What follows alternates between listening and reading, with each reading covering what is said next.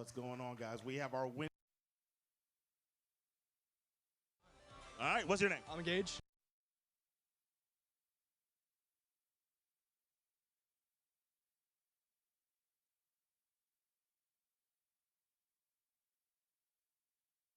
Even the opponent. Hey.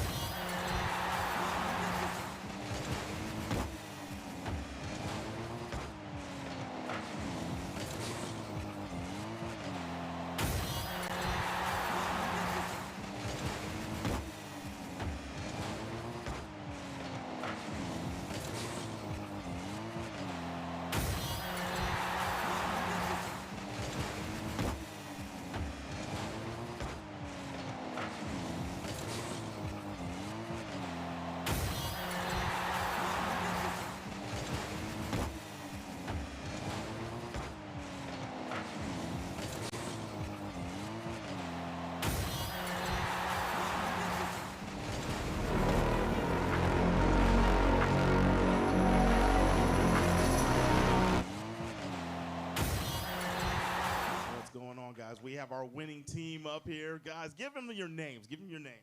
I'm Ethan. I'm Vinay. Ethan and Vinay over here with the dub for Clear Lake. That was beautiful gaming. I was talking to you just now about that Thor gameplay. Man, how did you feel getting pushed onto the Thor because they banned your Venom?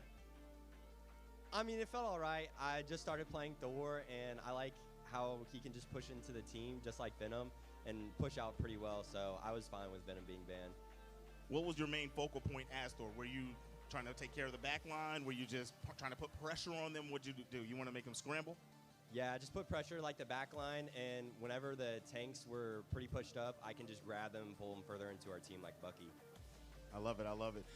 So I don't remember. Which team was banning Bucky first? That was you guys? Okay, I'm curious. Why first ban Bucky? Well, it was just based off of, I guess Bucky's ult was a little bit overpowered towards our backline. It's not something we really wanted to deal with, and it was also just observation from past games. We haven't really enjoyed playing against a Bucky. It wasn't fun for us, Personal preference, understood. And so let's talk. We talked about his Thor. We're going to talk about your Punisher, right? I don't want to do this, but I'm going to say it. There was a pretty good Punisher diff going on that match, right? How did you feel going into that one, and what made you stay on that character and not try anything else? I think if, even if wasn't performing the best out of my entire team, it was the value that I was creating for my healers, for my tanks. I was able to see, isolations from the enemy, say, hey, this person isolated from the rest of the team. I can just target them, beam them down, get my team to target switch on them. If they have someone get a little bit too close to my healer, I just pull out my shotgun and take care of them. It's just the space I'm able to create for my healers, and how I'm able to just kind of put so much pressure on their front line enabled me to stay on Punisher. Very dominant character, very smart observation, and very good way to use the character. All right, guys, you guys are still in the bracket. You guys got a ways to go. How are you guys feeling? Going to give a little shout out here, and how you guys are feeling going into the rest of the bracket. I'm feeling great. That was some of the best communication of our team that we've had. So many combos throughout that game that I just felt like like team wipe after team wipe with our ults, I think we're going to be doing pretty good going into the next of the bracket. I'm feeling good as well. I think we've come such a long way since the regional tournament. We've really been putting in that effort, you know, looking back at our games, you know, just grinding comp too, you know, and we really appreciate the feedback we get from people, right? Because we can't always see what we're doing wrong. And that's part of it too, is just taking that constructive criticism and building something out of it. Being coachable, there you have it, guys. We are going to be going to an intermission here in a moment. I am Groot, and this is TechSF, Texas Undisputed High School Esports Championship.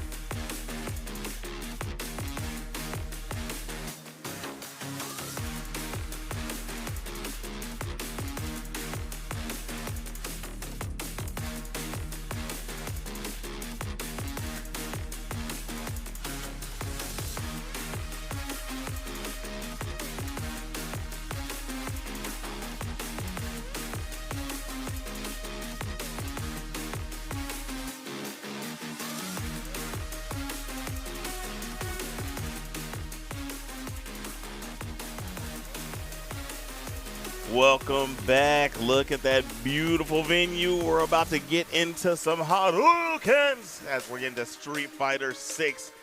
It is the Texas Esports State Championship. I'm sorry, the Texas Undisputed Esports State Championship. I'm your boy, Master Flex, and I'm back at it again with my boy, Captain Smoker. What's going on? Well, I'll tell you what's going on is that we have some undisputed champions being crowned here today. That's what's going on. And that's why the undisputed part is so important, because when these young student athletes get up on here, they compete on the stage, they get the dub, it's because they fought, they earned it, they earned their way there, they had to get through the best of the best. So when we say that these are the champions, it is in fact undisputed that they are in fact champions. Another reason it's undisputed is because you got to think about this. Think about this. Every school around all of Texas can freely pull up here and compete with you. It is not anybody having to qualify to come over. You just pull up and you fight everybody. You can beat you have to beat everybody to become the undisputed. And now we're going to find out who's going to be the undisputed Street Fighter 6 champion as we look at this bracket. Capcom Man, second place of 2 years ago. Won last year, and now he's trying to do it again. And he has his teammate up here from SciTech, Oro Champ, going up against him. I know I've seen that name, but I cannot remember exactly where I saw him from.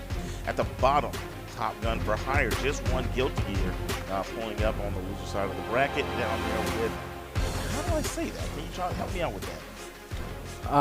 If we're looking who it looks as though that Top Gun is going to be going up against, that is going to be, I'm just going to say for now, WMHS, because I can't pronounce whatever that assortment of letters is.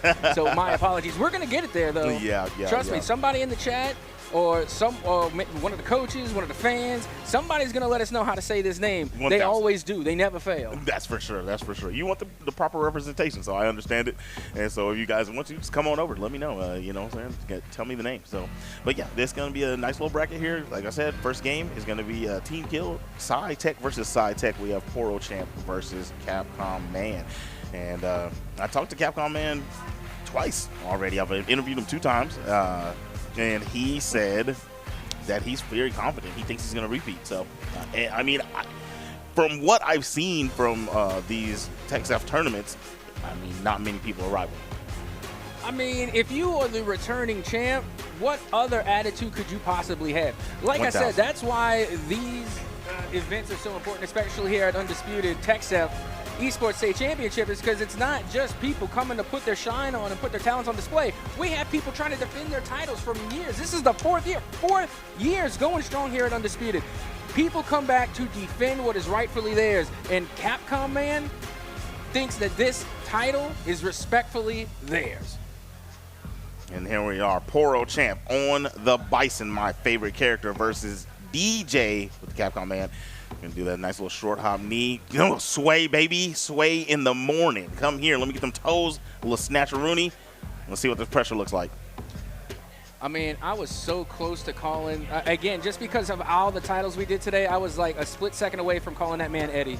I did that at DreamCon. I mean, it's I did Brazilian it live on jiu-jitsu. cam.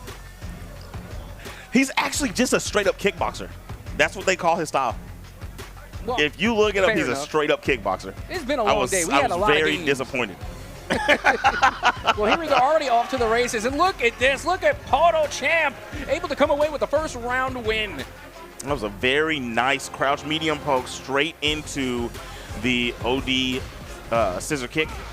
Got a nice conversion with the overhead thing. And now we got starting round. Looked good for Capcom Man last time. Just ran back by the high damage of Poro Champ's Bison. Now in the middle of the screen, another grab. What we got? Nice pressure, patience. Nope, sit down. Be going. Perfect parry. Back throw is good. Yeah, I mean, I'm not going to lie. So far, the moves coming from Capcom Man has been nothing short of disrespectful, but hold the phone. It looks like Poro Champ has had enough here in round number 2. They are going, again, trying to forward them even further towards the edge, trying to go for that ledge lock. Not going to be able to get it because here comes the rebuttal from Capcom Man. Capcom Man could have burnt out and spent his level 3 there for the kill, but I think he just wants to keep that for a potential 3rd round. Goes for the DI, but drive reversal. Get up off me. He wanted Devil's reverse. He got a jump light kick. Yes, drive reverse jab. Nice little conversion. You can see it. Look, see, Poro Champ was not feeling that. He tried to do devil's reverse, flip into the air, but he ended up getting that jump light kick, which led to his demise. And again, you look at the expressions on the competitors. Again, you got to keep in mind it's a best of 5. You know, you get your 3 wins per round. You know, there's still plenty of opportunities, but you know when you're missing input, no matter what round it is, no matter how big your lead is, it's still gonna feel bad. Yes, definitely. I'll tell you what feels even worse. Getting duffed up by Bison like this, that was ridiculous. A lot of health loss. Nice little conversion coming out from Poro Champ. Capcom Man is now on the offensive. Very good crouch heavy for the ante. What we got here? Giving him an opportunity to fight back. Gonna spin the level 3 now. Rip off some of the drive gauge and health of Poro Champ as he builds some back for himself. Pretty much gonna even out the health bars. Dang, that scaled way more than I thought. But he can burn him out. Yes, he used the right. No, actually, that's the unsafe version. Oh my goodness. I feel like he didn't exactly. I don't. Maybe he was trying to, because if he did a button into it, and then he would have burned him out with the first button, and then the double kick would have been safe. I think that's what he was trying to do. Yeah, I'm not gonna lie right now. Poro definitely putting on for the crowd. I mean, we've been hearing them go crazy all day long, but I gotta tell you, when it comes to the FGC community, they really love to make themselves known in the background. I mean, again, they are putting on for their players for sure, as Capcom Man now trying to get this next round win on the board, and they are able to get a perfect. That was perfect. I mean, I love what he did there. That little setup he did at the end, the drop on that combo leading straight into the DI. It's so tricky, it's so cheeky. One of my first characters, he does that same setup, man. It's hard to deal with. Very good jab pokes to get out of the corner. Poro Champ. The missed anti-air from Capcom Man leads to big damage. Bomb on. What's the play? Wake up, get a ball off me, brother. That was very risky, but I respect it. Sometimes you have to risk it for the proverbial biscuit, and I got to tell you, Capcom Man certainly has, and will continue to do so. That's why they were the defending champ, and currently the defending champ here for the Street Fighter 6 Undisputed Texas Esports Championship. As we continue on, Capcom Man looking to get their second dub here in Game 2, and they will get it with the forward throw. There we go. All right, Capcom Man heating up and out. Steamroll. Got Poro Champ over there taking a deep breath. He's got to think about it. That defensive end is not feeling good for him, and what's ending up happening is a lot of that offense that he's getting, he gives such a big moment for Capcom Man, and he's having a harder time getting Capcom Man off of him. Capcom Man on the reverse hand, right? And getting right back into it again. You can already tell. I mean, again, that's just Street Fighter. Always trying to edge your opponent all the way to the ledge, trying to get the ledge lock, and then this is the result right here. Again, this is just perfectly calculated. Watching for those zoning abilities, making sure they don't get hit by the util, and now just looking for the opening, looking for the space. They don't want to give up this position. Drive rush grab from the 3-point. That was crazy. Air slashers. Gotta be wary. What a check! He could have killed. Oh my goodness. He's got to be feeling. If he loses this one, he's not gonna be feeling happy. Buffering going on over here on Poro Champ's side. Get the Psycho Crusher. Yes, I understand.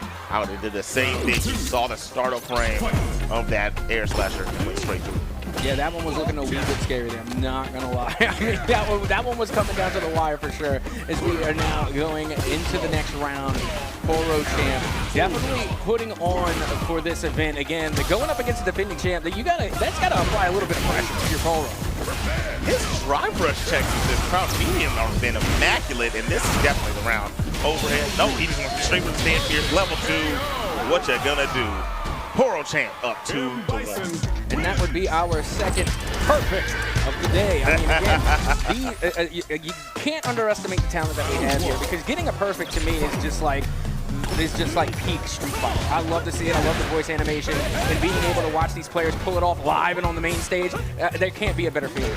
Definitely. Plus frames, but the backdash is there. Poro Champ making the right reads. This is, they're from the same school. I think that he's just seen it. He knows what's going on. That backdash read was crazy. Nice Psycho Crusher, and he's hit. Full extension, overhead. Foul, give me the bomb. What we got? Baited.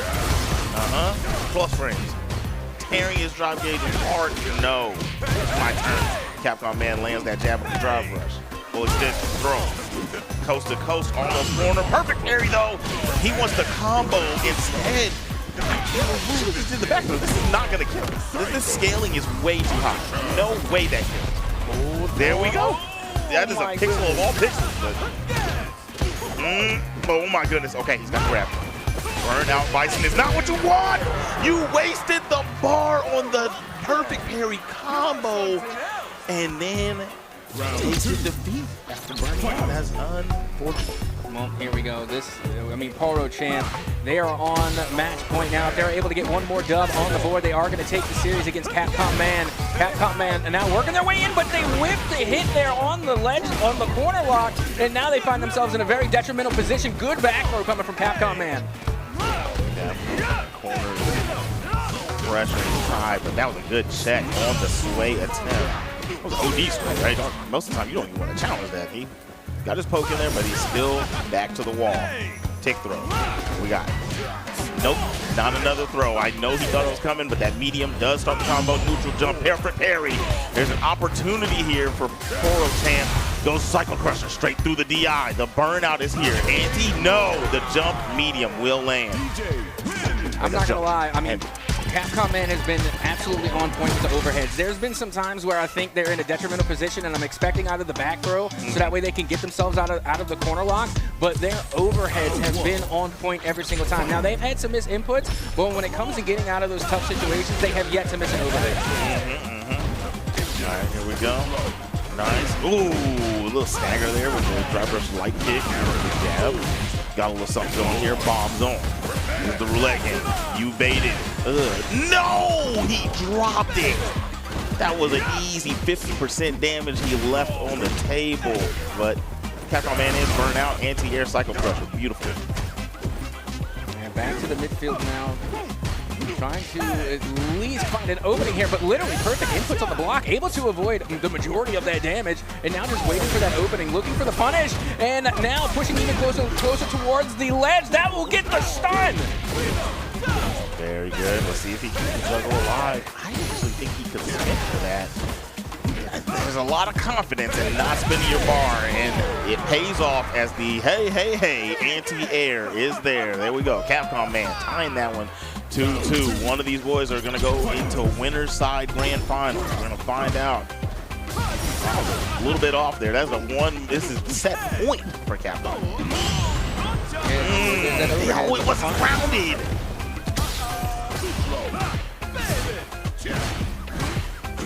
Nice bro. Scissor kick. Check. It's not your turn at that range. Use a little Gatling medium in the overhead. Capcom Man spending a lot of drive. Doesn't want to burn out here. Tough situation for him. Both under 3 bars. Very good. Yeah, the pace of play has definitely slowed down. A lot more respect being shown between these two. Nobody wants to make the whiff. Nobody wants to leave an opening here. They're definitely making the most out of this clock. 50 seconds remaining. That should be level 3 right there. He goes for level 2. He could have did. Okay, so he's got the chip out here. It should be it. Yes, there it is. Sobot for the game as Capcom Man brought it back against his teammate Poro Champ. Poro Champ played phenomenal, but the defense and patience raised as the set went on from Capcom Man. I mean, what more can you really ask in a best of 5? They took it all the way to 5. And again, the score doesn't necessarily do it justice because it was really, it was even closer than that 3-2 scoreline that we're seeing. Again, it was coming down to the wire so many times where both players had only a sliver of health remaining, and it came down to the chip damage. It came down to just barely eking in a little overhead here and there, or even like a down 4, you know, just being able to try and come through and just find that one last touch of health. Again, as far as I'm concerned, those two players are evenly matched. Oh yeah, that was beautiful. That was a perfect example of being of the same skill level, right? Same caliber. All right, and this was a early moment, nice little shimmy, boy, right there, dancing with the stars. That was a great throw, and then we get this situation here with throw, but we're gonna see the driver jab come through. It was good highlights. Like they had to really layer their offense and change the approaches that they had. Right, they couldn't They couldn't keep continuously going for the same grabs, continuously going for the same strings. That reaction was beautiful, by the way, for that level 3 on that one right there. Portal champ, I mean, dude, it was looking scary for Capcom Man at a certain point. It was. I feel like today for our FGC events, it's been a whole lot of comeback season today. I mean, we saw it earlier with 2XKO. They pulled off the reverse sweep. I mean, we were, and not only that, but Top Gun, who was playing earlier on in Guilty Gear, is now coming in to play Street Fighter again. Yeah. It has just been phenomenal players, phenomenal games, back to back to back for each title, and we are just continuing on here. Honestly, I can't wait to see Top Gun coming up next to participate after winning Guilty Gear to come now and compete in Street Fighter 6. I'm wondering, did Top Gun play in Street Fighter last year? Because when I saw him playing, in Guilty Gear, and I feel like I'd seen that name before. Did you ask when he was on the stage if he had, you know what I keep asking, like, do you compete in outside tournaments? Did you check with him on that? Well, Top Gun was telling me after the Guilty Gear Championship that they do, they have competed before. But okay. They were saying there's something about TechSef when you come to TechSef, because, again, you're competing with a lot of people that you know. These are competitive high school players. So there's that somewhat of like a school spirit rivalry that happens here. It means that much more because, again, these are people that you associate with very often. So, again, there's a lot of that bragging rights. Also, at the same time, there's a lot of that camaraderie. Again, it's the healthy rivalry that we love to see, especially when it comes to high school esports. 1,000%. 1,000%. All right, so we're going to get into our next one. It's Top Gun versus 08 is what I'm going to call it. 08, because I don't know what the name said. And then we're going to get our next game going. What was it? It's Top Gun. I feel like it said something like Arceus or something like that. Yeah, like I said, that was an assortment of letters that I would not dare try to pronounce. But that's the beautiful thing about gamer tags. Like, again, you can literally make it whatever you want. But eventually, we do figure it out. People are going to let us know. And once we get into the matchup and we actually see what the talent is, we're not going to need to know their name because the talent, the student, the player, their skills are going to speak for itself. Yeah, that's going to speak for itself. And that's what I like to see. You know what I'm saying? Let the fisticuffs talk for you. Oh yeah. the hands speak for themselves. You know what? That should be it would make let the hands speak for themselves. Sometimes I'll be dropping words of wisdom, but with that being said, as we are getting ready to get our next Street Fighter game underway, I think we're going to throw it to a very quick intermission, just so that way we can get our next players up on stage and ready to go and ready to compete as we head into the lower finals for Street Fighter 6. So do not go anywhere. We will be right back.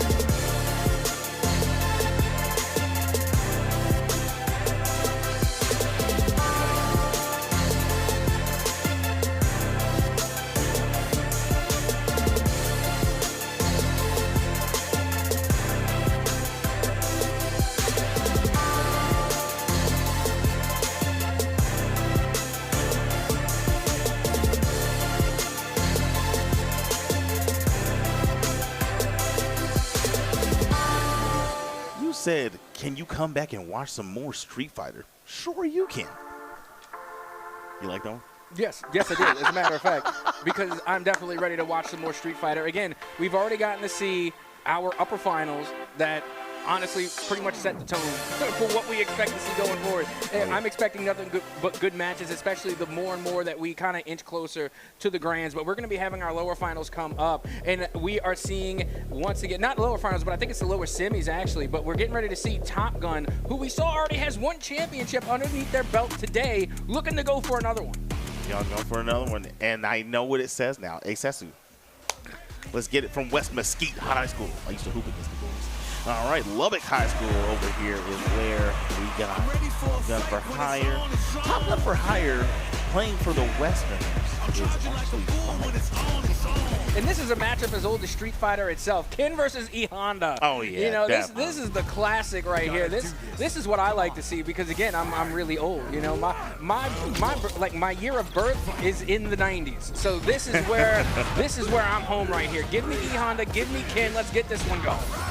You know, it's a trend here with Top Gun. He likes these niche, bigger characters. Like, not many people play Honda, and not many people play Batman. But a lot of people play Kenneth with the flame kicks, and he's got the overhead wake up from Top Gun, using a little bit of that drive bar, the OD headbutt.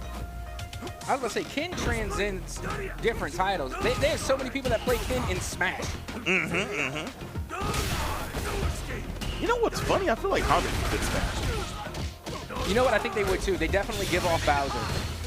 Right? Nice bait. The empty jump. Safe jump, empty jump on the level 2 wake up. Able to get the stand fierce. Actually, that was level 1. Pardon me. Hey, did you know they were actually going to make a Street Fighter character named after me? What was that? Oop Lee. You ever heard of him? Oh, my goodness. You know what? I fired a dad joke off. You got to get one to the back door, man. I got you. And he's got him, Tatsu, to the corner, backing up a little too much with the burnout. Going to allow Top Gun to get some of that, I was going to say the infinite Honda pressure, but he wasn't able to get started. All right, here you go. Now he got started. Right? You want to get out. It's a frame trap. You can't really hold up. You can't do anything. DI attempt immediately. Top Gun could have responded with a super. You see him buffering. He said, press a button if you want to. The hands, straight into the super. No, straight into the jabs. I got to tell you, this is some of the better E Honda play that I think I've seen in quite some time. Because like you said, you know, E Honda doesn't get a lot of, not too much representation. Ken, again, a name as old as Street Fighter itself. I've seen plenty of Ken. Ken is literally in the Daigo parry. They have one of the biggest moments of Street Fighter etched into stone. E Honda, they don't have one of those, at least not yet. So again, I'm loving seeing, you know, some pretty good E Honda gameplay so far. Yeah, he's definitely gaming. Top Gun is definitely gaming. Here we are. Aces trying to place the defense. He went for the Kara overhead to go into the grab, but he checked him out. And I think next time for Top Gun, you let that rip because you're seeing he's willing to press. That's going to be a counter hit, big combo. Right now, neither one can get a touch. He went for the Kara again, and this time he still did the grab. He said, you know what, I'm just going to keep doing it. You're not going to react again. I know that's right. Boom. Stopped him from gathering the sunlight. Burnout is here. Super is on deck. Do you send the DI or do you just keep chipping away at him? Anti-air, no, he didn't get it. You send the DI at the wrong time. And now Top Gun finds the touch, and you have been blessed. I mean, you got to also keep in mind that the momentum Top Gun's got to be feeling already just from getting the Guilty Gear Championship. They're already feeling good. They're feeling themselves. So, I mean, that's like kind of the X factor that you have to go against here against Top Gun as they continue just to lay on an onslaught. And not to mention, in Guilty Gear, their inputs were on point. They were perfect. So, I mean, right now, their inputs have been correct. They're just getting blocked more often than not coming from Assassin. Yep, I agree. 2 hits there. Didn't get the third to break the DI. A little bit of pressure. Gonna burn out for this into the level 3. Okay, good. I get it. Stall hit, drive meter gaining. You're gonna get some back, and you have a giant health lead now. About at the same of the drive regain. Pressure's on here. Snatcher room. Top Gun. What's the play? Nice air to air. Jabs are beautiful. Top Gun. Into level 3. See you later. Yep, E-Honda is definitely one of those characters where his cheeks clap you.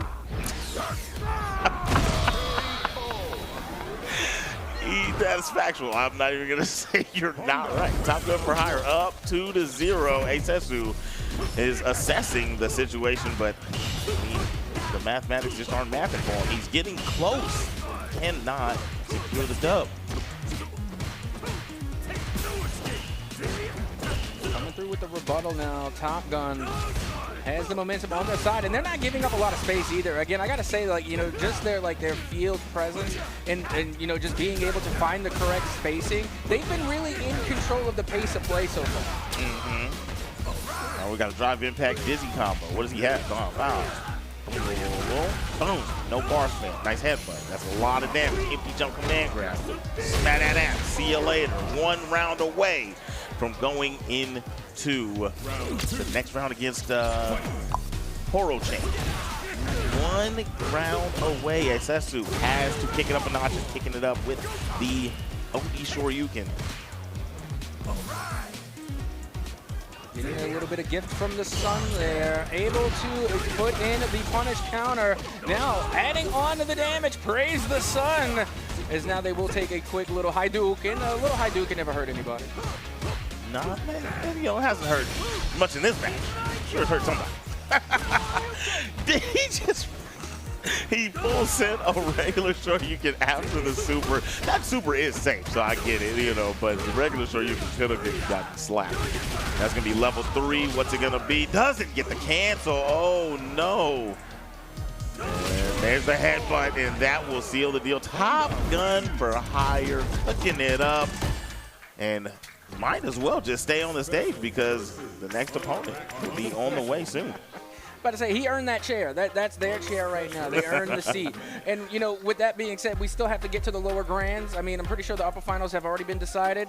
So this was the lower semis. So we still have more to go. Again, Top Gun definitely putting on for their school. And, you know, I actually I got a chance to sit down and talk to the coach from Lubbock High. And, you know, they talk about how well that Top Gun is, not just as a student athlete, but also as a student in general. They are the overachiever, and you know what? It's showing in their skills here in Street Fighter. I love it. I love it. Good student, good gamer, slamma jamma. You know when he does that command grab, he says, "Here comes the beef."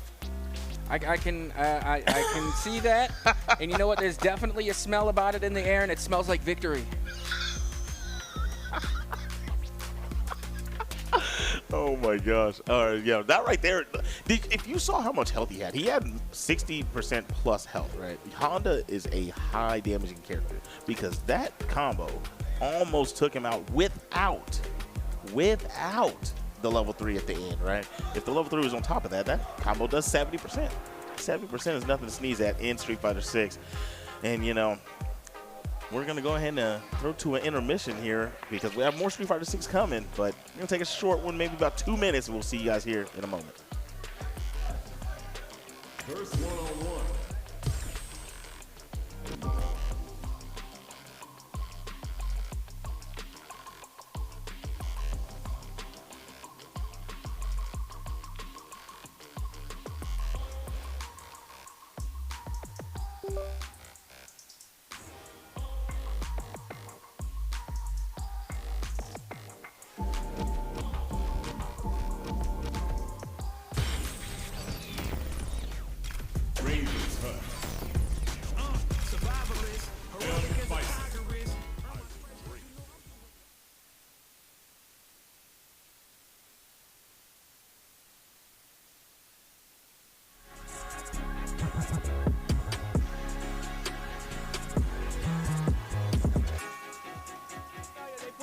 Of a series. I am here with Doc West. Doc, how are you feeling after that Grand Champ victory?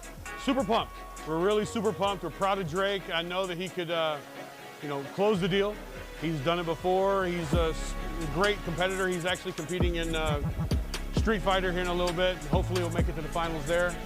He's an excellent competitor, puts the time in. And he's also like a fantastic student. At Lubbock High, where we got coach at, we have an ABIP capstone program, one of the best in the state.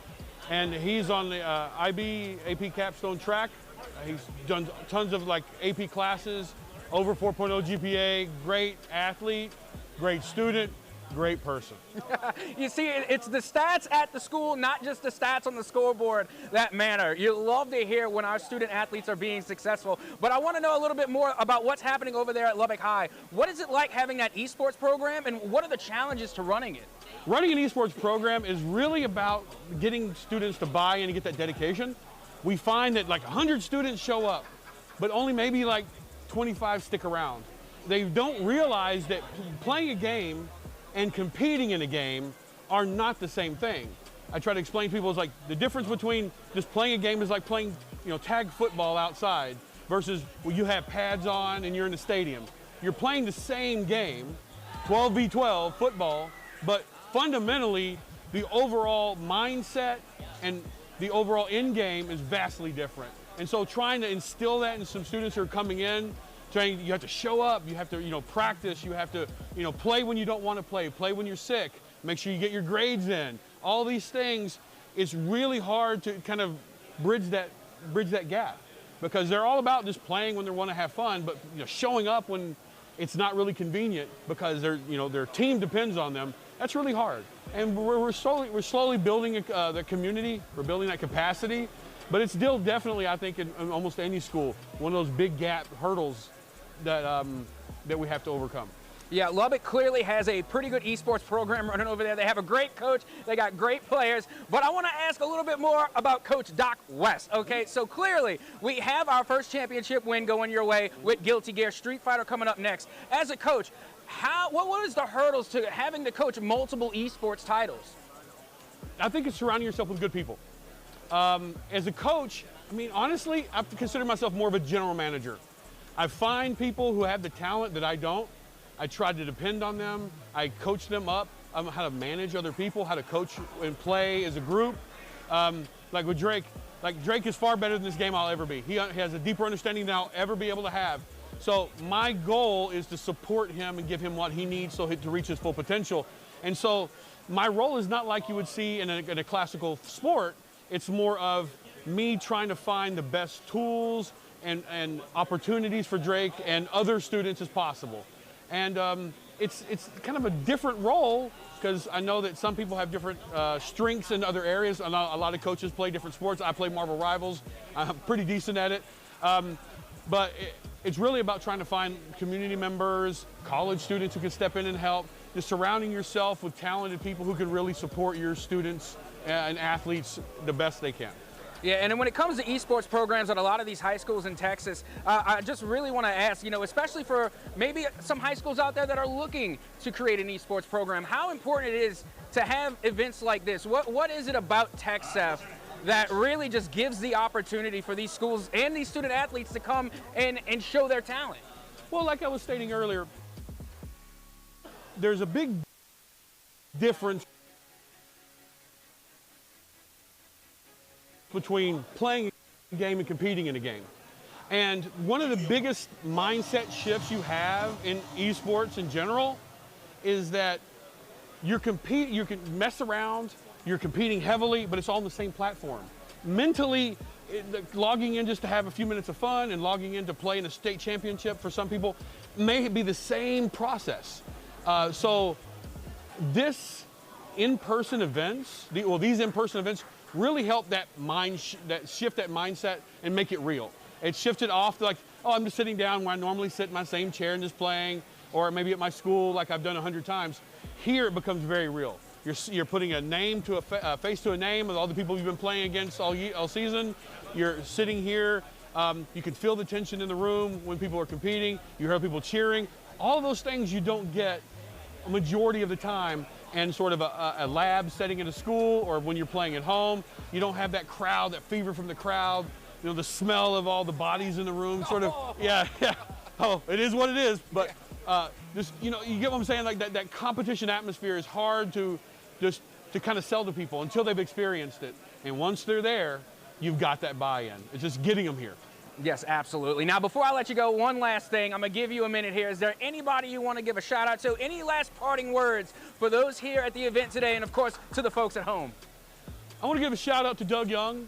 my principal who just retired, thank you for helping out and starting this program at Lubbock High. You will be missed greatly. And I think for everybody else, remember, we're here to have fun first. We're here to compete. Winning is second, in my opinion. Being a good person, treating your opponents with respect, treating your teammates with respect is always number one. And if you win, congratulations. But we're all about being good people. And that's what it's all about. Thank you just for taking the time to talk to us. Appreciate it. Doc West, again, it was an absolute pleasure to talk to you. Thank you. But we still got more action to get Let's to go. live here at the TechStep Undisputed 2026 Texas Esports State Championships. Woo!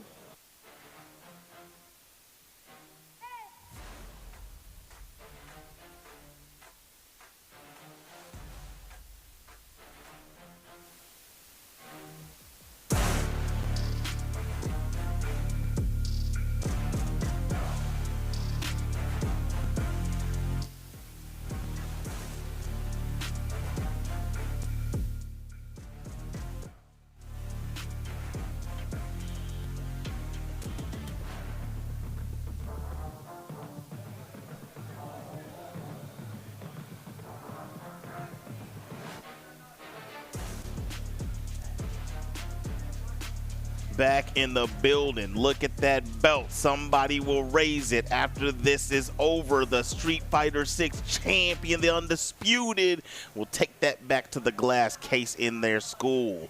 I cannot wait to see who it is. Next up, we have Top Gun for Hire going at it again versus Poro Champ. As that perfectly timed graphic slid up on the screen, letting you guys know what there is to come. We just had an interview with this gentleman right here, talking to Top Gun for Hire's coach. Oh, yeah, definitely. I enjoyed that. That was definitely a good-looking man that I saw on that camera right there. Got to give it up to Doc West. But in all seriousness, though, this is the one part of the broadcast where I can genuinely say that I am a hater because I love that championship belt. I just wish I could have it. I know, man. I'm hating, low-key, because I want that belt so bad and knowing that I can never get it. But it is what it is. You know why? Because I haven't earned it. These students come here, they earn it. They get to take the belt home. And that's just something we're going to have to live with because guess what? We are not them. That's right, that's right, that's right. They play the game, learn it, come here to earn it. The belt will go home with somebody. Stretch it out. We have Capcom Man in the winner side of Grand Finals, waiting for the winner of these two, Top Gun for Hire and Poro Champ. And we're gonna see what's going on. We saw them both play. We saw the Honda, we saw the Bison. I don't know what to think here. I mean, I believe that Bison wins this matchup, you know, if you're talking about on paper. But it's the player versus player perspective that we need to look at. Well, here we go. This is the punch their ticket into Grands, again, to take on Capcom Man. So, again, a lot on the line here, and we've already gotten to see both this E-Honda coming from Top Gun, and we got to see Bison coming from Poro Champ. Again, this one, I really can't make heads or tails. I have no prediction here. This could go either way. Yes, sir. Antes immediately the Psycho Crusher, the light one to be exact. Neutral jump, no punish, reaction on the DI, and we are heating up early in this one. Bomb, no, Psycho. Honda, retaliation. Top Gun tried the command grab. Poro not going. Bomb is on. What we got? Just run up grab?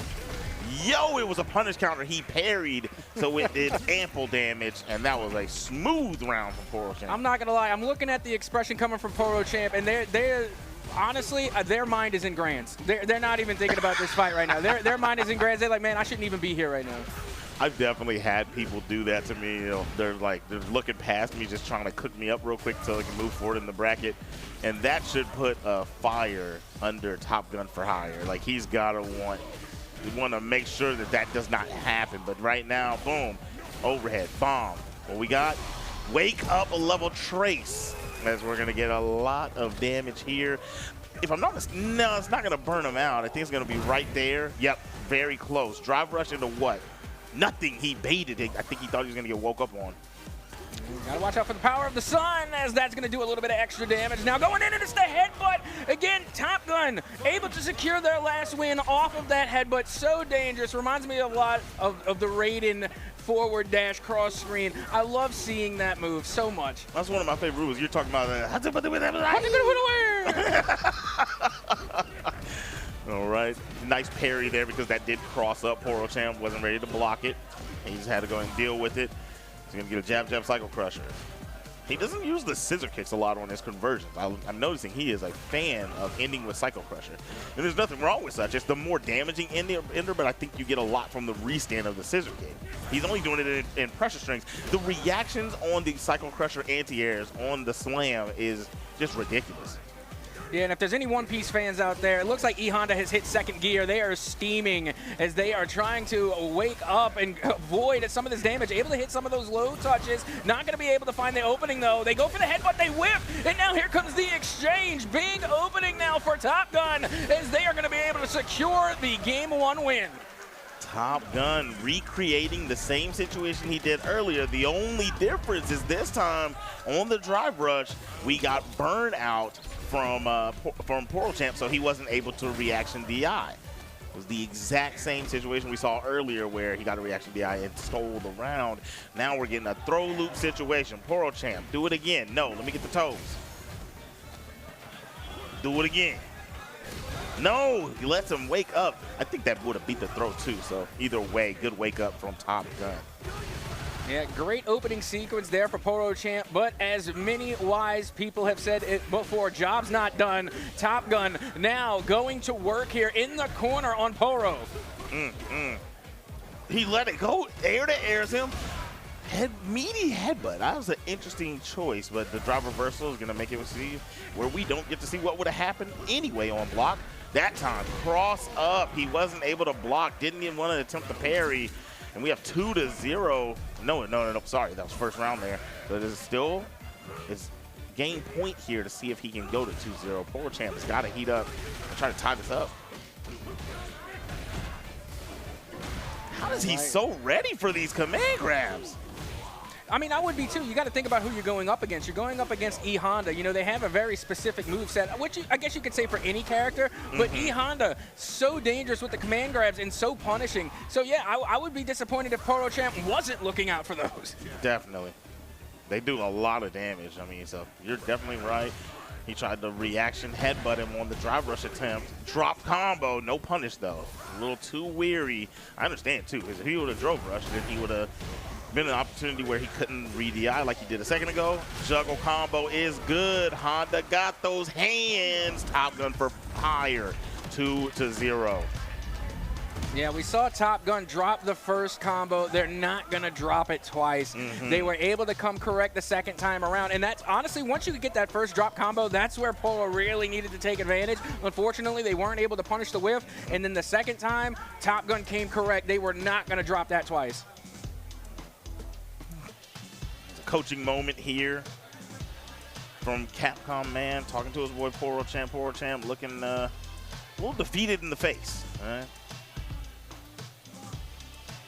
Honestly, Top Gun was looking dangerous from the get-go. Even during, like, you know, the pre-shoot where we got to see, you know, them on stage, what was Top Gun doing? Stretching. They were stretching it out like that. If you're stretching before a game, yeah. I'm not gonna lie, I'm gonna consider you dangerous. 1,000%, 1,000%. Getting into this one, reaction headbutt. That's what is gonna be his plan for drive rush attempts. I'm noticing Cycle Crusher a little early, doesn't get the anti-air. Clash in the air, yes. Into the neutral space. He's just being patient and reactionary on his gameplay. I like this. Top Gun saying, hey man, I got the lead here in this game. You're gonna have to make plays. Here we go. This is what we needed to see from Porochamp. They're starting to take a little bit more time now. They're starting to assess a little bit, but if you take too much time, Top Gun, they're not going to waste any time. They're going to go right after your dome piece. They're going straight to your throat here, and again, able to come through with a massive overhead to come through and get the round 1 win here in Game 3. Man. Porochamp looking, like I said, defeated in the face. Top Gun, I think he's recognizing that he played a super patient round, and now look, almost burnt out from the pressure he's applying. He does burn out for it. Laying thine hands upon him, prophesying. But now, okay, this is a chance here. Turn the tables on him for being so aggressive. Wake up super baited. Bow, bow. I love the optimization. Another bomb. He shimmied. Oh, no. A jab. I think he tried the Psycho Crusher, but his inputs got crossed up, and it doesn't even matter, baby. It's going to be a 3-0 victory for Top Gun for Hire, as Capcom Man is going to have to come defend SciTech. And I got to tell you, this is one thing about Top Gun that I've noticed between Guilty Gear and now. When they're playing, there's not a single expression on their face, whether it be, you know, disappointment, excitement, happy, sad, nothing. Ice in the veins, stone cold, 100% logical, and 100% locked in. No, you're spitting. 1,000%, 1,000%. He's locked in. He's just looking straight in the game. The game's over. Nice little stretch. And get it together. You know what I mean? He says, bring me my opponent. Show me my opponent. I mean, we got our again, highlights right here. now, Top Gun showing why they are in multiple titles here at TechSF. They have been able to put on in Guilty Gear, now here in Street Fighter, showing that they are just as capable of making their way to the Grands and just show the amount of talent that they have, and that it just transcends different titles. This is a player who has clearly done their homework. 1,000%. You know, it's going to be a tough hill to climb, right? You're Honda, and you have to come from loser side. You have to win a set, get your 3 games, then you have to do it again. You have to do it twice. And in a matchup versus DJ versus the returning champ, that's going to be a tall order, very tall order.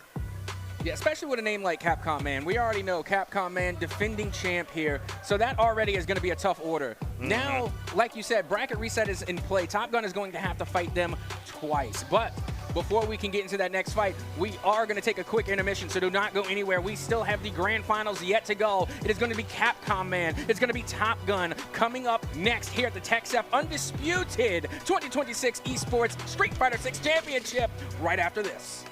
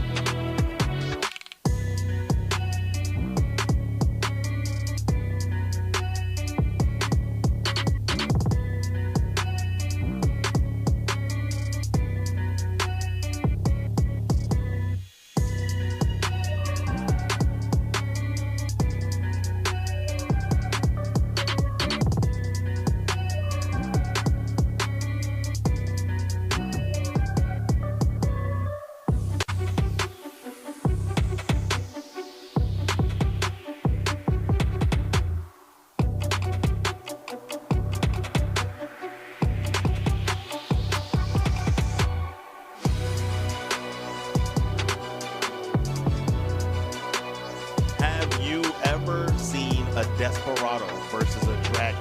We've got Lubbock. We've got SciTech about to go head-to-head in the Clash of the Titans. Top Gun for Hire versus Capcom Man in Grand Finals. I mean, you really can't ask for nothing better. Like, I was coming on here thinking about something cool to say, but I don't have to say nothing because the players have been speaking for themselves. I mean, it has been nonstop from the moment we logged in up until this point. We are now all the way in the grands. It's Top Gun, our Guilty Gear champ, taking on the defending Street Fighter 6 champ from Undisputed Tech Seven last year. It's literally the battle of the champions getting ready to happen here live at Baylor University. I mean, you cannot ask for anything better than this. I wish the game sound was blaring right there. That part when they're walking in, the yeah. I love that so much, man. It gets my juices flowing. It gets me ready to rock, and they are ready to rock as game number 1 of Grand Finals is underway. DJ, Honda, let's see what we got cracking. Yeah, and then just a reminder, again, for everybody in attendance and those for the folks at home, bracket reset is in play. Top Gun, in order to take the grand champs, are going to have to win twice, whereas Capcom Man only needs to take 1 series, and they will be able to defend their title here. What a bait on the drive reversal. Burns out for it. Gets his little frame advantage. He wasn't super plus there off the hands and went straight for the command grab. Trade in the air with the DP, and Top Gun taking round number 1. I mean, look at that. Look at such a dominating performance so far coming out from Top Gun. They're able to take the first round. Now it's up for Capcom Man. But that's literally the way it goes in esports is like, yes, you have the bracket reset, but unfortunately, you were sitting on the side cooling off while Top Gun still hot from their last match. 1,000%. I'm noticing, as a beautiful round, he got what he wanted, right? I'm noticing, though, that Capcom Man decides to not spend his bar in the first round or second round a lot of the time. He wants that level 3 or whatever meter he wants to use in the final round. And sometimes that comes back to bite you. Luckily, it didn't that time, and now he's in a situation where he has level 3 on deck, double DP for the combo. Tried to go for a multi-hitter on the meaty, but Top Gun forcing him into mid-stage. Yeah, right now we're looking at Capcom Man, and it looks like they are warming up because, again, they were iced out for a little bit, having to sit around. But, you know, ever since round number 1, they started clicking again. They're counter-attacking a lot of Top Gun's moves. Again, they were able to counter the headbutt. Now they're finding their openings here. Great overhead, able to get the forward throw, pushing Top Gun into the corner, able to get them locked in, and that will do it. That is going to be another round in the favor of Capcom Man. There's a lot of confidence in the offense of Top Gun for Hire, but I noticed what everyone's issue is, and this is a DJ thing. This isn't even these students, right? DJ is overwhelming on offense. He makes you second-guess yourself so often that I feel like I want to say that he needs to be just way more he needs to be way more pressuring on his offense. But then you get a play like that out of Capcom, man. Stand medium kick anti-air on the slam? Are you kidding? Again, that's just heads-up awareness right there. And that's the benefit of also being able to sit on the side for a round. You get to study your opponent. And that's why we are seeing Capcom Man really come in clutch with the anti-airs, avoiding those big dives coming from E-Honda. And that's where a lot of their success came from in the lower finals. Oh, my goodness. He's spinning around, he's dancing, he's romancing. Capcom Man with the DJ, showing him he feels the rhythm, he's got the groove. Wind, air slashers galore to start this one off. Top Gun walking his way in. Nice patient approach. OD headbutt is not the play. That thing right there is super negative. What a sweep. I really love seeing the trades come out. Again, you can see where they kind of neutral out on a lot of these exchanges. Goes for the crane grab, not going to be able to connect. That is a big whip. Luckily, they didn't get punished too heavy for it. He was just a little early on that command grab. I really love the idea of it. All right, he's got burnout. He's got to really get rolling here. Oh, man, I don't like the burnout there. The OD hands were unnecessary. Regular hands would have kept him just plus enough. He would have been fine. The anti-air, what a DP. Charge character versus charge character. He's not having it. What a parry attempt. Oh, yeah. If he touches it one time, yep, there it is. And again, look at the expression, stone-faced. I talked about this with Top Gun last game. No expression, only ice in the veins. That is it, locked in. And that's what we're seeing from Capcom Man as well. You can see the amount of respect these two players have for one another. 1,000%. And Top Gun for Hire on that loser side has to win 3 straight now to reset the bracket. And I gotta tell you, I mean, one thing that I was worried about for Capcom Man coming into this was E-Honda's command grabs. But so far, they've been able to avoid the damage, and if anything, they've been able to counterplay it. All right. Nice throw. Parry attempt. That slam is not working, but I'll tell you what, that one is. Kara overhead. Baited. Drop combo. That was the round. He needed it. And it's going to be picked up by Capcom Man on set point with a swift 3-0 opportunity. The first time I saw emotion out of Top Gun. Took a deep breath right there because he knows that there's a lot on the line. This is it right here. I gotta tell you, this is tournament point. Baby. This is tournament point, Zip. Tournament point. There it is. Driver's grab? Yes. Driver's jab. No, another grab. Laying the hands upon him. Look at him spinning the finger. I ran it back. I'm him. Capcom Man is your champion once again, the 2-time. Back-to-back, like Jordan 96-97, Capcom Man able to come through yet again. The TechSef undisputed Street Fighter 6. Just grand champ, again, showing why they have the title, showing why they still hold it, coming back-to-back again. Right now, I gotta say, Capcom Man, you can already tell that they knew they were coming away with that win. They did not miss an input going into that last bout. How many perfects did Capcom Man come away in that series? Time and time again, Capcom Man, that whole exchange in that series can be described nothing short as perfect.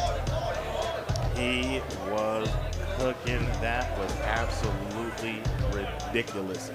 And there it is. This is the first one, the first belt that we're giving out. We've been giving out those fight sticks for the other games. But Street Fighter 6 holds a lot of weight in the FGC, and it's holding a lot of weight here at TechSef, undisputed.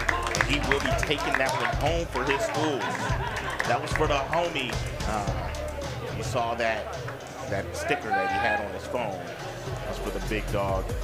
And I'm sure he'll speak about it in his interview coming up. But there it is, man. The champ is here. The champ is here.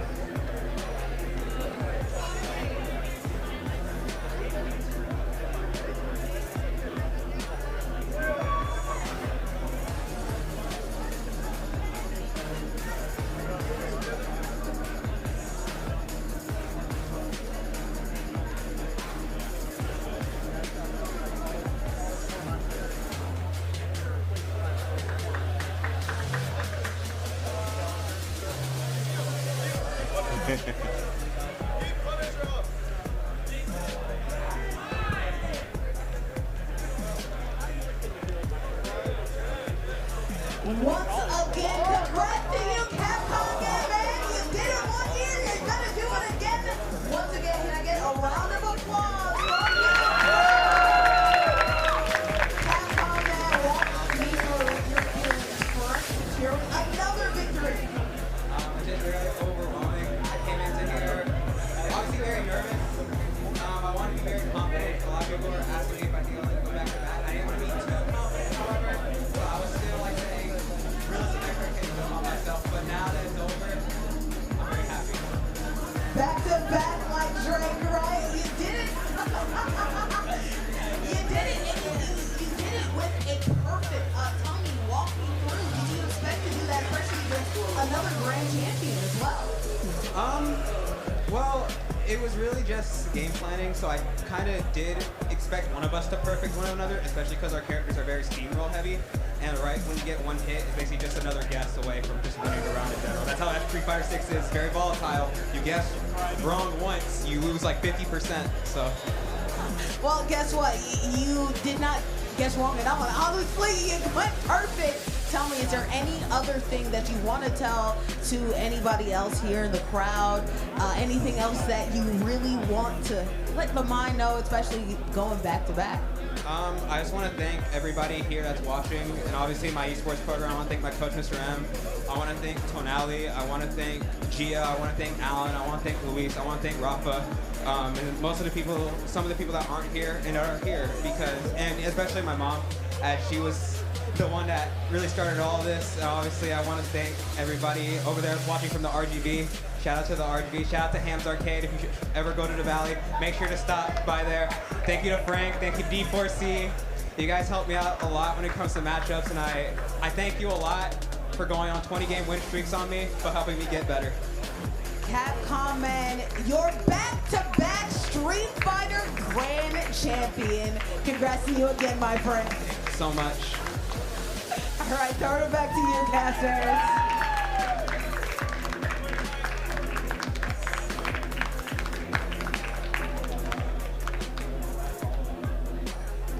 Capcom Man. Crowd, if you can hear me, y'all want to do a Capcom Man chant? Can y'all do that for me? I mean, that's up to the Sate? crowd. Come on, Try and Sate. get the Capcom Man chant. We'll try and get it in a little bit later, but I got to tell you, Capcom Man definitely came out to play today. Again, going through the entire upper bracket undefeated, and then not only that, pulling off a 3-0 sweep into Grands. Absolutely phenomenal performance coming out from Capcom Man.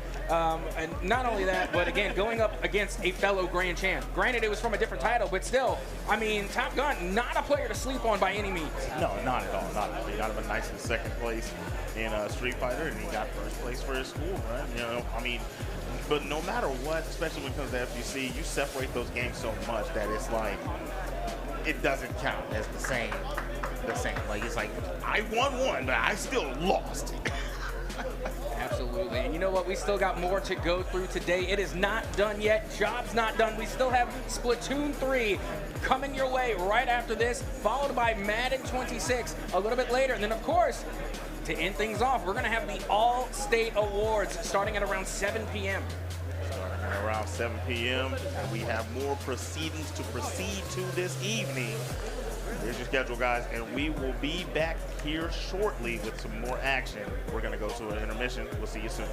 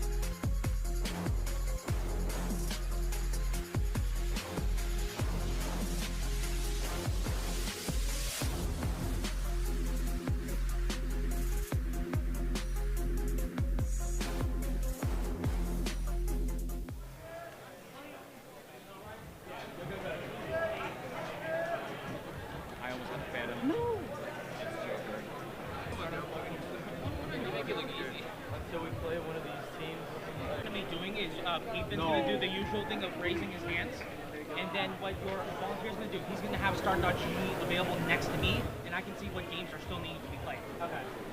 Hey, I'm already looking at it. I can just stand next to it. I want you to support your students as much as possible.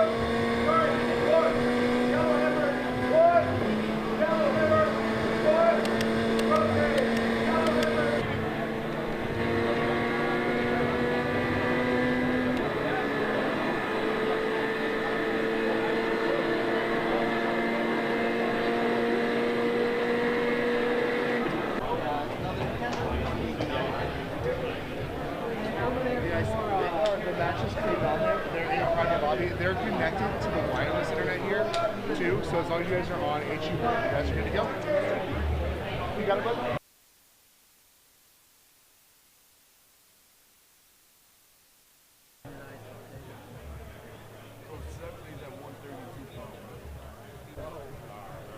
Yo.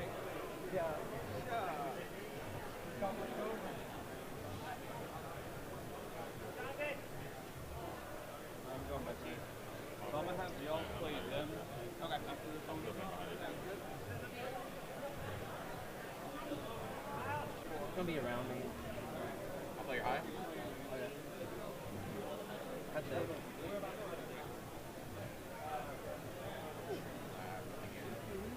Try it. That's my team. Yep. Throw on that, nice. Nice, that's it. Stay on that, stay on that.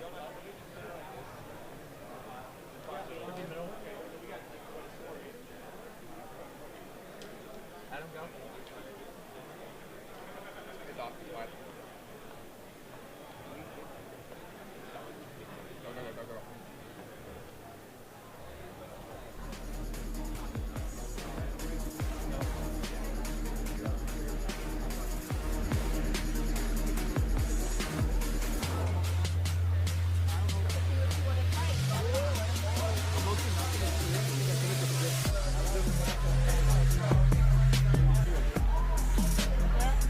Up there. They're going on the right. They're going on the right. You walk right. Go up here. Okay, below me. Below me inside, right here. Here. Side, come on. Go. Yep.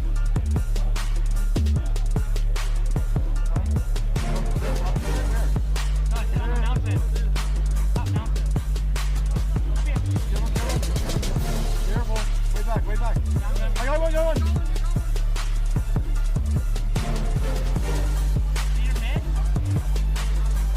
Queuing up. All top. All on me.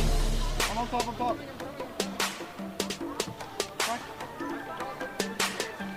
Help me. Yo, where are you?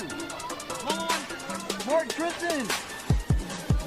Where the fuck are you? Dude, I thought you were coming with that. I told you to go up there. Oh my god. No, you did not.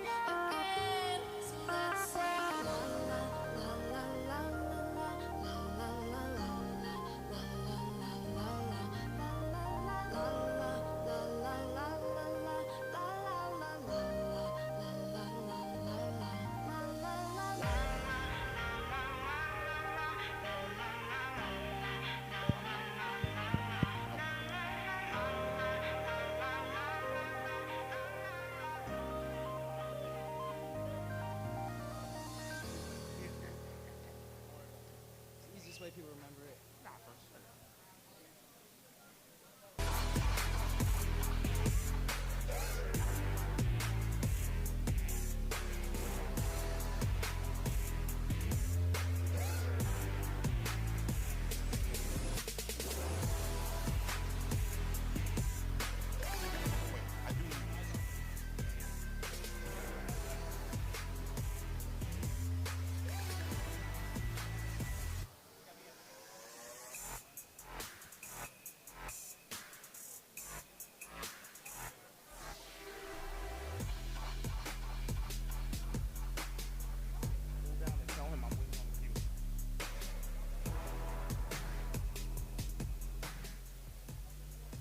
What's going on, everybody? It's your boy Zipmaster Flex, and I'm here with my main man, Squaffles. What's happening? How we doing? How we doing? You know, I'm doing pretty good. Having a good day here at Texas State. Just made an upset over Mr. Cheese, so, you know, feeling pretty good. And we made 2 upsets in crew so far. I took 8 stocks and 7 stocks. So I'm feeling pretty good about today right now. He's feeling good. He's feeling good. All right. How far are you guys along in your bracket? Like, how close are you to getting finished out to where you know if you're on the grand stage tomorrow? Right now we're playing for 4th. So I just played for 5th, beat them. We're playing for 4th. Winner of that will play Mr. C for 3rd. And the winner of that will go on to play against Greg Lake tomorrow in grands. Beautiful, beautiful stuff. So you were telling me earlier that you're a commentator, huh? Yeah, I'm an esports commentator mainly outside of competing. I'm also a coach for a lot of the students here. I host weekly online tournaments for them as well. I break down their VODs for them. But yeah, I've traveled everywhere. I've been to Virginia and Las Vegas for commentary stuff as well as OKC. So what was the Vegas event you did? Level Up Expo. You got Level Up, bro? Yeah, man. That is awesome. I respect that. That's so cool. Yeah, shout out to Combo, of course, for helping me out with all that. He used to go to UTD. He was a big, very big figure in my life for commentary stuff. So shout out to Combo if you're watching, man. That's dope. That's dope. So I have a question for you. So first off, how old are you? I'm 17. At 17, what makes you want to do so much? You said you're doing editing. You said you're doing coaching. You're doing commentary. You're competing. What makes you want to do so much? Honestly, it's also the fact that it provides for other people, right? So outside of competing, all this other stuff, I get to see other people enjoy a game that I want to keep alive, right? And so being part of the reason that a game stays alive, that keeps me motivated and stuff. As well as I feel like living as an outlet for other parents who may not believe like their kid can do esports or get scholarships through that. I want to be a living representation that you can do that, right? You can be a kid and do esports and stuff. I had so many dollars in my life, but to be able to tell them, oh, look at me now, you know, I have all these offers. We're here at Texas State. We're in the Baylor University arena. It serves as a message. It serves as proof. I love that. Okay, so I've asked a lot of the students whenever I talk to them, I ask them what are their plans for the future? Are they going to continue pursuing esports? Do you have other plans or what college you want to go to? So you're giving me the vibes that you want to keep staying in the esports lane. Absolutely. What exactly route are you looking for your future? So I do plan on getting like an HVAC certification stuff and then transferring to a 4-year, but through that, I'm going to continue doing like coaching, hosting my own events and stuff like that, and just basically the same stuff I'm doing now, but doing that through college, and I hope to get a sports journalism and communications degree as well. That's beautiful. So I've been doing this for a long time. I haven't even gotten my certifications or anything like that, and that's something that I'm going to start doing in my older age, right? Because I want to be a meteorologist. So that's where I'm going to go take my talents, right? So you're gonna do esports. Where are you going to go with it after that? After I get my esports, you know, if I continue with the sports journalism stuff, maybe branch out to real life sports, other games too. I've casted COD.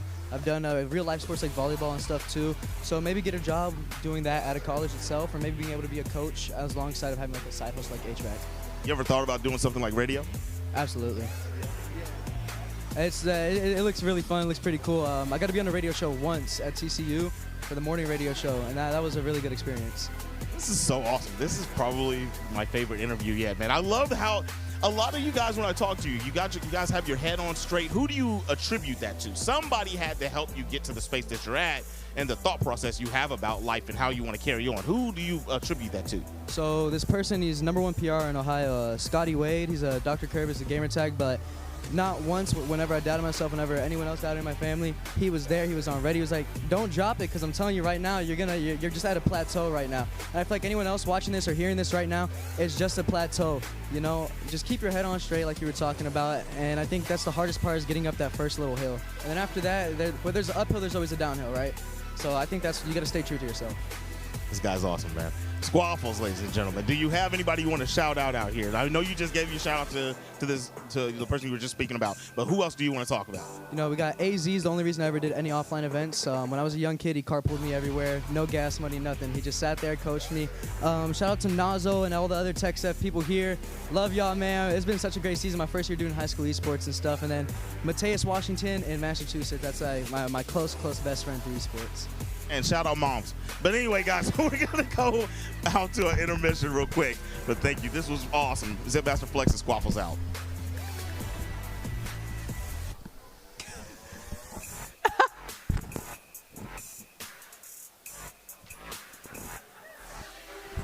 Haha. These. Hello?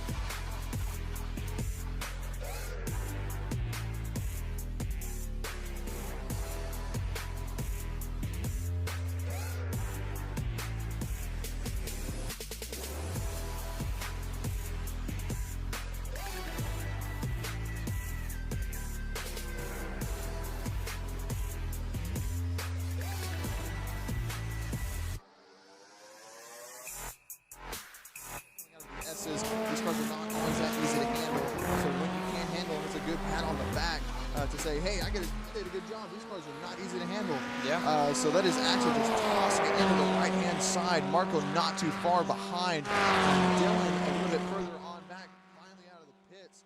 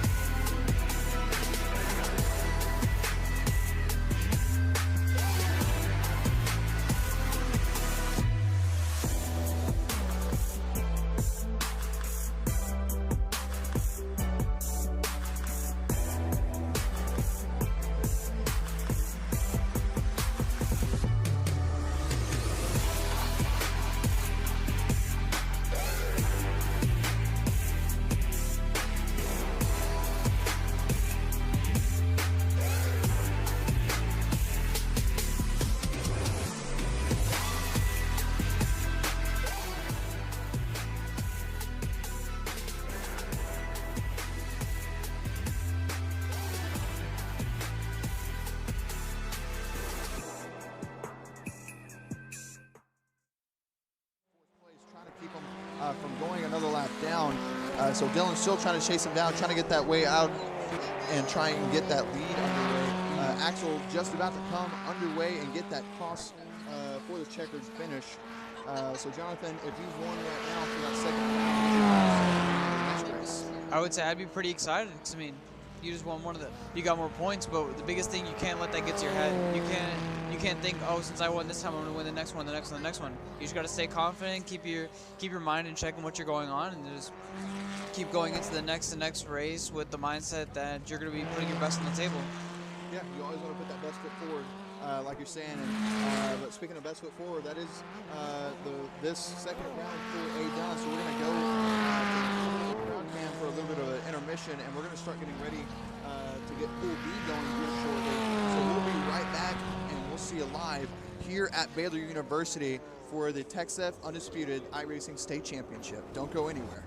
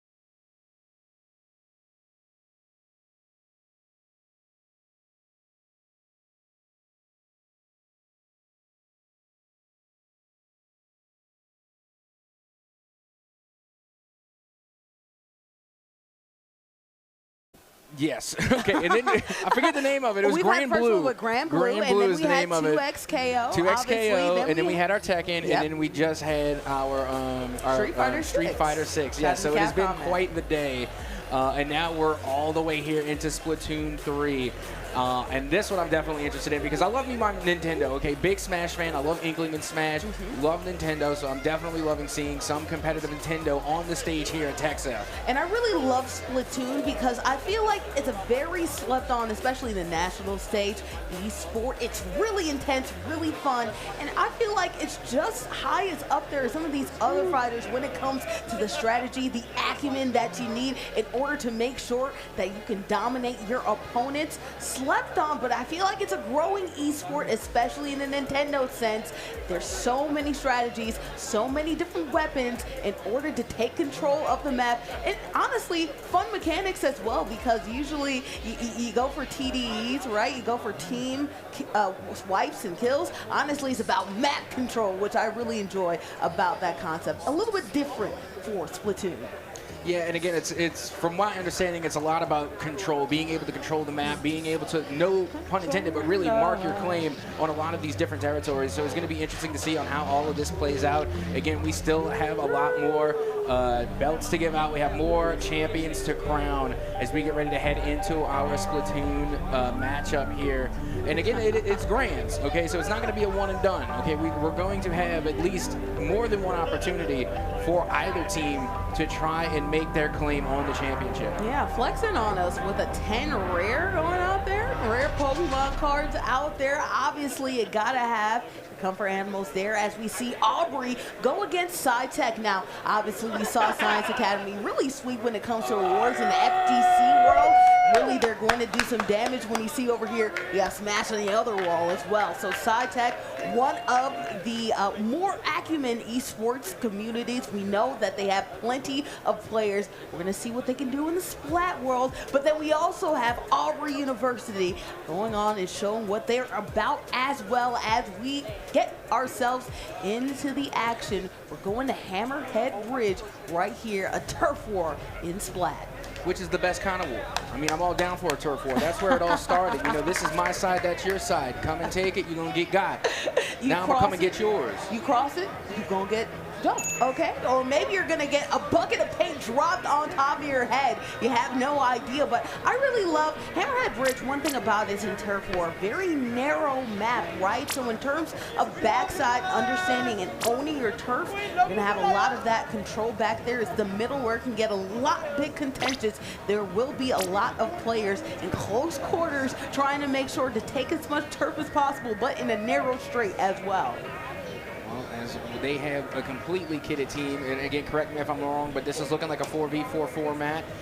Again, there's going to be a lot of teamwork involved here. I mean, we haven't really seen a lot of team play. I think the most that we've gotten to see so far was yesterday during Marvel Rivals. Again, that is a 6v6 format, but ever since then, ever since Marvel Rivals, it's been the 3v3 and then just 1v1 straight hands throughout. Until now, we are back into team play with Splatoon. So again, communication is going to be key. Again, execution is going to be key, and I'm pretty sure that this game has no small amount of rotations. So again, there's going to be a little bit more nuance going here, because again, like, you know, fighting in 1v1s with fighting games, you know, you're only accountable for one player. There's only one player you have to worry about, and that's your opponent. Whereas when you're going into team battles, you have got to work as a unit. There's a lot more collaboration involved here. And you know what? I expect to see a lot of rollers, right? In close quarters, that means the rollers come to play, right? That's basically almost the equivalent of, I guess, a shoddy, a really close range type weapons. You have buckets as well that really do that damage in close range. But we might see a little bit of those chargers. That's basically what you see with sniper rifles. Far and away, big damage and big range as we load on in.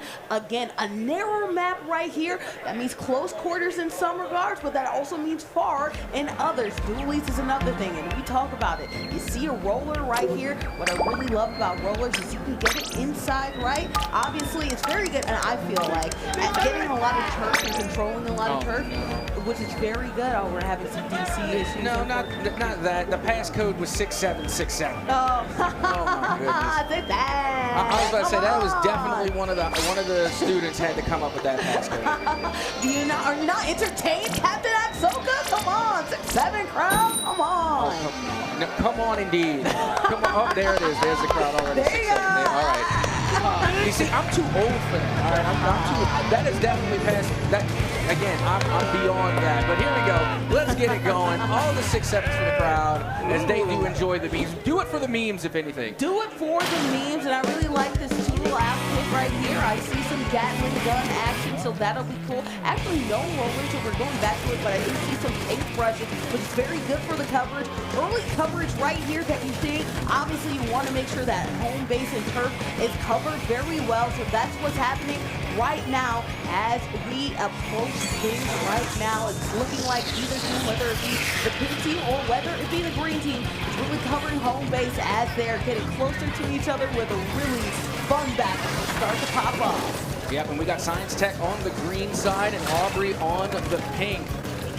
As you can see, we're already well underway. You got to look at the coverage here. It's very important, at least from what I can tell, to get your home turf covered first and then start voting after your opponents. It's really just going to be a mean tug of war here in the midfield, but you can already see a lot of progress being made. Again, trying to avoid the danger. Again, a lot of pop and go that I'm seeing so far as they already secured 3 eliminations on the side of Aubrey. They are starting things off strong. Aubrey's been doing some damage down low, but one thing about SciTech, never count them out. Obviously, coming back with a great response in which you're seeing it right there. You're seeing the Gatling gun being used in order to take a lot of control, really holding down the middle right there, and I love that the paint bomb in the middle in order to make sure to take control. Dueling control in the middle, the fight for middle is definitely live and thriving. The SciTech is in danger with the amount of paint that is coming the way of Auburn. Oh yeah, I'm seeing the paintbrush go out now. They're able to secure at least one elimination, but then get traded out in the process. As of now, it does look like it looks as though Aubrey getting a lot of work done early, but hold the phone. Out comes SciTech now, looking for the retake. Yeah, splatter shot doing some damage right there that you like to see. So far, so good for SciTech. Responding to the danger zone area that they are in. Good job right there, trying to get control. 1 more minute left. This is where things get quite contentious. SciTech doing a great job coming back, but it looks like Auburn might just go ahead and take control with this right here. This just reminds me of like a 4v4 Jeff the Landshark match. Yeah, if I'm to be honest. Basically. That's exactly what it feels like with Splatoon. Obviously, you get a little bit more speed and momentum when you're down there in the paint and you can recharge, basically reload your weapon. You're seeing the crossbow putting some work right here. Unfortunately for Sci Academy, it's looking like Aubrey's taking firm control. You see the bomb right there, taking control of the center. They want more, unfortunately, backing up right there. So smart strategy couldn't get behind it because SciTech holds down the flank to make sure that they didn't get caught there. SciTech in the danger now as they run out of time. Only 10 seconds remaining. Aubrey looking pretty strong moving forward. Moving even further still inside of SciTech territory. Only a few seconds left remaining to try and salvage a little bit more. But no, it looks like Aubrey is going to be able to come through here. Or SciTech. It was hard to tell. There was a lot of pain. SciTech is. We got our wires a little bit crossed and a little bit flipped. Thank you so much. Somebody told me SciTech was green. Yes. We got our wires a little bit crossed, but it's okay in the game production. SciTech was the one that went ahead and did damage and did control. Look at that. SciTech's such a great esports program. Which makes sense because their colors are green. Yeah, right? You would think that the colors were green, that they would be having the green paint, but no, absolutely tricked us a little bit right there. Either way, though, SciTech take firm control of the middle of the map as I talked about it. That is a map in which the middle is where all of the damage does. If you have control of the middle, you basically win. That's what happened. Great bomb control, good utility control in order to make sure you can lock it down, and that's why SciTech goes ahead and gets the victory. Go ahead and flex off that Pokemon card. I see that. That's rare. Honestly, I would flex just for having the Pokemon card. I wouldn't even have to be on stage. I wouldn't have to be an esports player. I would just be flexing the card.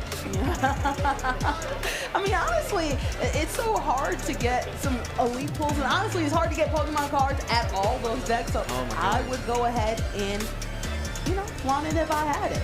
But great job right there. I think it was great, as I talked about, utility controls, the Splatlings were taking damage and doing a lot of great things in the middle as well.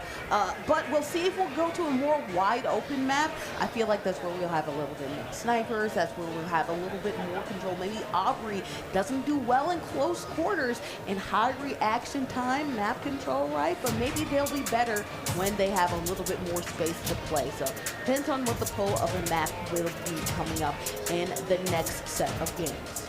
Yeah, and I really appreciated like all the different types of utility they had, the different choices of weaponry. Again, I got to see a crossbow come out there. That was very interesting. The paintbrush was putting in a lot of work. I mean, again, a lot of field coverage there, and not to mention if you get hit by the paintbrush, I was able to see a couple of eliminations coming through there. Again, and the Gatling gun. You had mentioned the Gatling gun earlier. That was actually coming through in a major way, especially in that midfield position. So very interesting to say the least for a game number 1. Absolutely. Paintbrush very good in close quarters as well, but also for getting in that beginning stage too, right? Making sure that you can get as much of your own territory as possible.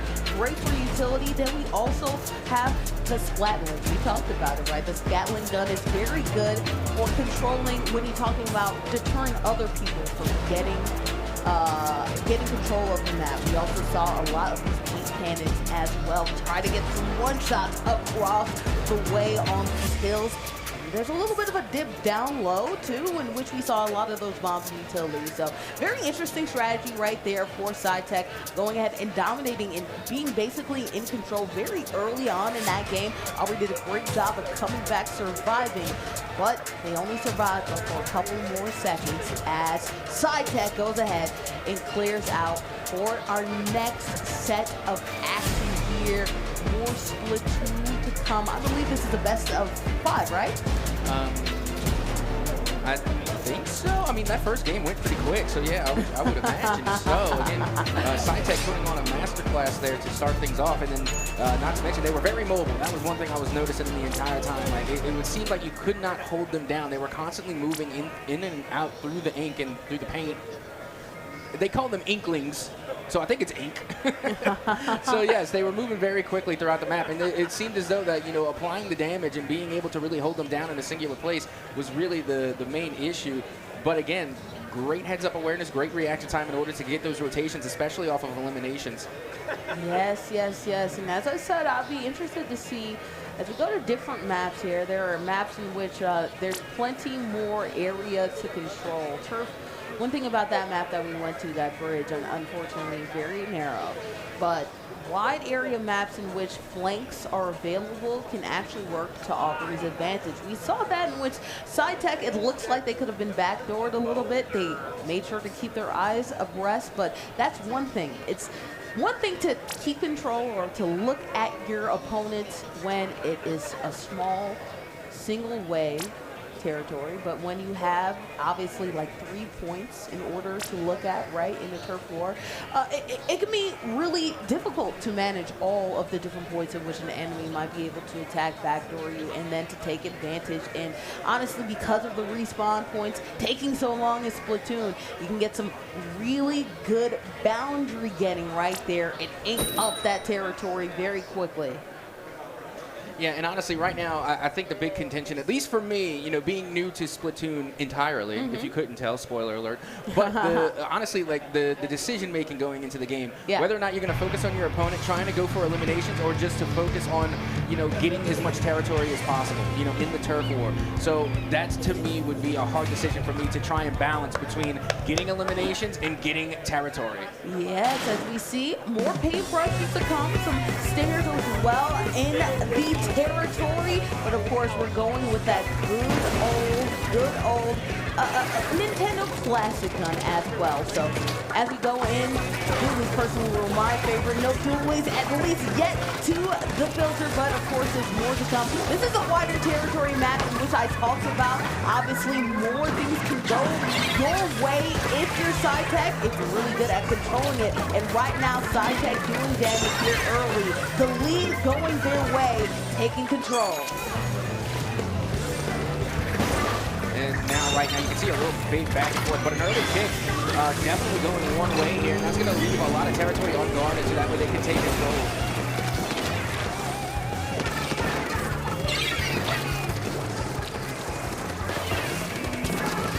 Right now, some great damage. One thing I love about the paintbrush is that you can go damage and you can also get a lot of territory as well. But great response right there. Hiding in the rafters. There's certain types that you can use in order to make sure opponents can't hear you. Great dodging and diving right there from King Cat to get away as a strong push is being made right now for Aubrey. Yeah, now you can see big ink going all over right now. But it looks like Aubrey making a little bit of a comeback here. Although SciTech does have the lead, trying to hold on to it for the longevity there. But I am seeing a little bit of a recuperation coming from the side of Aubrey. Yes, flatlining done doing some damage right here, but great job by SciTech to go ahead and try to get the point. That's what it looks like they're trying to get. They're out of dodge, but look at that, getting King Cat hiding in the rafters. That's one thing I love about the ability to hide in the paint, to just be there unsuspected, unwittingly there, then take damage. Great damage being done right there with the paintbrush. Unfortunately, though, SciTech is able to just take other control despite the trickery that's happening right here from Aubrey. Yeah, this is a real big commanding lead. Is rather close for the most part, but again, SciTech has just been so good at being able to really control the map there and control their presence and being able to kind of like divide and conquer their opposition. But now, here comes the big squid, as that is going to give them much needed coverage on the side of Aubrey. Yes, and then here you go. One of the leaders, Rainmaker, as they said, goes down. Big bomb going out. That's when the specials, that's when the ultimates pop off right there. Tons of chaos, and that's going the advantage of SciTech, really taking control with their abilities. And you're seeing right here pop off with bunches.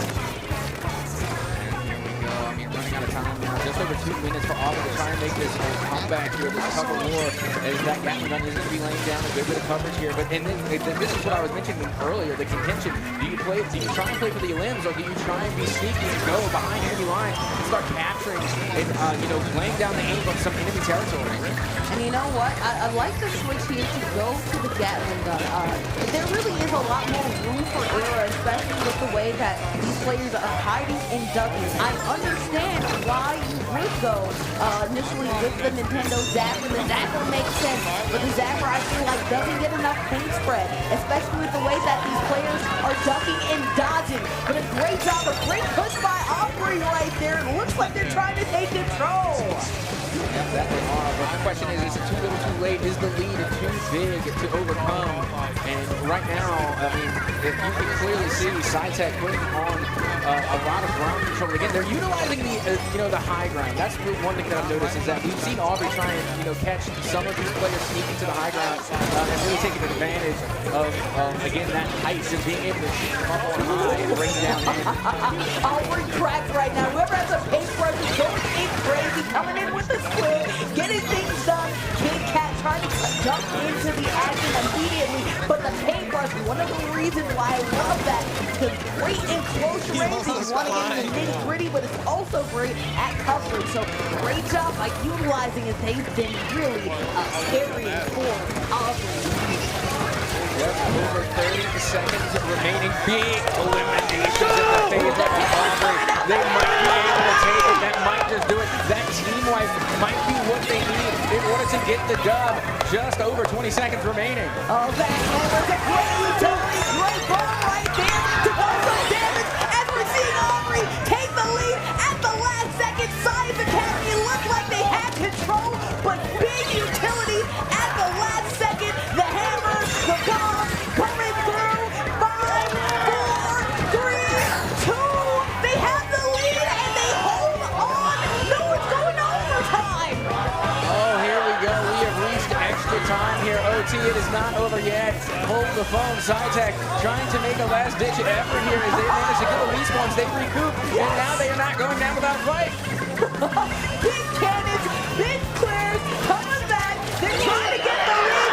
Get the set and match, man. Aubrey clutched it up, and despite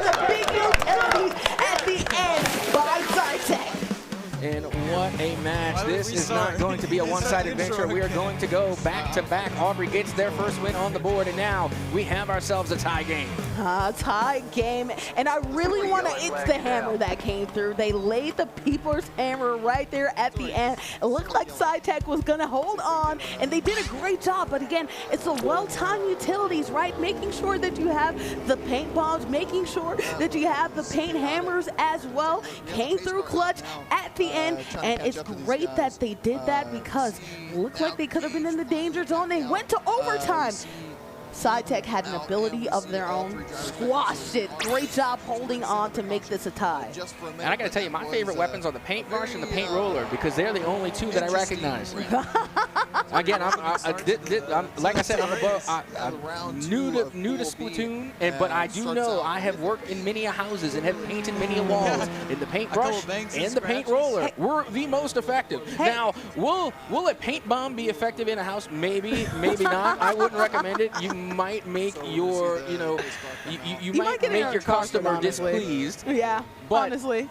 The paint bubble did work in SpongeBob. It did work in SpongeBob. That's what I was going to say. The paint bubble came through, did get one drop on the special $1 millionth, but it's okay. I'm sure you can look it off and it will be fine. Either way, though, there is another item that I know that you know for sure. They have the Retro Zapper, the Nintendo Retro Zapper. Oh, wait, Retro Zapper? From the NES? Oh, you're talking about like Duck Hunt? Yeah, with Duck Hunt. Yeah, yes, that's one of the classics. One of the best weapons that they have there so far, especially for sure shot.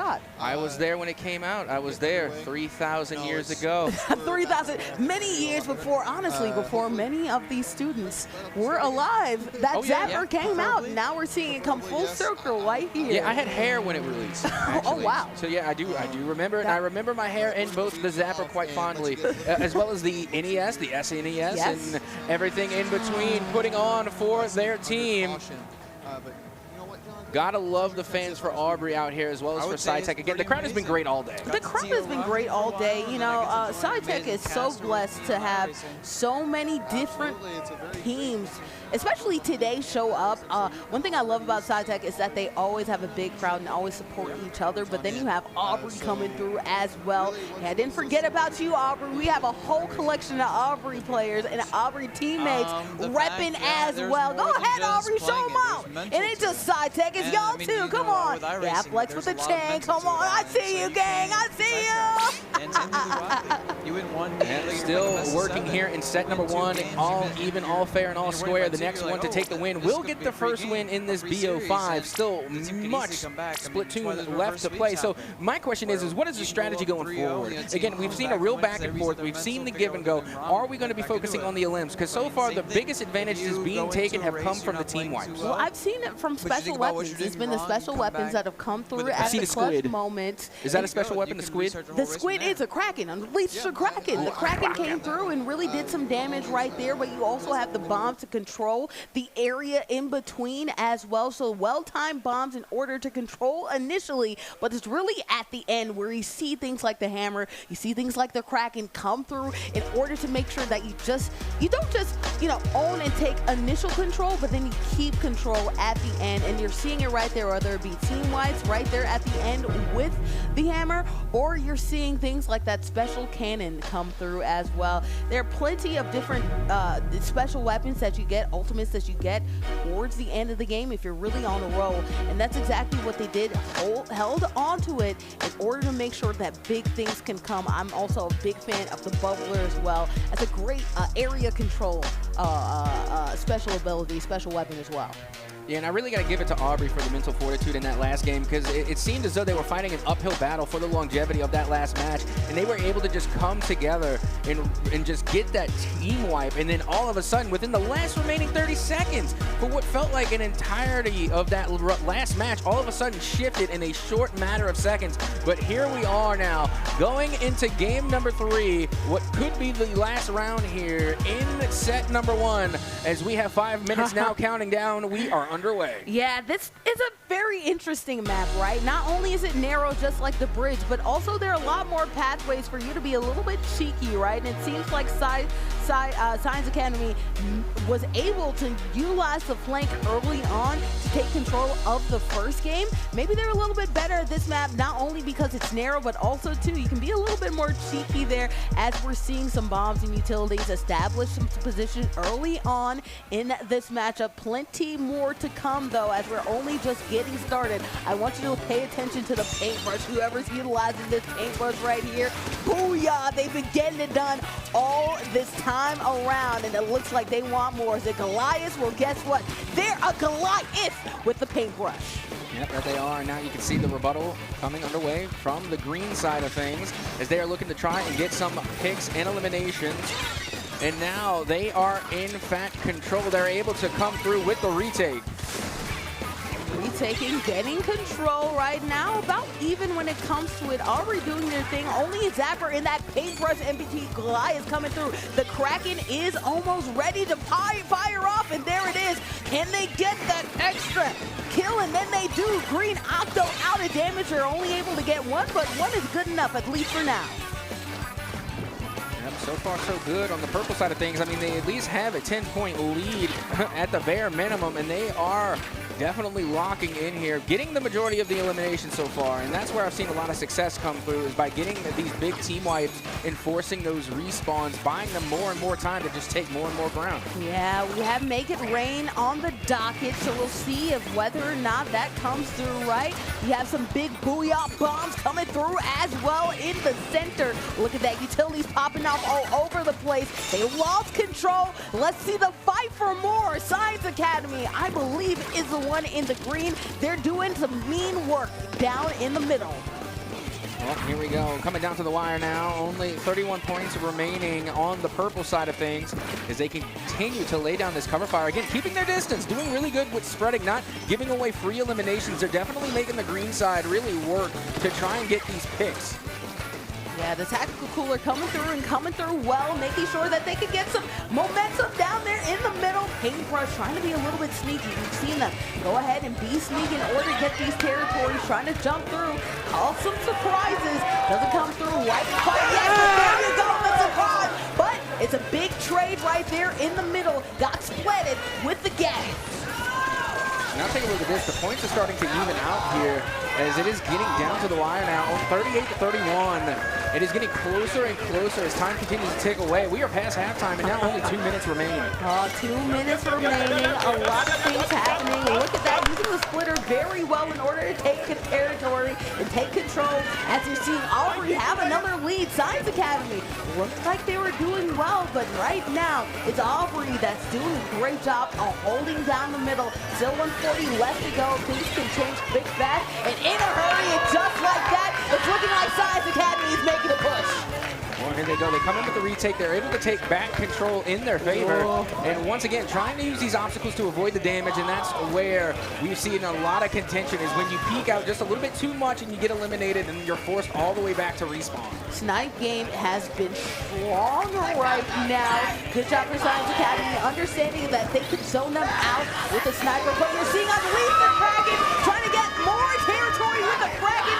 Great utility right there. They were able to take control of center field, and boom, it did result in a trade. And honestly, it seems like every time there's a little bit of momentum going Aubrey's way, Science Academy is able to hold down the fort. The cannon right there. A double play right there. Come on. Well, and there you have it. It will be the Mean Greens that come through and take the dub for SciTech, as they are now able to secure their second win on the board. And if I'm not mistaken, that is game number 1. Yeah, great control in the middle. The Tacticooler did a great job of just holding down the fort, right? That's a great constant supply of paint in order to make sure you can hold down an area. And although Aubrey tried to get a little more momentum with that unleashing of the Kraken, Goliath did a great job of holding it down with the paintbrush. At the end of the day, SciTech was able to control the turf war, and that will be the first game of our best of 5 series. Best of 5 indeed. Still much more Splatoon to go, but I gotta tell you, if that was game number 1, this is gonna be a close match. I mean, we're gonna be in here going back and forth because, again, it looked for the longevity of that last match, it looked as though Aubrey was very much in control. Yeah. And then all of a sudden, SciTech was able to recoup. They were able to rally, and then they were able to take control. And the clock didn't even run out. They still had time on the clock, but they were just able to take more of that territory. Yeah, and as we approach and see these highlights, as you talked about, it looked like Aubrey was doing its damage. I really want to shout out Goliath. They did a great job sneaking and geeking when it came to the paintbrush. You also have this Gatling gun going ahead, Tuna, Big Tuna, doing their damage. The Kraken was a really good paint controller and a really good setting that territory, right? I feel like the Kraken allowed them to get and approach the middle, but really Science Academy, that in spite of these special weapons, was able to hold down the fort.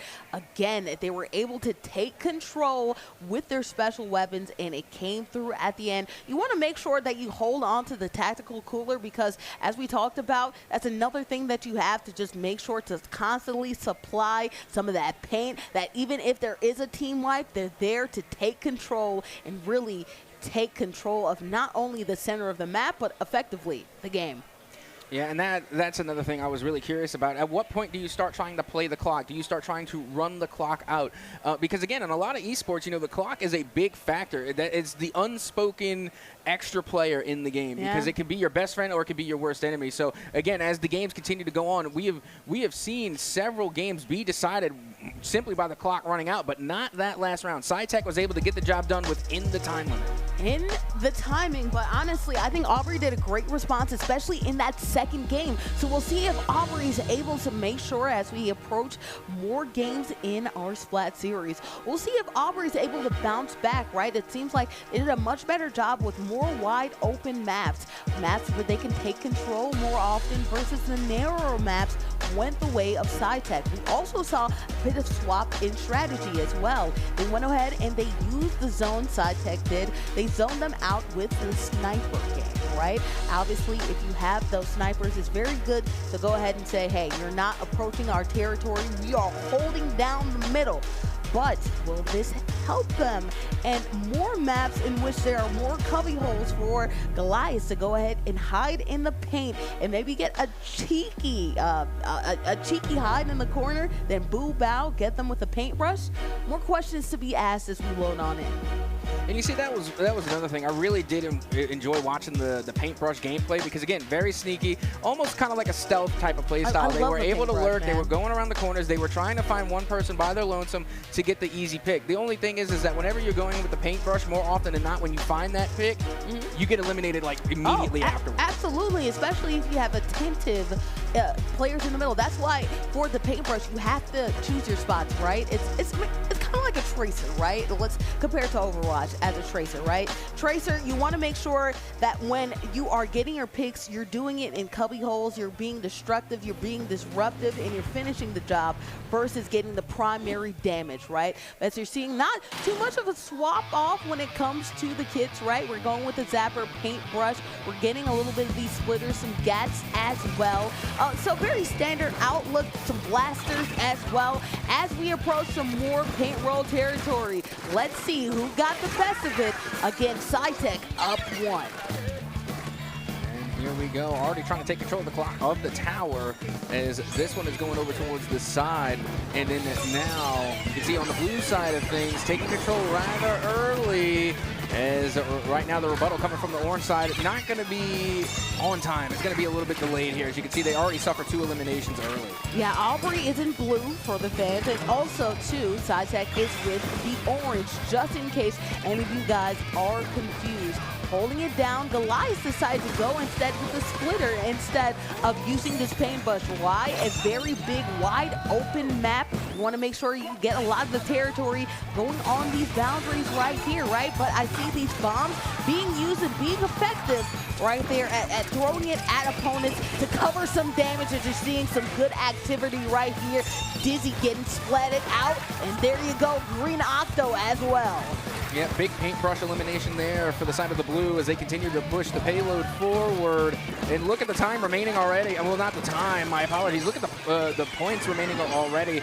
Only 51 there for the blue side of things as they continue to push this objective further and further still. Unfortunately, though, you do see for the blue, they did lose a tower, but now a chance for a small comeback or possibly even a bigger one coming from the side of orange. Yeah, Super Chump is loading on in for a lot of these players, right? And they're using it in the middle in order to make sure that they can get this territory. Good job by Aubrey taking control of the lead, but as we've seen in the other games, right? Aubrey can take control early, but SciTech, you want to look out for them, especially at the end. It seems like they like to special weapons hold until the end and pop off their ult to take control at the end. You don't want that to happen if you're Aubrey. Here we go, moving forward, still nearly approaching halftime. And right now on the blue side of things, they are still very much in the lead, taking control. And now really just kind of taking advantage of the clock because the tower has been at a standstill for what feels like at least a minute now as the half does approach. Yes, yes, yes. And you're seeing really some great control right here from Aubrey. Again, amazing control in the middle. Unfortunately for Science Academy, I don't feel like they've ever set a tone. Obviously, getting some bombs and getting some jump bombs going is going to be great for them, but it's the best of 5 to win a set. And so far, right now, in complete control is none other than Aubrey. But here's that push that I wanted to see from Science Academy. Looks like they're trying to make it right here. Continuing to push the issue. I mean, still, when you look at the blue side, I mean, it looks as though they've just been holding on to their lead. And this was kind of the argument that I was bringing in earlier. At what point do you start to take the clock into consideration? When do you start playing the clock? And I guess that time is now because this tower has been at a standstill now for the last 2 minutes, not really giving one way or the other, but now Orange finally starting to move it forward. Starting to move it forward, starting to make headway. Let's see if we can get some major damage as we're seeing right there. We reached the checkpoint. 1 minute 30 left to go. Good utility of the bomb. I think that Science Academy is still trying to make headway on their push. That's why we're hearing so much cheer from the crowd right now as they took the tower and they effectively took the lead right there. I mean, take a look at that. Look how quickly that managed to happen. I mean, the tower is at a standstill for nearly 2 minutes, and just in a matter of seconds, it starts to go the other way. As now you can see blue starting to kind of recoup here. They do manage to get a pick, which is going to give them a little bit of breathing room as now they try and send the tower the other way. Less than a minute to go. Is there enough time here, or will Orange be able to eke out with just a 1-point lead? Time keeps on ticking into the future. We'll see if Science Academy can hold on for dear life. But one thing you want to know about Aubrey is they can come through in the clutch as well. We do have ults on the docket. No more Trizuka is looking like, unfortunately for them. But it's a big lead. It's being held on down for Science Academy. What will be the response for Aubrey? Big Gatling gun activity right here. Bombs all over the place. So far, not looking good right here for Aubrey to take back advantage of this lead. I mean, this is so dangerous and so close because it's only a 1-point deficit. This really could go either way, especially with OT in play. I mean, only 10 seconds to go here. Yeah. And already Orange able to find a very big elimination. If they can take advantage, they might be able to secure the win with just 1 point ahead. Wow! The lead being taken at the last second by Aubrey, but we are going to overtime. It could be anyone's game as we're right there in the 50-second mark. It's looking like Science Academy might be holding on for dear life. Science Academy, can they make the big push, or will Aubrey come through? A big elim right there, as it's none other than Aubrey, who's looking like they might close this thing on out. It's very close, but that spawn time is going to be huge. It's going to be a big delay, and now a team wipe is able to clear the tower, and that will take it. My goodness, wow. What a game coming from SciTech.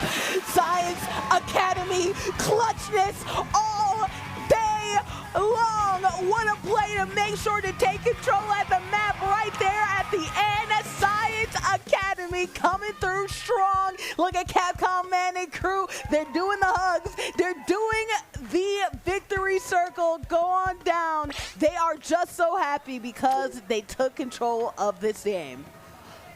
My goodness. I mean, that literally came down to the wire for the longest. It was, for what felt like eternity, was literally a 1-point deficit. And again, having to go through that constant tug of war and barely turn it out at the very last second, again, that is just true mental fortitude coming from the side of SciTech.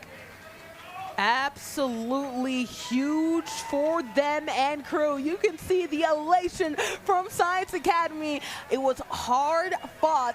Obviously, Aubrey did a great job. They held on to the lead for most of the turf war, but at the end of the day, the MVP, the key sword on strong, your winner and grand champion right now is SciTech for Splatoon.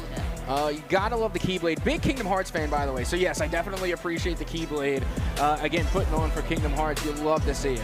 Absolutely. We are going to the highlights. Obviously, you want to see this overtime clutch win that SciTech went ahead and shirt on up 3 champions from just one team alone here for today. Honestly, the day that SciTech had, it's something out the movies, man. Oh, yeah, again, it was really getting close there towards the end. And again, got to give a shout out to Aubrey there because, again, they put up one heck of a fight. They were able to take a win on the board and nearly were able to eke out 2. We almost went to a whole other game. We almost made it to a game 5. But still, just a fantastic showing from both teams. You could tell they had to coordinate, they had to communicate. I mean, they really came together as a squad here in order to get this dub. Yeah, man, and I just want to shout out Goliath. Did a great job, and really too, honestly, there were a lot of other players who Tuna did a great job. You're seeing this cracking game, really taking control of the middle, but it was Science Academy who's able to clutch this out on the end. Great job making sure they have their splatter cannons good. They came through with their utilities and their special abilities right there towards the end, and they were able to take game 1. But hey, this is a long series, okay? And Aubrey was able to come right back and win a game of their own. Yeah, and then SciTech, what I really like what we saw from them, again, even after they went down a game, it didn't phase them. They just came back correct the next game. They were able to really communicate and then take control. So even though there were times where it looked like they weren't going to come out with the dub, they just were able to really just lock in and steal, not necessarily steal the win away, but it kind of felt like it, especially when you only see a 1-point difference. Oh, absolutely. It felt like it, right? Especially because if you look at it, it was back and forth, but for the most part, it was controlled entirely by Aubrey. It was right there, that last push at the last second, clutch play on down to do some team clears, some team wipes, throwing it to Zip for. We are done with Splatoon 3. We had a prolific performance from SciTech themselves. Another dub on the docket. We have our mans come over here. Come on down. All right, all right. How does it feel, brother? It feels amazing to be back up here, and it feels amazing to win that belt again. That's awesome. You guys won it last year too. Oh, that's awesome. The 2-time. So you guys 2-time. You have Capcom, man, that 2-time. You guys at SciTech, man. What is it that they're feeding you guys for lunch? Strawberry milkshake. What is a hamburger allegedly? Yeah. And I don't know. Mystery meat, man. And some wings. Tell us Tell us a little bit about y'all's practice. Like, how are you guys so good? How did you get to the point where you could do this? Honestly, so most of us got our start in Splatoon 2, right? We've been playing. I have 700 hours in that game, and then I think I have 200 hours in Splatoon 3. We honestly try to practice as much as we can. Obviously, it's difficult because we have a high school schedule, but as much as we can, play comms. On our way here on the bus ride, because 10 hours, right? We were planning our team comms, planning our map, our plans. We had to make sure we knew everything coming into this, and that was basically how we make our plays. I love that, man. So essentially the answer is you put that work in. That's what it is. That's what it is. So before we go and get your belt real quick, go ahead and show the people what that is and tell them what Pokemon card that is. That thing is fire. All right. So my best friend Luis, I don't know where he is in the crowd, he got this out of a pack that he pulled, Red Victini. He gave it to me right here because Victini is a victory Pokemon. He wanted me to have this with me at this fight, so I had my best side, I had my best pals, and it reminded me, all these people out here in the stadium, my friends, my family watching back at home, and the people that we have lost, they're all here watching us today, right here, right now, to all of us to try our best. I love that, brother. That was Chef's Kiss.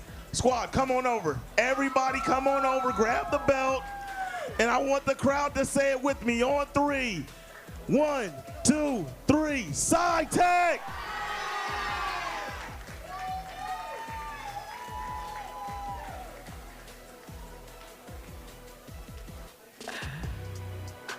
What in a...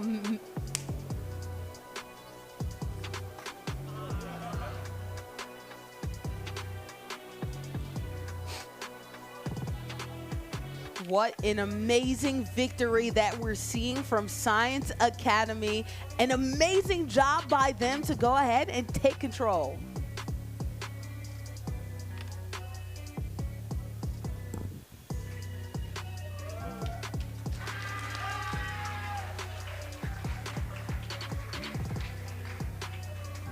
And I love that, right? Victory that they got. I love the fact that during this tournament, you see the camaraderie, not only from teams, but also from entire programs. Everybody from Science Academy supports and loves on each other, and that's why they're hoisting so many victories here today for Splat. Yeah, they're going to have to keep real close watch on that belt because I might end up taking it. That thing is grippy. I love that belt so much. It is so cool looking. Also, I mean, they are just completely kitted out. They brought the gear. They got the plushies. They brought the Pokemon card, and now they're walking away with the belt. You can't get much more gear than that. I mean, my goodness. What a team. What a performance. And honestly, what a support group. I mean, the crowd was absolutely wonderful from start to finish. I mean, when you have a support system like that, you know, I mean, it's all you could do really is just show out and put on your best performance. Hey, we don't have to have a hero shooter on deck to talk about support, right? Because it's really the support that you have interpersonally that is the best support of them all. Science Academy, everybody cares about each other, and that care provides some amazing highlights and an amazing performance for your grand champions here for Splatoon 3. None other than Science Academy. I'm Boardman Board. That's Captain Atsoka. We'll be back for some more TechSep action. See you on the other side.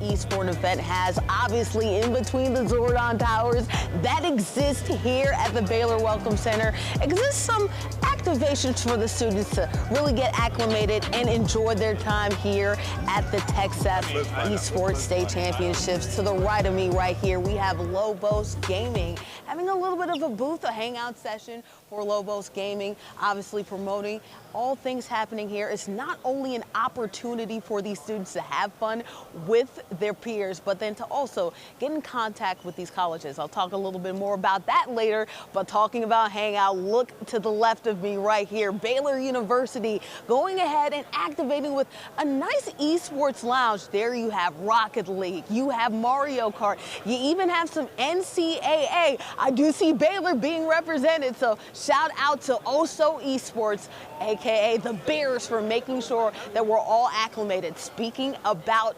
acclimation and making sure that we're representing the Baylor Bears well, thank you for your hospitality. We have none other than free accoutrements, right? We have things like mouse pads, we have pens, we have buttons here from the undergraduate admissions. Shout out to Baylor University to make sure that things like these are possible. We also have none other than the computer science representation too, an engineering degree, so many different things that you can get here at Baylor University. This esports event would not be possible without the help of them. That's a little bit of a preview about what's happening here at the atrium, but best believe here at TechSep, we always have fun. Thank you so much for joining on in. I hope you love all the activations we have here to come. Here at TechSep, we have been blessed to have none other than Oso Esports here for Baylor University to go ahead and make sure that we're comfortable not only in inside the conference room, but also outside of it as well. We have an esports lounge with plenty of activities here. Obviously, you see a 4 game of Mario Kart. These gamers getting ready to get their sticks loose and obviously get ready for grand finals Mario Kart action. But we also have some gaming all the way in the background. What is that? Ohio State versus Baylor. We're hoping that those Bears go ahead and win. NCAA football happening there as well. And get ready. We also have some Rocket League loading on in as well. Pure comfort, pure vibes here. Opportunity for these gamers to meet each other, to chill and hang out. Competition, friendly competition here. Even if they didn't qualify, they still have a good time here at the Oh-So Baylor University Lounge, which, you know what, I'm chilling and I'm probably gonna get on the sticks myself. See you then. Here to talk about the possibilities that you can go in the esports world. I'm here with Pretty Boy Jackal. And Jackal, I want to talk about how esports is a multifaceted tool. Obviously, I am usually in front of the desk, but you're unique because not only are you in front of the desk, but you're also behind the scenes as well. Tell me, what is your journey through the esports world, not only doing behind the scenes, but also being in front of the camera as well? Yeah, for sure. So I started out as a competitor. I've been sponsored by 2 separate teams, traveled the country. I've won tournaments. I've been a finalist multiple times. And when I stopped competing, you know, I was thinking about what I wanted to stay involved in esports, but I wasn't quite sure what I wanted to do. So I just started trying things out, and one of them was commentary. So I started getting on the mic, and I also started learning how to run my own events as well.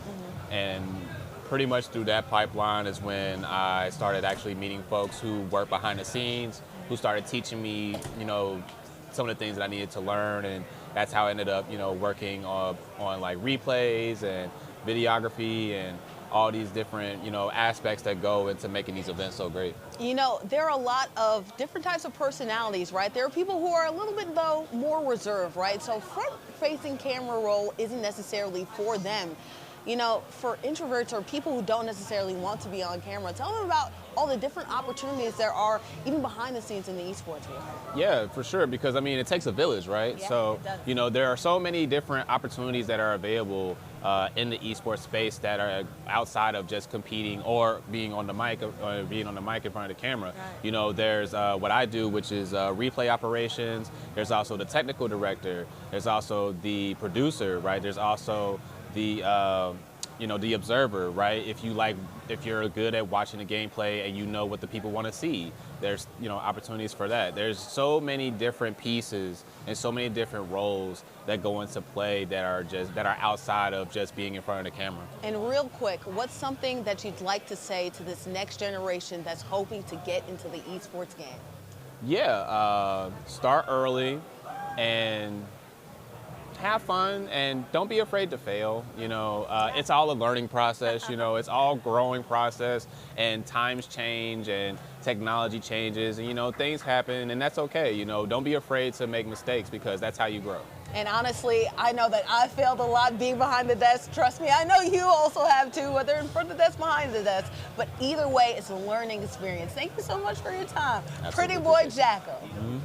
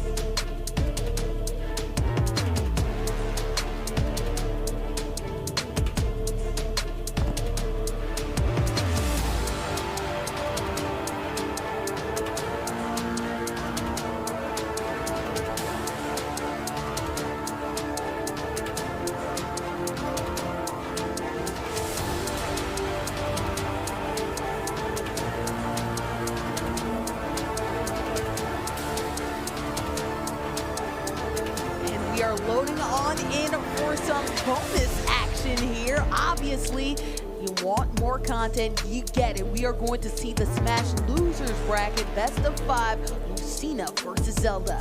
And now you see, here we go. Now we're back a little bit more into, you know, my area, not necessarily of expertise, because I'm not an expert, but at least my area, you know, I'm around this neighborhood. You know, I lived on that street before. Yeah, You know, you park there at least occasionally. Yeah, you know, I visit every now and again. So yes, definitely love me some Smash. Been waiting for this, and I love the Zelda pick. We're going to be seeing a little bit of zoning here. Lucina, Speedy Swordy. Love to see the Swordies. Again, Swordy is probably my favorite category. Even with that being said, Solid Snake, who is the classic zoner, probably the best zoner. Shout out to Apollo Kage. Definitely my favorite character, but my favorite type of Smash player, or my favorite type of Smash character are the Swordies. I have a soft spot for the Swordies, and I love to see Zelda, so I cannot wait to get into this one. Keep in mind, this is the lower finals, trying to compete their way into the grands.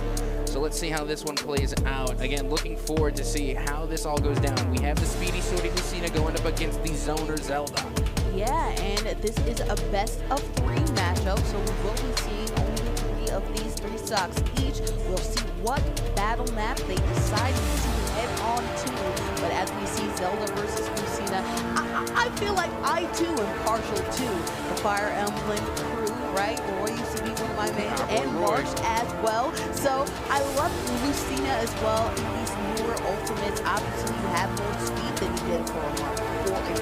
But then also too, you still have that power, but you do have to watch out for, you know, Peach is a very fast character, right? So you want to make sure to hit them in the sweet spots of your sword, because if you don't, you hit them in that sour spot, unfortunately you won't do as much damage as you would hope to. I think Peach with her mobility can do a lot of damage, especially when you get to that bump butt right there, you know what I mean? I'm a firm believer in power, and I'm a firm believer in Piranha Plant supremacy.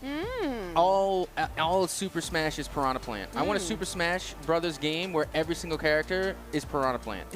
I love Piranha Plant. Give me more Piranha Plant. Chomp chomp. Easily right? S tier. Piranha Plant is even above S tier Smash character. The best character is Piranha Plant. Piranha Plant. I've never really gotten into the Piranha Plant, but we will be getting into this game already in progress, and boom, you're seeing it right here. Tahir, unfortunately, losing 1 stock so far early on, but there's more to come as we're seeing in the danger zone, or at least somewhere in the danger zone, is Lucina right here, 8 to AX. Yeah, and you see, this is what could be dangerous for Zelda here, because Zelda can be a bit floaty, and if you get caught by Lucina mid-air, you're going to be taking a good bit of damage. But already you can see Lucina forcing Zelda off stage, trying to already go after that second stock. Now with the recovery here, going for the exchange, able to get the forward tilt onto the Zelda, or rather the forward air, and now being able to follow this up back onto the main stage and off stage.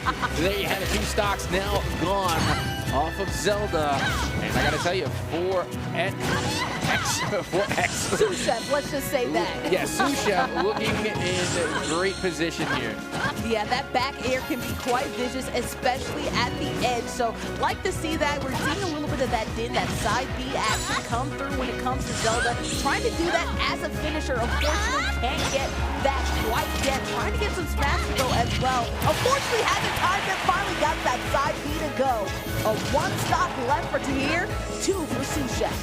Yeah, I mean, think about it though. I mean, you're already in the red with 1 stock remaining, and Sous-chef has 2 to their name.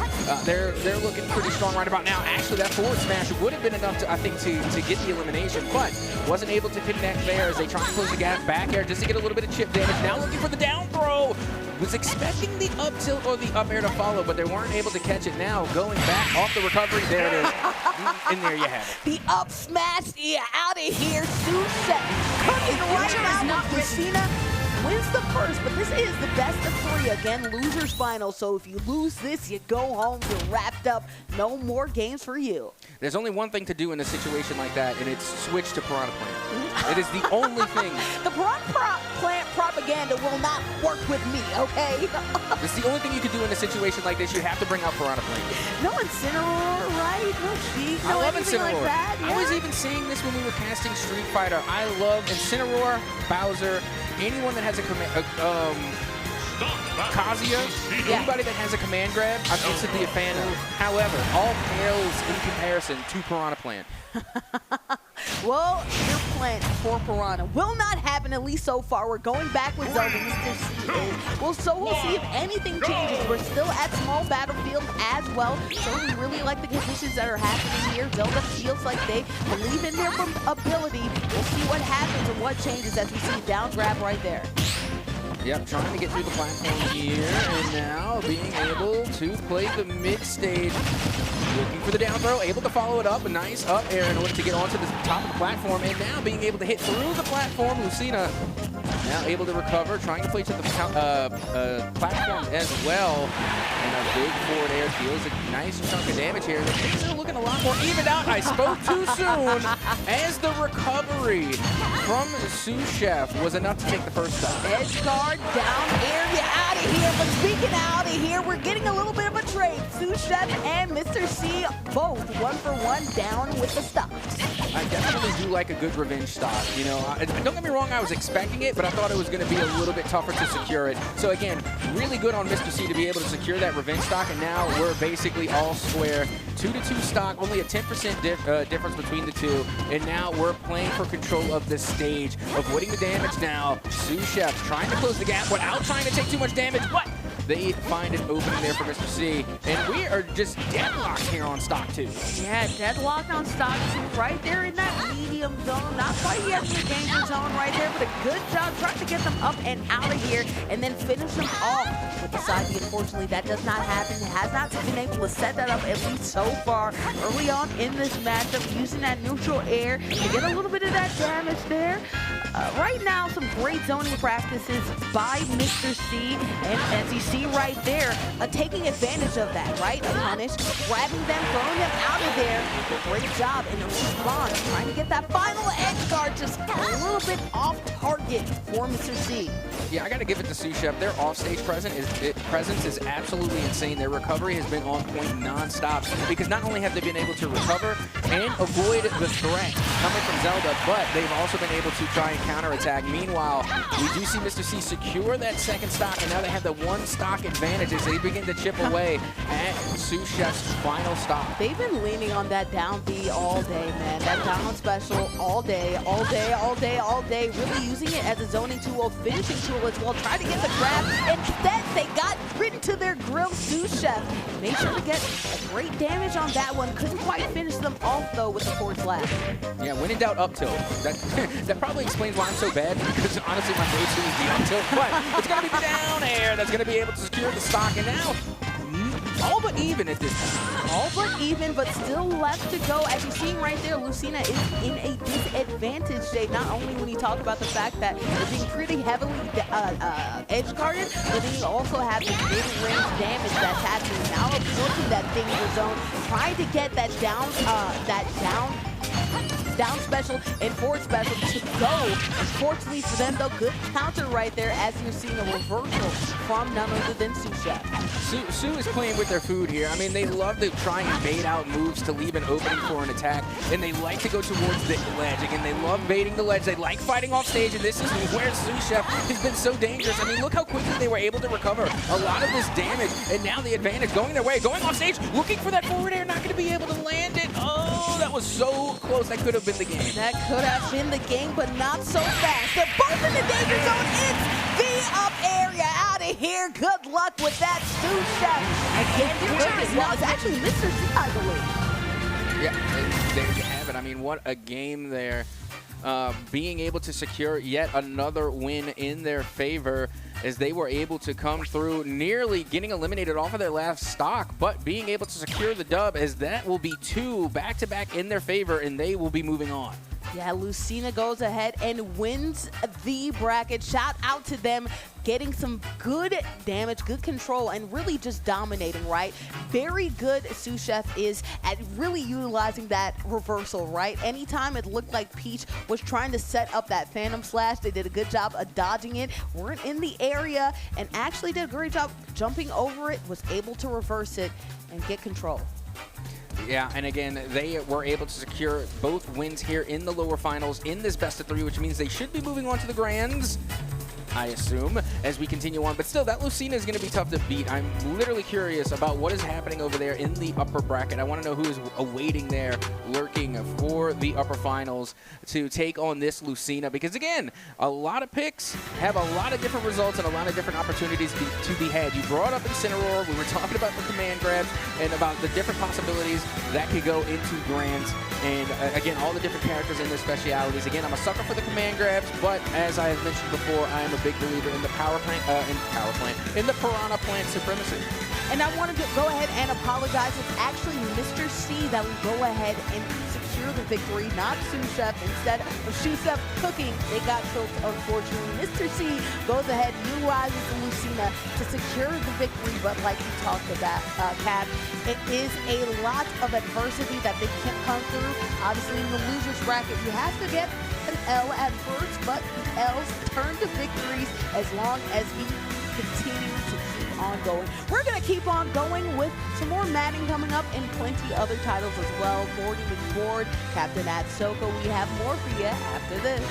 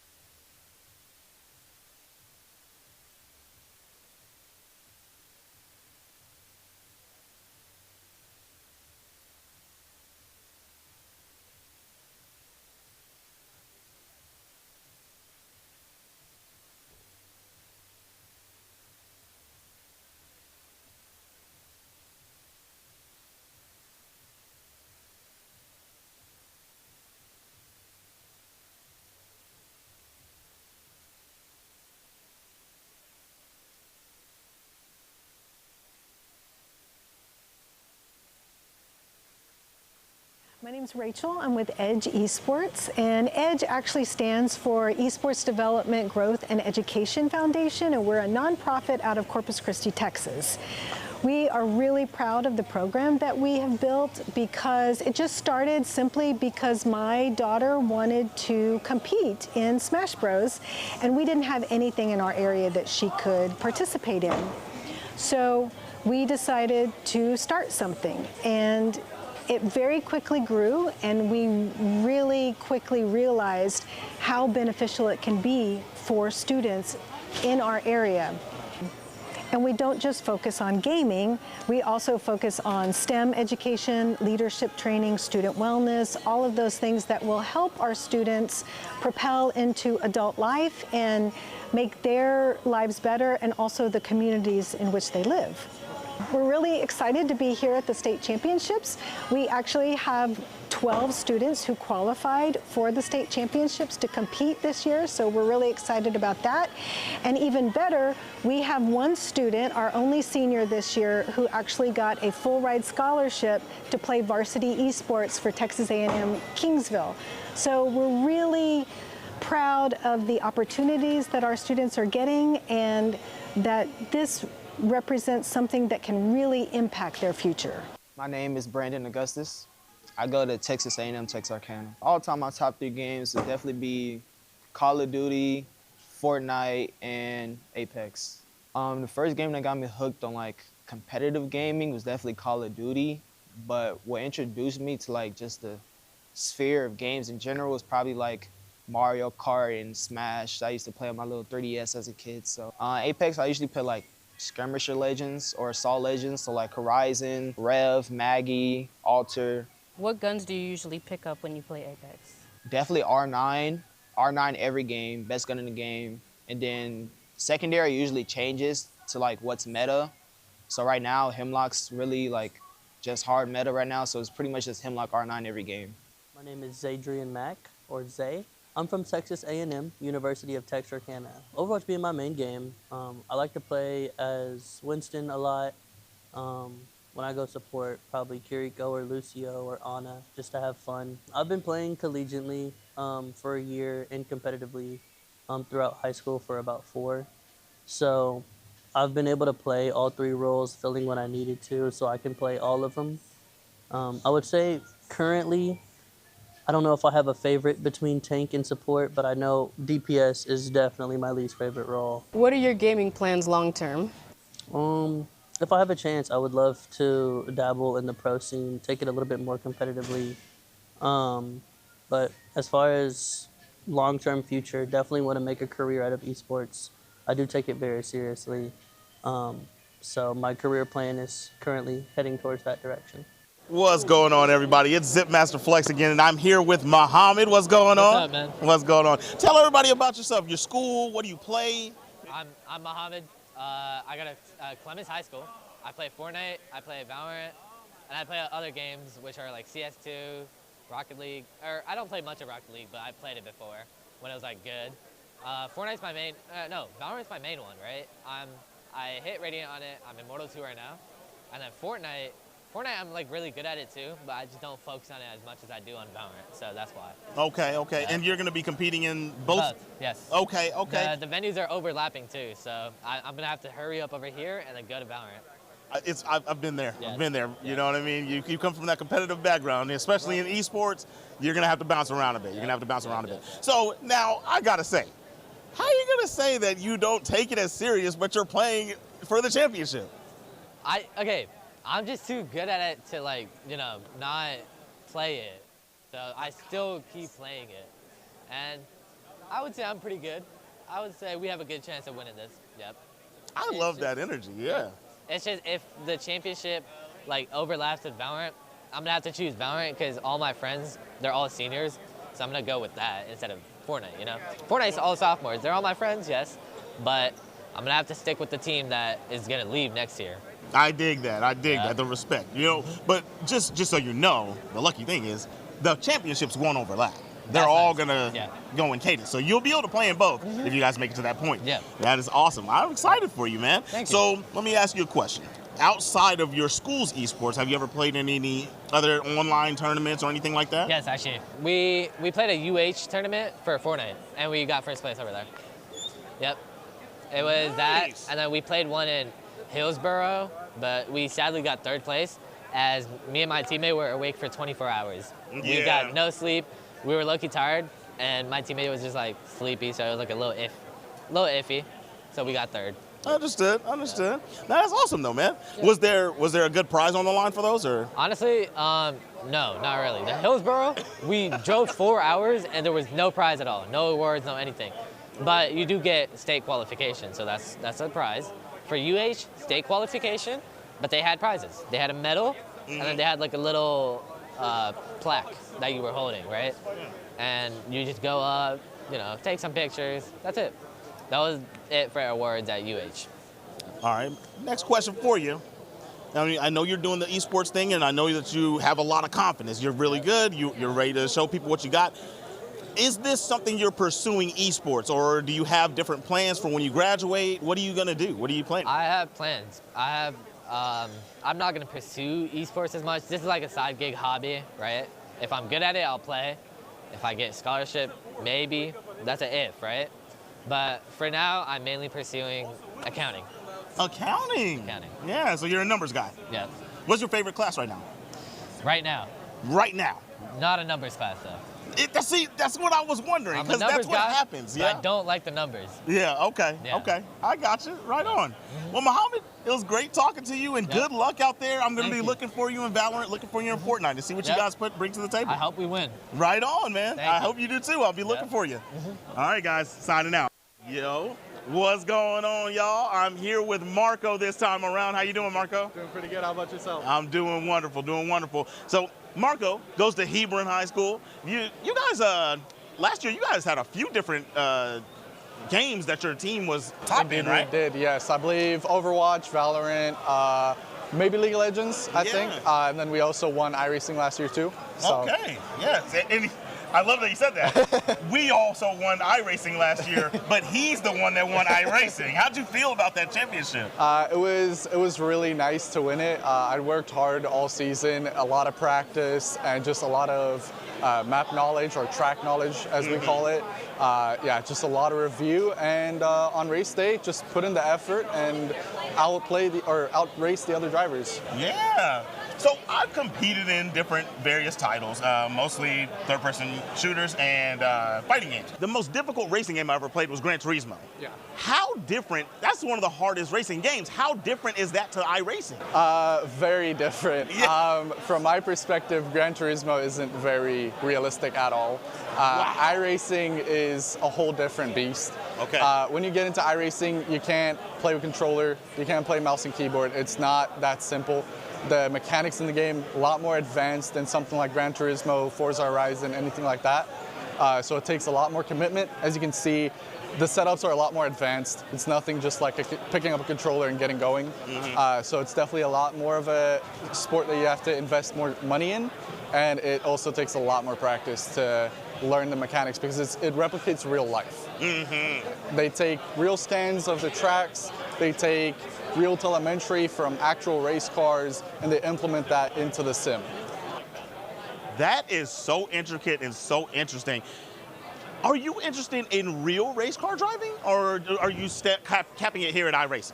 I would absolutely love to race in real life, but the problem is just money. It's so expensive. And that's why iRacing is great, because it kind of breaks that gap between the budget you need for real racing and sim racing. Sim racing's, you invest a lot at the start, but that lets you go a long way, right? And so that's why I love sim racing that much. But yeah, I would love to race in real life. Unfortunately, it's just the reality, not really possible.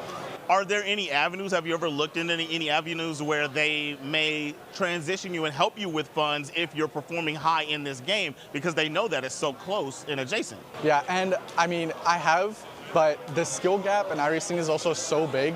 Like in the high school leagues, we might be doing good here, but the college league, it's such a different league. They're so much more advanced and faster.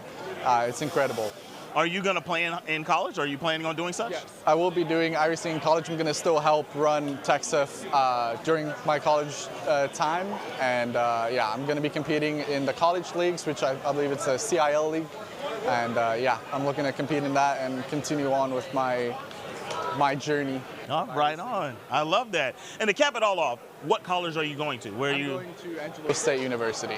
Where's that at? That is kind of like more western Texas from where we're at right now. It's pretty much smack bang in the middle of Texas. Right on, right on. Well, good luck in your adventures. I hope that you get better at this game. I understand you know that you're at a certain ceiling, but you still can climb higher than that. You know what I mean? I have faith in you. Gotta put in the effort. You gotta put in that work, Absolutely. So good luck in college, good luck in your iRacing career, and maybe I'll see you racing NASCAR one day. I don't know. Hopefully, that's the plan. Marco, it was great talking to you guys. Thank you. Here, my name is Bordy McBoard, back with some interviews with some parents, obviously here with Nicole, but I have somebody very special to talk to right here. Go ahead and introduce yourself.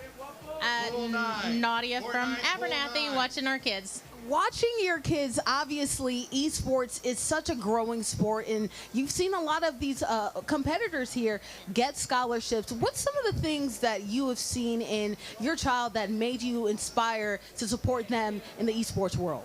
I don't know. It's new to our school. We're just in the second year of it, so the kids just showed interest in it, and then the first year that we had it, they ended up here.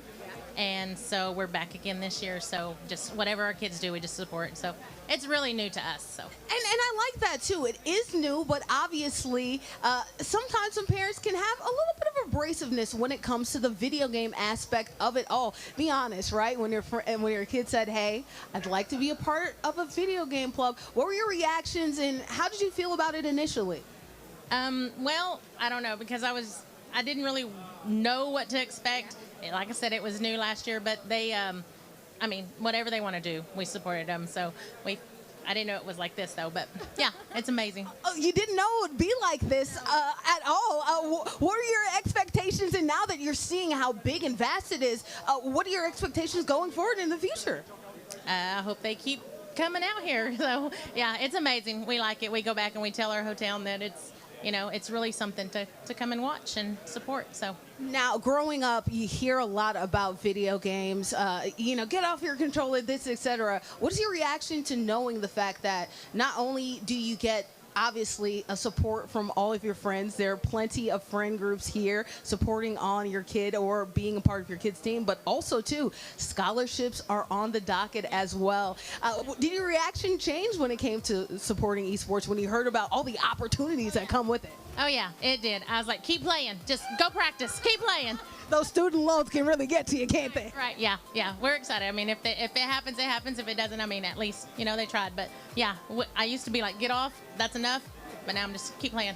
And what are those things that changed, not only, of course, knowing about the scholarship, but also what are things that you noticed in your kid yourself when they joined this esports club that changed in their character, the way that they addressed sports, the way that they addressed themselves, the way that they got support in your team? What are some changes you saw from your kid? Well, I mean, I think, they're competitive anyway, and they do a lot of different sports. But, I mean, when it came to this one, we just kept supporting them. I mean, they just try in everything they do, so we're here to support both of them. So, all four. So there's 4 of them here.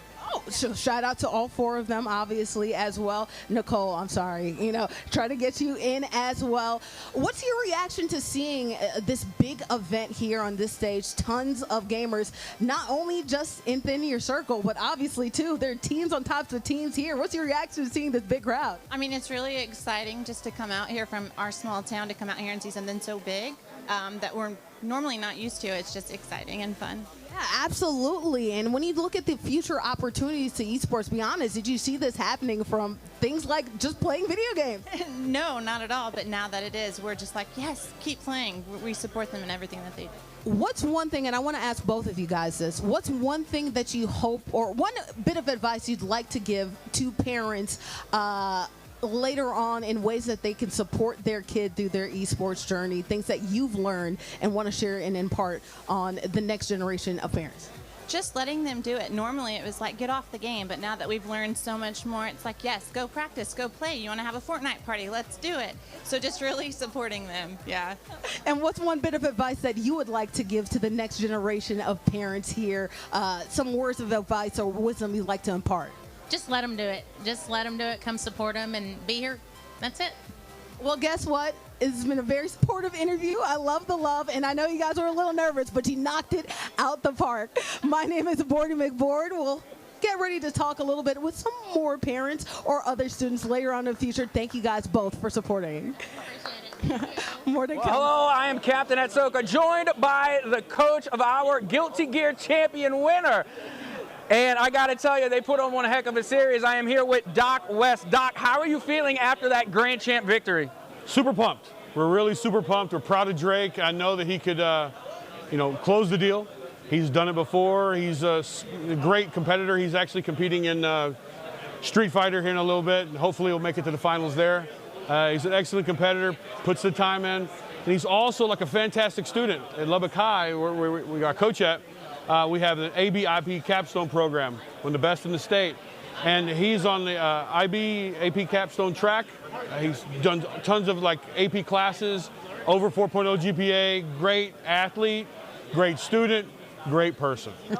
You see, it's the stats at the school, not just the stats on the scoreboard that matter. You love to hear when our student athletes are being successful. But I want to know a little bit more about what's happening over there at Lubbock High. What is it like having that esports program, and what are the challenges to running it? Running an esports program is really about getting students to buy in and get that dedication. We find that like 100 students show up, but only maybe like 25 stick around. They don't realize that playing a game and competing in a game are not the same thing. I try to explain to people, it's like the difference between just playing a game is like playing, tag football outside versus you have pads on and you're in the stadium.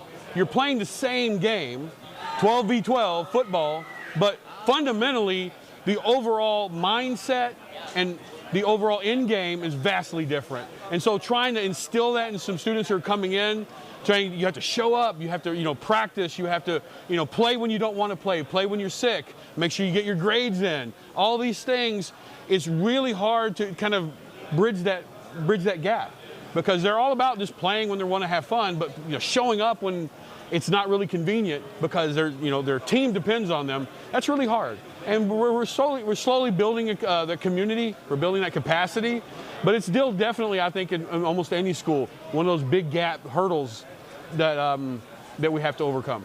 Yeah, Lubbock clearly has a pretty good esports program running over there. They have a great coach. They got great players. But I want to ask a little bit more about Coach Doc West. Okay, so clearly we have our first championship win going your way with Guilty Gear Street Fighter coming up next. As a coach, what is the hurdles to having to coach multiple esports titles? I think it's surrounding yourself with good people. As a coach, I mean, honestly, I consider myself more of a general manager. I find people who have the talent that I don't. I try to depend on them. I coach them up on how to manage other people, how to coach and play as a group. Like with Drake, Drake is far better than this game I'll ever be. He has a deeper understanding than I'll ever be able to have.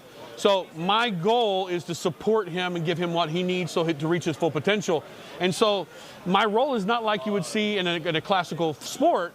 It's more of me trying to find the best tools and opportunities for Drake and other students as possible.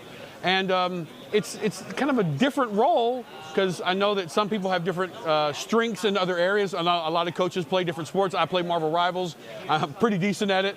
But it's really about trying to find community members, college students who can step in and help, just surrounding yourself with talented people who can really support your students and athletes the best they can.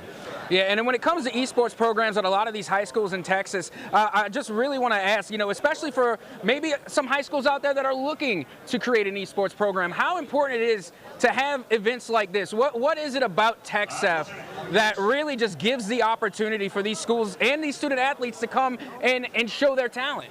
Well, like I was stating earlier, there's a big difference between playing a game and competing in a game. And one of the biggest mindset shifts you have in esports in general is that you can mess around, you're competing heavily, but it's all on the same platform. Mentally, logging in just to have a few minutes of fun and logging in to play in a state championship for some people may be the same process. So this in-person events, these in-person events really help that shift that mindset and make it real. It shifted off to I'm just sitting down where I normally sit in my same chair and just playing, or maybe at my school like I've done 100 times. Here it becomes very real. You're putting a name to a face to a name of all the people you've been playing against all season. You're sitting here. You can feel the tension in the room when people are competing. You hear people cheering. All those things you don't get a majority of the time in sort of a lab setting at a school, or when you're playing at home. You don't have that crowd, that fever from the crowd, the smell of all the bodies in the room, sort of, yeah. Oh, it is what it is, but just, you get what I'm saying? Like that competition atmosphere is hard to kind of sell to people until they've experienced it. And once they're there, you've got that buy-in. It's just getting them here. Yes, absolutely. Now, before I let you go, one last thing. I'm going to give you a minute here. Is there anybody you want to give a shout out to? Any last parting words for those here at the event today, and of course, to the folks at home? I want to give a shout out to Doug Young, my principal who just retired. Thank you for helping out and starting this program at Lubbock High. You will be missed greatly. And I think for everybody else, remember, we're here to have fun first. We're here to compete. Winning is second, in my opinion. Being a good person, treating your opponents with respect, treating your teammates with respect is always number one. And if you win, congratulations. But we're all about being good people. And that's what it's all about. Thank you just for taking the time to talk to us. Appreciate it. Doc West, again, it was an absolute pleasure to talk to you. Thank you. But we still got more action to get Let's to go. live here at the TechStep Undisputed 2026 Texas Esports State Championships. Woo!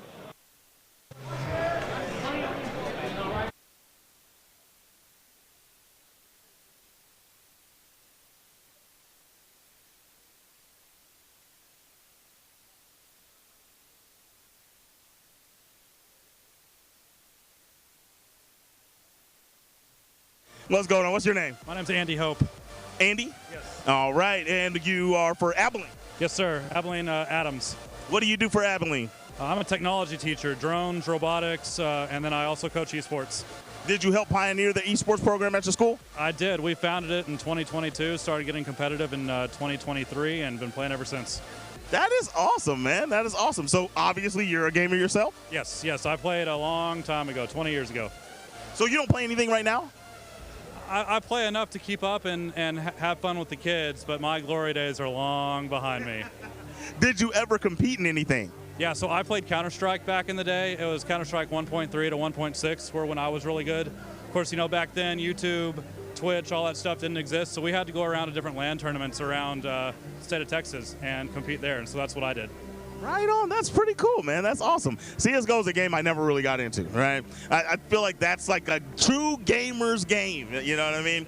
Yeah, that's awesome. That's awesome. So if you did get into any game right now, if you wanted to lock in and really play something, what would you play? I really enjoy playing Overwatch right now. And so it's cartoony enough and different enough than my old glory days that I enjoy doing it instead of getting mad at myself. So it's understandable. I respect it. So how are you feeling? Do you feel like you're going to win this again? Are you feeling that energy? Yeah, I am. I just don't want to be too overconfident to seem like I'm being cocky, but I do feel like my chances are pretty good this year. So for those that don't know, the first time you came around, you got second place. Yeah. He got second place. Then he came back the next year. He won it, and now we're looking to see if he can repeat. And I love that you said you're confident. Now, what's your character pool? Do you want to share that? Do you want to spoil that? He's confident. I don't mind. Well, I mostly play DJ. I've been playing DJ since the game first came out. I don't really have any other pocket picks. I play Elena and Alex on the side. Right now, I'm full-on committed to DJ. I just hit Ultimate Master with him like a month ago. How do you feel about Alex competitively? Do you think that he really fits the mold, or do you think people just don't know what he's doing yet? Alex is very interesting, as I was playing against the top Lily player just to get some sets with him.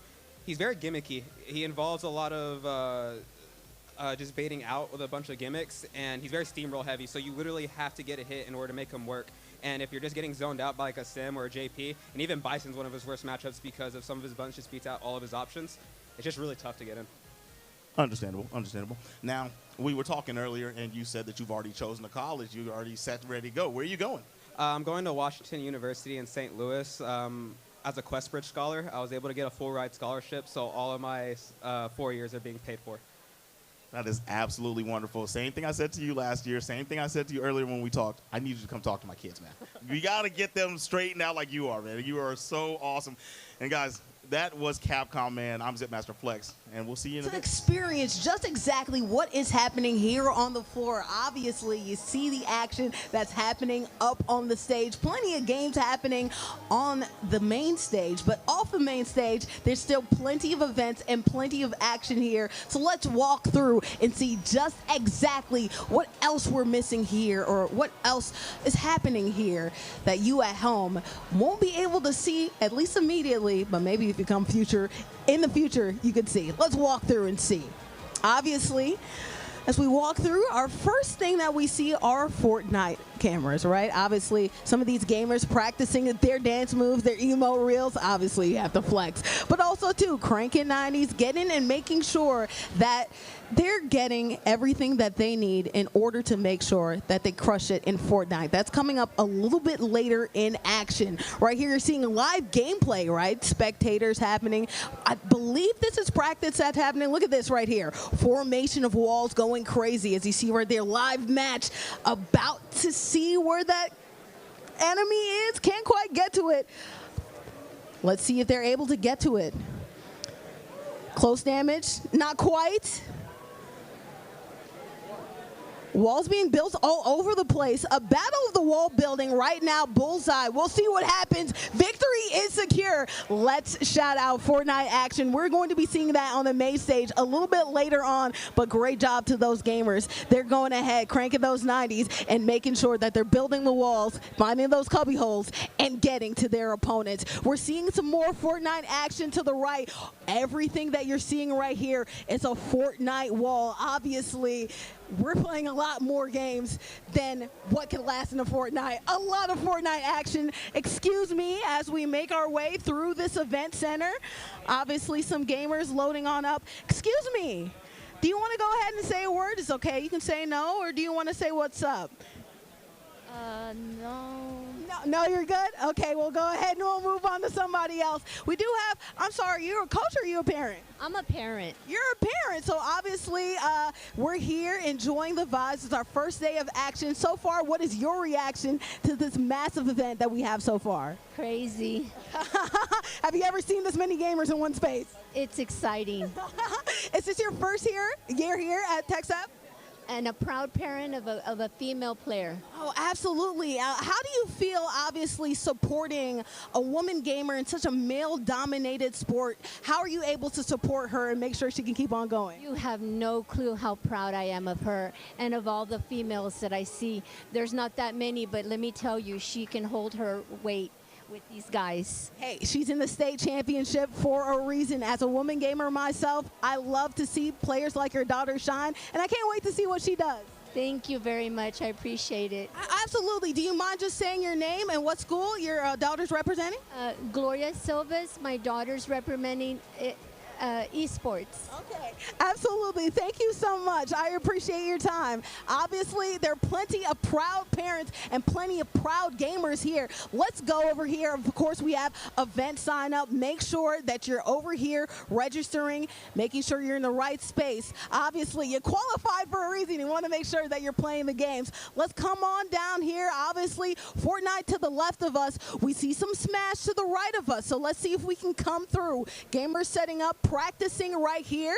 And of course, we have a matchup going on right now. Polenta versus Terry Bogard. We're seeing some action, obviously, up smash action happening right here. Terry Bogard doing a great job getting out of dodge. I love to see 2 stocks versus 1. Not sure if this is an active matchup or if this is some practice games, but either way, right now, 1 final stock on the right-hand side. Terry Borgard with 2. Let's see, Terry does some action, side B action. Over here, side smash. What's going to happen? Great counter right there.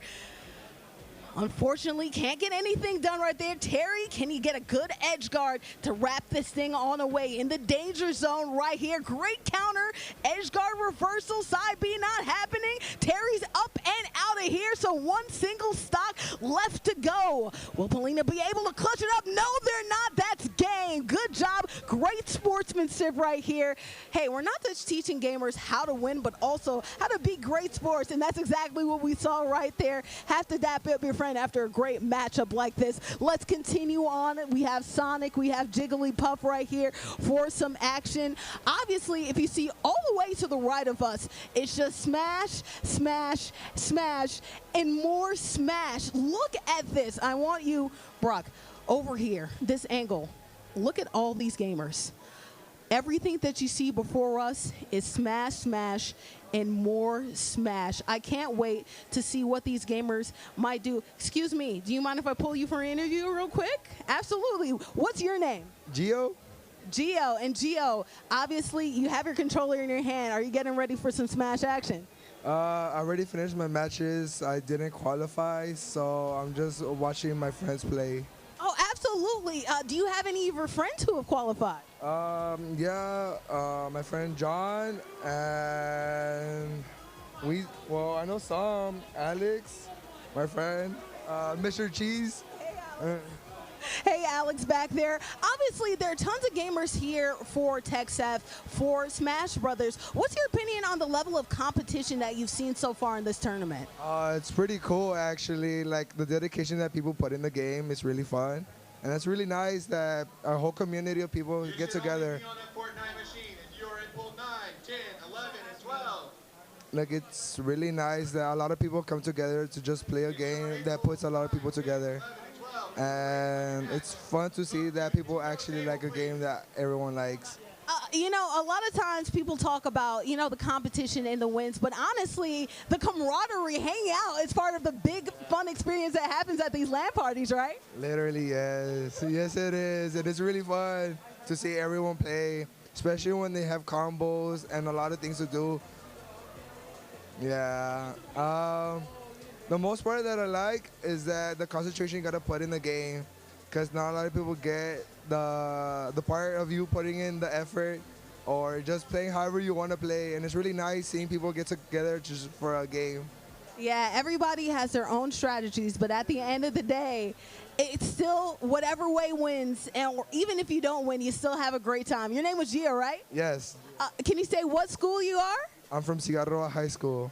All right. Well, shout out to Gio. Thank you so much for going ahead with a great interview, and I can't wait to see what else you might do here at this tournament. Thank you so much. All right. Obviously, plenty of Smash here, but there's one more corner that I'd like to hit up. Obviously, you see all these gamers here for Smash Ultimate. That's going to be a big view that we're going to see on our final day of action. You will be seeing some of that Smash final action happen on our last day. That's going to be on Saturday, which happens to be my birthday. So make sure that you're in tune for that. We'll see over here. We have some Guilty Gear being emulated right here. I'm assuming this ma'am right here isn't getting her Guilty Gear on, but she's over here getting her rest on. Can't blame me. We also have some Madden. We'll be seeing that, I believe, a little bit later today action. We have the Broncos. Shout out to my producer playing with Bo Nix right there. We also have LA Rams going ahead and doing some damage. Hey, do you mind if I talk to you, right friend, about Madden? Hey, how you doing? My name is Andrew. What is your name? My name is Kevin. Your name is who? Kevin. Hey, Kevin, how are you? Obviously, you're playing Madden, so what team are you playing with Madden? I usually use the Eagles or the Chiefs. The Eagles and the Chiefs. Why the Eagles and the Chiefs? They have a great quarterback and running system, and I learned to use their defense a lot more. Yeah, one thing about Madden, you can rely on the quarterback, you can rely on the running game, you can rely on the defense. What do you feel like is the most important thing for this year Madden? Defense wins games.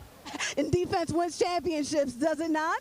How are you so far in the qualifying? I stick to my strategy, and I believe in myself.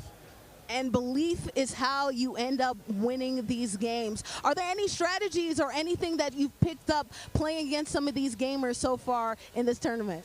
Adjustment and figuring out your opponent's strategy before it's too late. Okay, all right, cool. So is this defensive adjustment, offensive adjustment, all of the above? All of the above. Okay, cool. What's one team that you feel like you have to look out for? One team, none. None because you're that good, right? Well, either way, thank you so much. What was your name again? Kevin. Thank you so much, Kevin, for doing a great job, great interview. As you see, a lot of good gamers, a lot of good games here for every single bit of this esports tournament. One more time, look at the floor. So much action, so much event space. My friend next to me said, it's hard. Guess what? It is. So fun to see this many gamers. I'll see you guys after the break. Thank you so much. Mademoiselle Gray turning up the heat. Double KO. Got it good. Gambit never falls! I am supreme!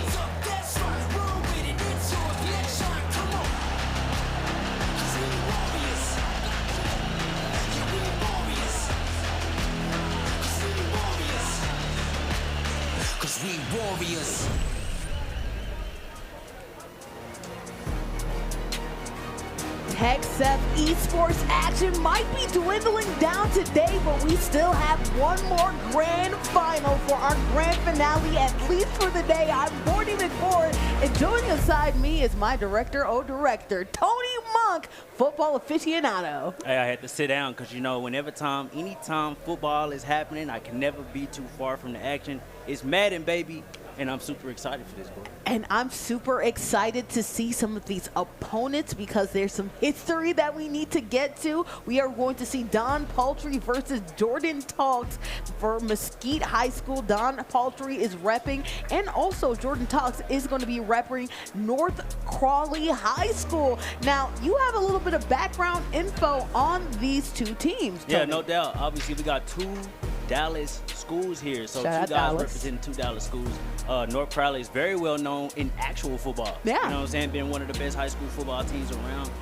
Mesquite is Mesquite, but they got a good area, good kids, good athletes, good all that stuff. But, Good name, at least. we're about to see, does what they do on the field, does that translate to what these guys can do in esports? And I want to talk about Mesquite too, because we have Don Paltry being the sole rep for Mesquite High School here at TechSep. So they are the only person from their school repping versus North Crowley. We saw them earlier in Marvel Rivals all the way back on the first day. So Jordan Talks has a little bit of crowd, like a little bit of energy here today to support him versus Don Paltry all alone. But that lone wolf factor might end up bringing some more dog to his game.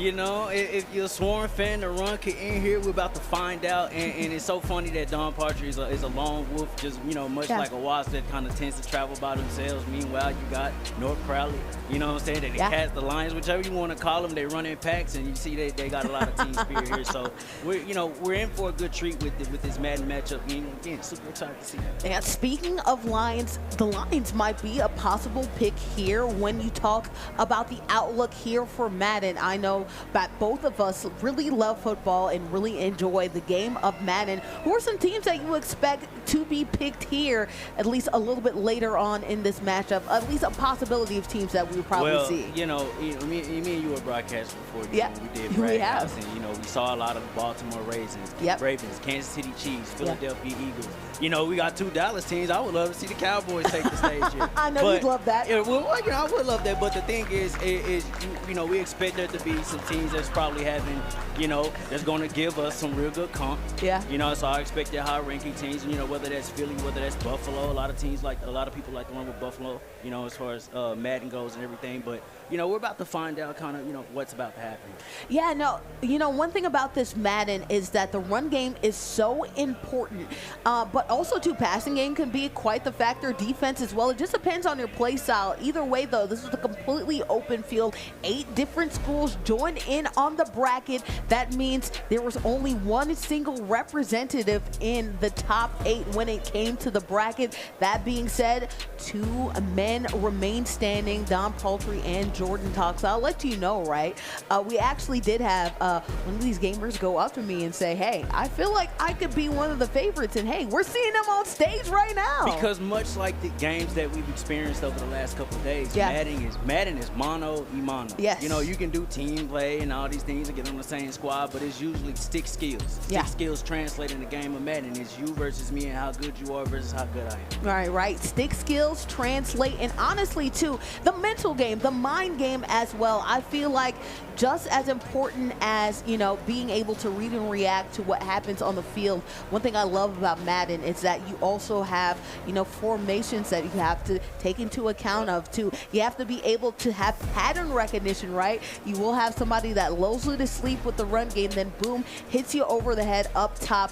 Be honest, are you the type that really likes to play balls to the wall? You like to go all the way, go for it, or do you like to stay safe? You like to play close to your chest, and you like to get chunk plays and hope that those small plays end up being big plays or end up leading to big drives? Well, I think we're about to find out, Bordy, when they get to choosing their offenses and defensive playbooks. That's going to let you know who's going to be doing what. Again, when we sat down before and we kind of did a couple of games, we kind of saw some guys just prefer to do a lot of running. Yeah. There's a lot of deep passing. Yeah. Broken plays are Broken plays are definitely a thing. Some people may kind of make use of the AI, kind of get out to the sides and do that thing. But regardless, I think you'll find out who's kind of more of a strategist Yeah. versus who's just kind of come at you. Yeah, That's what we yeah. wanna find out. What about you specifically? What type of gamer are you? Are you like the one that likes to test the deep ball a lot, or? Well, I've grown up, Gordy, to learn 3 yards in a cloud of dust is the saying. You hand it to the running back, get you 3 or 4 yards. Yeah, yep. We moving up the field. Come on. But defensively, I tend to run multiple defenses. I like to give my opponent trickery. multiple looks.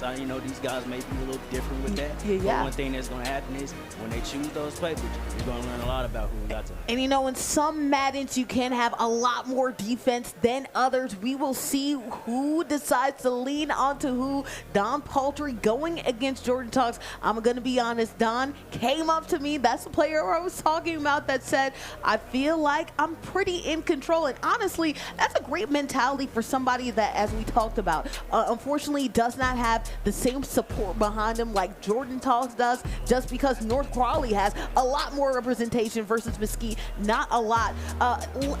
When you have such big confidence, do you feel like that helps you or can get you to a little bit of trouble? Because sometimes overconfidence can play really bad in Madden. Honestly, you can have all the fans in the crowd that you want. Yeah. And that does absolutely nothing when it comes to the sticks. These two guys are going to have to figure out how good is the next person that I'm playing against. You know what I'm saying? You can have your mama here, you can have your dad here, you can have your little brother if you wanted to, but they're not going to help you when that ball gets thrown. Yep. But when the run plays are going, it's up to you to be able to stop that. You won't be able to stop that. And you know what? I am somebody, like you said, 3 yards, cloud of dust. I like to play it safe, but we're going to have two teams that could play safe or could go for the big plays, right? Buffalo and Philadelphia, good running games, good passing games. What do you expect to see from either Philly or Buffalo throughout this matchup? Well, obviously, like I said, who's going to be the competitive teams here? You got Philadelphia and you got Buffalo Bills. Think about how the Buffalo Bills are. That's a lot of Josh Allen. That's a lot of Josh Allen running around. There's a lot of Cook being involved. The passing game will kind of be a little erratic. There's going to be some steady defense. And then when you look at the Philadelphia Eagles, obviously Jalen Hurts, Saquon Barkley, come on, right? A.J. Brown, those guys. I expect there to be a lot of high offense here, but I expect a lot of resistance from Philadelphia's defense here, and especially how that pass rush and Jordan Davis and all those guys can get. Yeah, just so the crowd knows, Don Paltry going to go ahead and represent the Buffalo Bills. We also have Jordan playing for the Philadelphia Eagles. So we'll make sure to go ahead and inform you about that just so you know, but you talked about it. Josh Allen, one thing that I really love about Madden is that the deep plays can really make a difference. When you have somebody who has mobility like a Josh Allen, like a Jalen Hurts, you can get out of dodge, especially considering the fact that both of these defenses have some premier pass rushers that can be stars and make some big plays. Well, like I said, we're about to see here, and we can obviously see 4 wide tends to be the thing. We got our tight end slided off to the left. We got a little motion going on, so he might have saw something we didn't like. Probably could be a run play here, but let's find out. Hurts in I formation right here, I should say, in the pistol, right? Deep pass, deep shot. A.J. Brown going ahead and getting a big chunk play. Well, when you do a lot of motion there, you never know what's actually happening. And a lot of times, I think a lot of Madden players especially hate the spread offenses because it can kind of catch you slipping just like that. You don't want a guy like A.J. Brown to get behind your defense. A.J. Brown getting behind your defense can cause trouble. Luckily, that wasn't a huge play for a touchdown, but that is 2 plays in a cloud of dust. Again, he knew.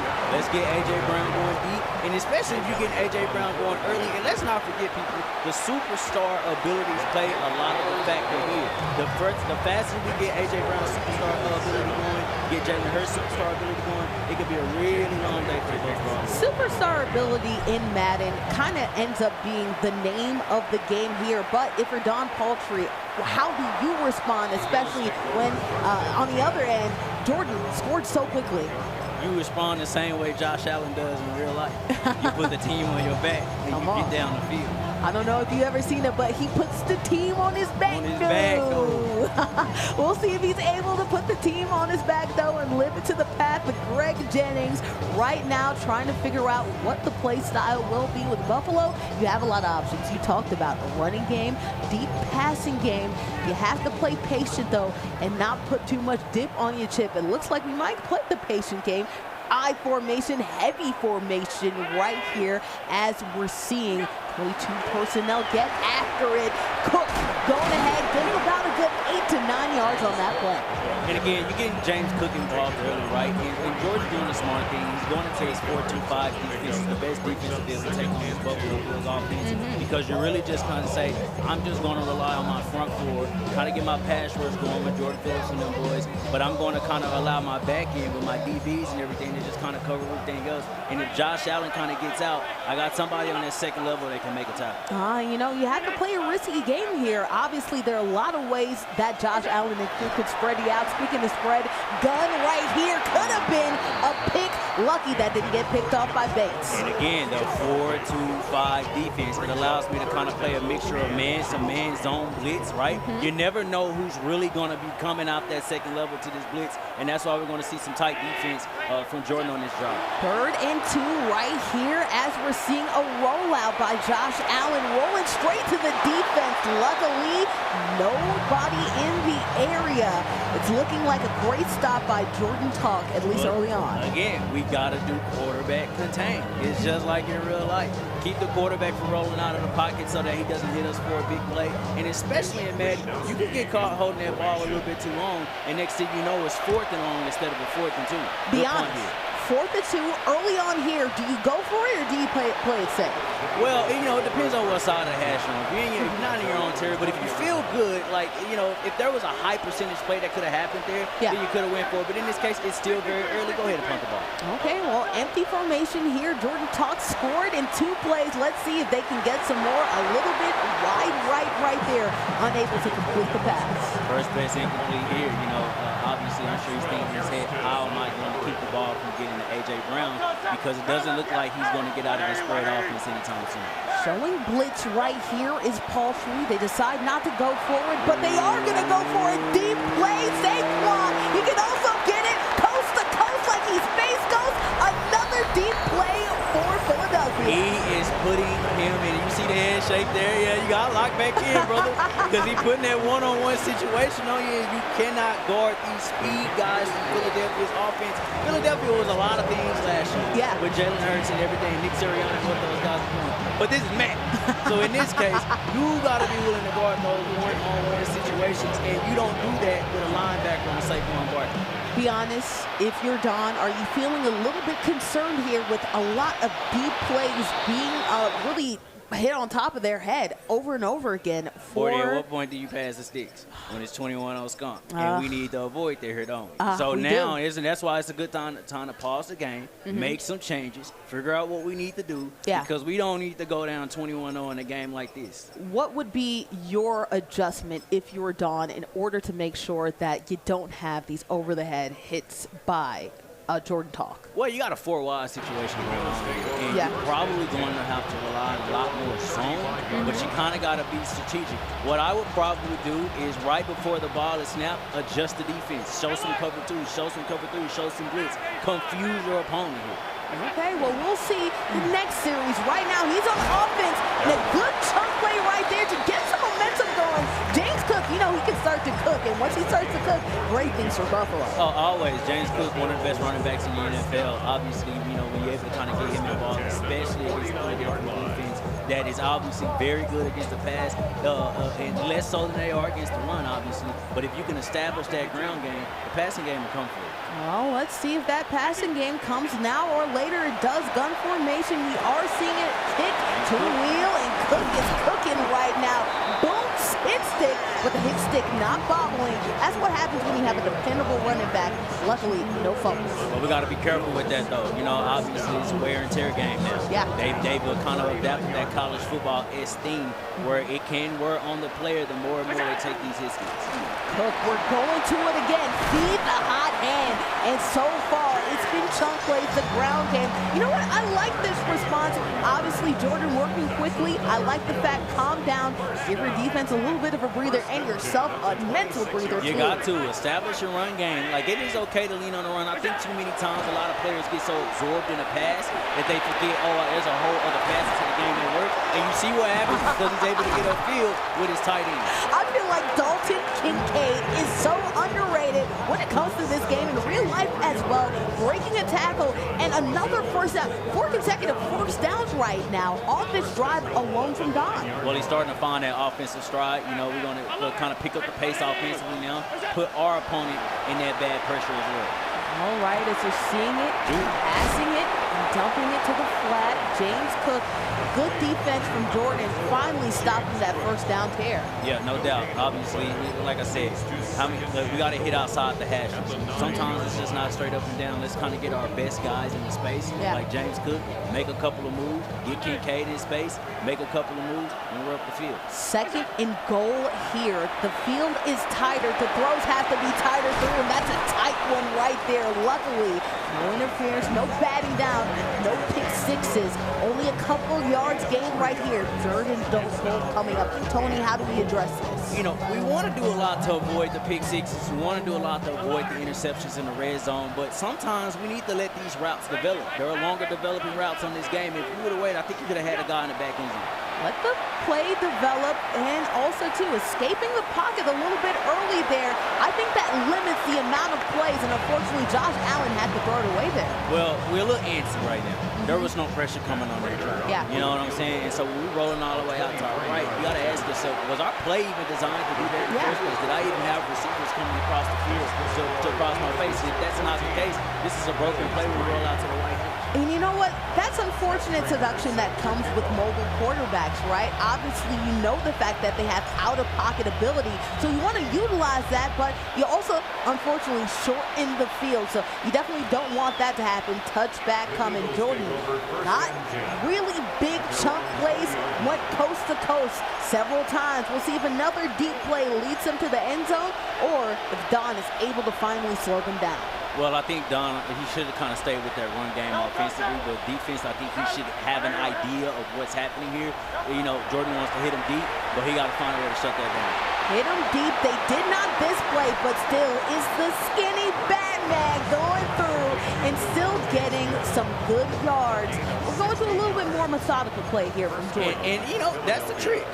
You throw so many deep plays. You throw so many deep plays that you cause your opponent to have to drop back, or he doesn't come up and play closer. And so now it leaves these underneath slant routes, 10, 15-yard intermediates. They're all open now. All open right now, empty for Jalen Hurts and crew. Has been passing a lot and found one right there. We're going right back at it. Well, we love a good double move route. You know what I'm saying? And again, one-on-one man coverage situations. You have to be careful when you're dealing with this offense. You have to be careful. Philadelphia and man-to-man coverage is so tricky because you have so much speed. And you know what? Speed kills in Madden. Every time. And we'll see if it happens this time as Jalen Hurts, again, has been aggressive when it comes to the passing game. Going vertical. And Jordan hasn't even ran with Jalen Hurts yet. That's another thing that hasn't happened. He hasn't decided to run with him.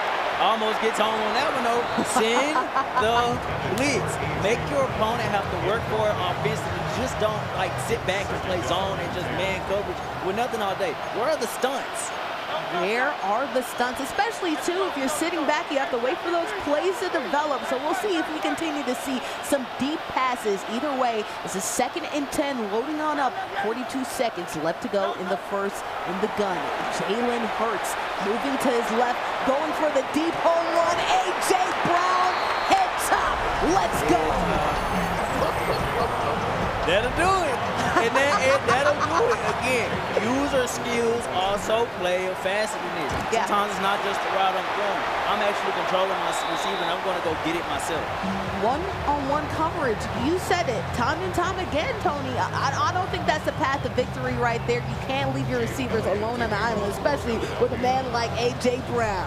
Well, the good thing about it is it don't seem like we have an accelerated clock to a great degree on this game. So there's still a lot of time to be able to catch up. Yeah. You don't want to rest on your laurels offensively, but you want to be able to keep the pressure on defensively as well. Yeah. Obviously, some more audibles coming right here for Don. Only got 3 points so far. Be honest, are we starting to approach that territory, especially if this game starts to snowball away? Are we getting to the territory where we see Don try to go for it on 4th down? Well, I think that might still remain to be seen because we have so much ball left to play. I don't think it's one of them things where, hey, if you got a game plan, you don't want to get away from it, and it's just the end of the first quarter. Right. You still got a whole half of another quarter to go. Right. And so, like, kind of see how it plays out. If it gets to the back half of this first half, then you kind of have some issues saying, oh, what are we going to do? How are we going to kind of get back into this game? It's 20-3. That's what? 2-3 scores already. Yeah. You know, you got to start kind of figuring out a play here, but you don't want to get so far off your game where he's like, all right, I'm just out here just throwing the ball out everywhere. I think one of the lucky things that's in Don's favor is he knows that Jordan is really trying to talk about. We talked about it too. That aggressive play style, going down the field constantly. If you know your player or your opponent is trying to be aggressive and hit down the field, I think there's ways to take advantage of that, Tony. Yeah, use your skills. Yeah. Get like a lot of times in myself, right? I'm a pass rush guy. Yeah. Right. I love to use the defensive line because if I'm on the end, I can choose my pass rush move, set alignment up, and get to the quarterback, force him out of the pocket to run, make Jalen Hurts run, and figure out the rest from there if you can't stop him from throwing the ball. Because Jalen Hurts at his core, he's a runner, if nothing else. So, I mean, yeah, we're in a game of Madden, right? Yes. But you still want to kind of say, again, if we're running a 3-down lineman, that's probably not going to help us a lot if we're trying to say how we're going to cover this spread offense from Philadelphia. Yeah. We might need to switch to some things where we're sending a blitz. Yeah. Sending a blitz, going to dime, maybe playing some more coverage down that field, getting some receivers to help out. I'll tell you what, though, Jordan's locking down, clamping down, making sure to get at that run-day game. You know what? You're starting to see the tendencies of these plays a little bit more. But one thing we don't want to do is get behind the sticks, right? Yes. 2nd and 12, that's all right. We can kind of figure out a way out of there. But we want that running game. We want to do high-precision run plays. Yeah. Something in between the tackles, somewhere where we know, if nothing else, I'm guaranteed my 3 yards. Are we going to see Josh Allen's rocket arm soon? Not quite yet. We're seeing James Cook, though, 1 yard short of the first down mark. Make a couple of moves, stick with it, keep James Cook involved, we'll get up the field. Any play that's giving me yards is a positive. And we are done with the first quarter. So far, we have a 20-3 lead. Right now, Don down. Jordan talking as they have an early lead, but we've seen, unfortunately, I'm from Atlanta, we've seen 20-3 deficits turn around quite quickly, so you never know. I'm sorry, I heard some offense in the crowd. I don't know if there's any Atlanta fans. Well, listen, here. we don't want to say the 23 to 28 to 3. We don't want to bring up the ghost of football's past. Right. But that could very much happen here. Again, what are your guns here now on offense? Do we need to kind of stretch the ball downfield? We know Eagles got some DBs, right? The Cooper DeJean and Kenyon Mitchell, right? But we got to figure out how to move this ball downfield, and we're going to have to throw the ball so we don't get behind the sticks, because now what happens is 4th and 4 down 23, you got to go for it. And they are going for it, even though they are in their own territory. We'll see if we finally see Josh Allen start to air it on out. We are going to get an early timeout here. Jordan, you want to think that maybe they didn't anticipate another play to be happening there. Probably expected the punt. Could be. I think it's a little bit too early to try to say, hey, I'm going to go balls to the wall and just kind of go for it. Yeah. You know, you don't, because then that can easily turn into a 27-28. Turn or run down. And then what are you doing for that point? It's like you got to trust your defense here. But again, what did I tell you earlier? High precision offensive play. That could be a slant across the middle. That could be a drag. Yeah. Get your tight end involved. Something where you know for a fact, I got the first down here. Seems like the middle of the field, it's exactly where Don is eating, right? Or at least right there on the boundary. I know what he wanted right there. Totally covered. Yes. Was following that deep post. Unfortunately, did not happen. Ended up finding the out, though. Luckily, the curl, they were able to hold on to the ball, and we're moving the chains. Well, boy, it's a simple 10-yard curl route, right? But, hey, you got your running back kind of coming out of that backfield. I know that's the route that I probably would have wanted, because you're trying to say, I can get Dalvin to beat your man, but, hey, keep throwing your curls. Yeah, unfortunately, that's incomplete. We're headed to 2nd and 10. A little bit more momentum going Don Palfrey's way. I really like the way that they're managing the offense, but unfortunately down, you're going to have to make sure that you score on this drive to not get too far behind. Goes for it deep. Great defense from the Eagles.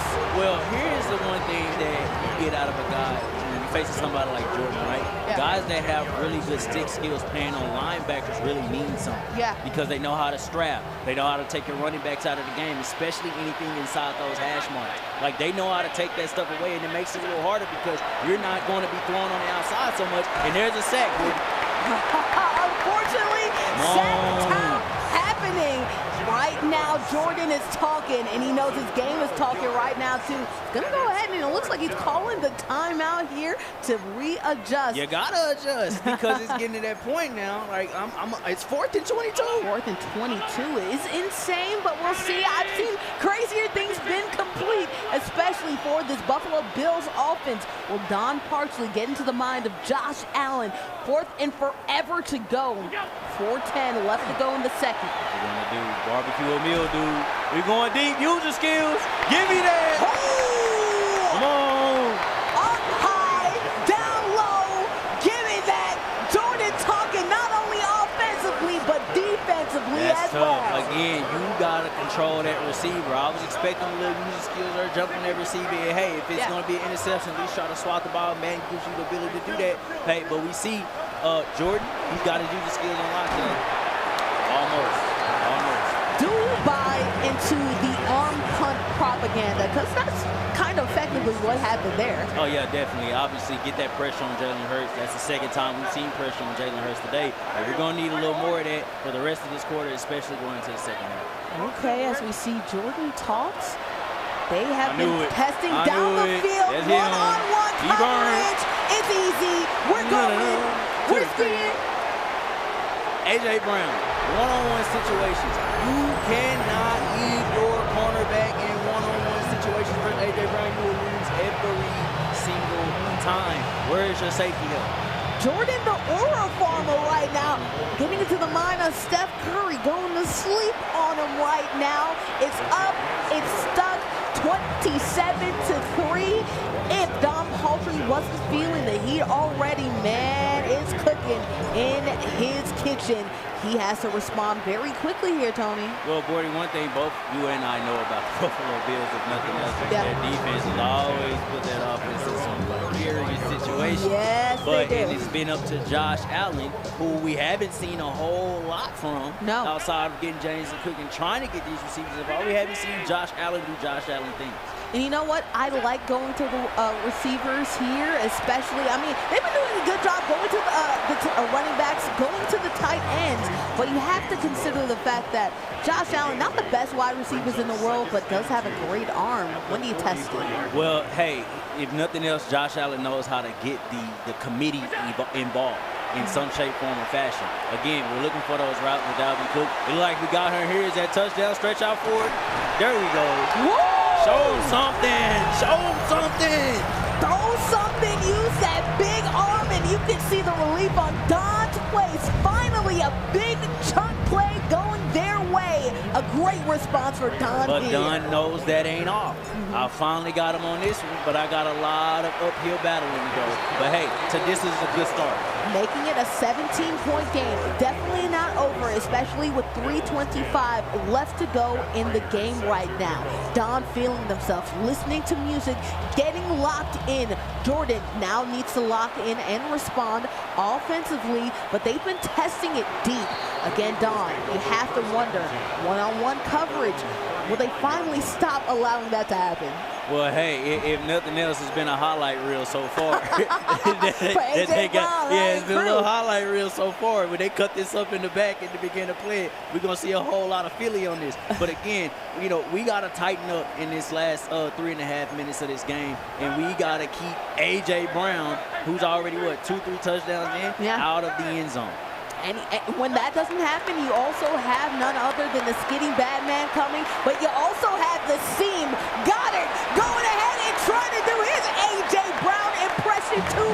Right now, if you look at Jalen Hurts' stat line, almost 400 yards, and we barely got to the 2-minute warning in this first half. Gordy, I'm about to throw up all over this desk of the lack of pressure that I'm seeing right now. Yes. Because it's insane. Here's the problem with running zone. Now, running zone is great because it keeps you out of those man cover situations.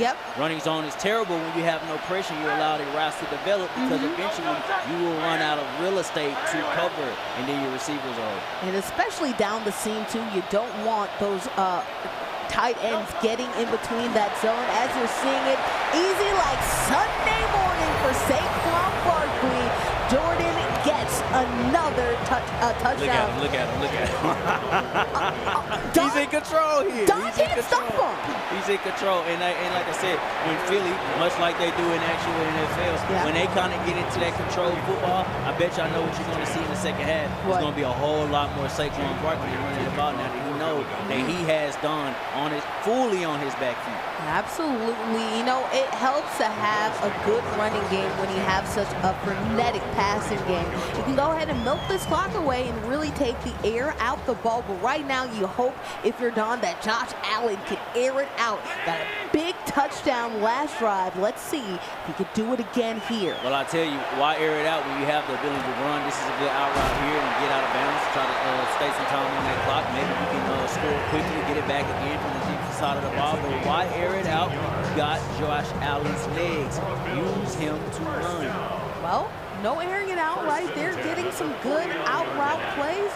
Able to get to the sticks and able to get some more downs. We're going for it all. Go right here. Unfortunately, Cooper DeJean is here lurking.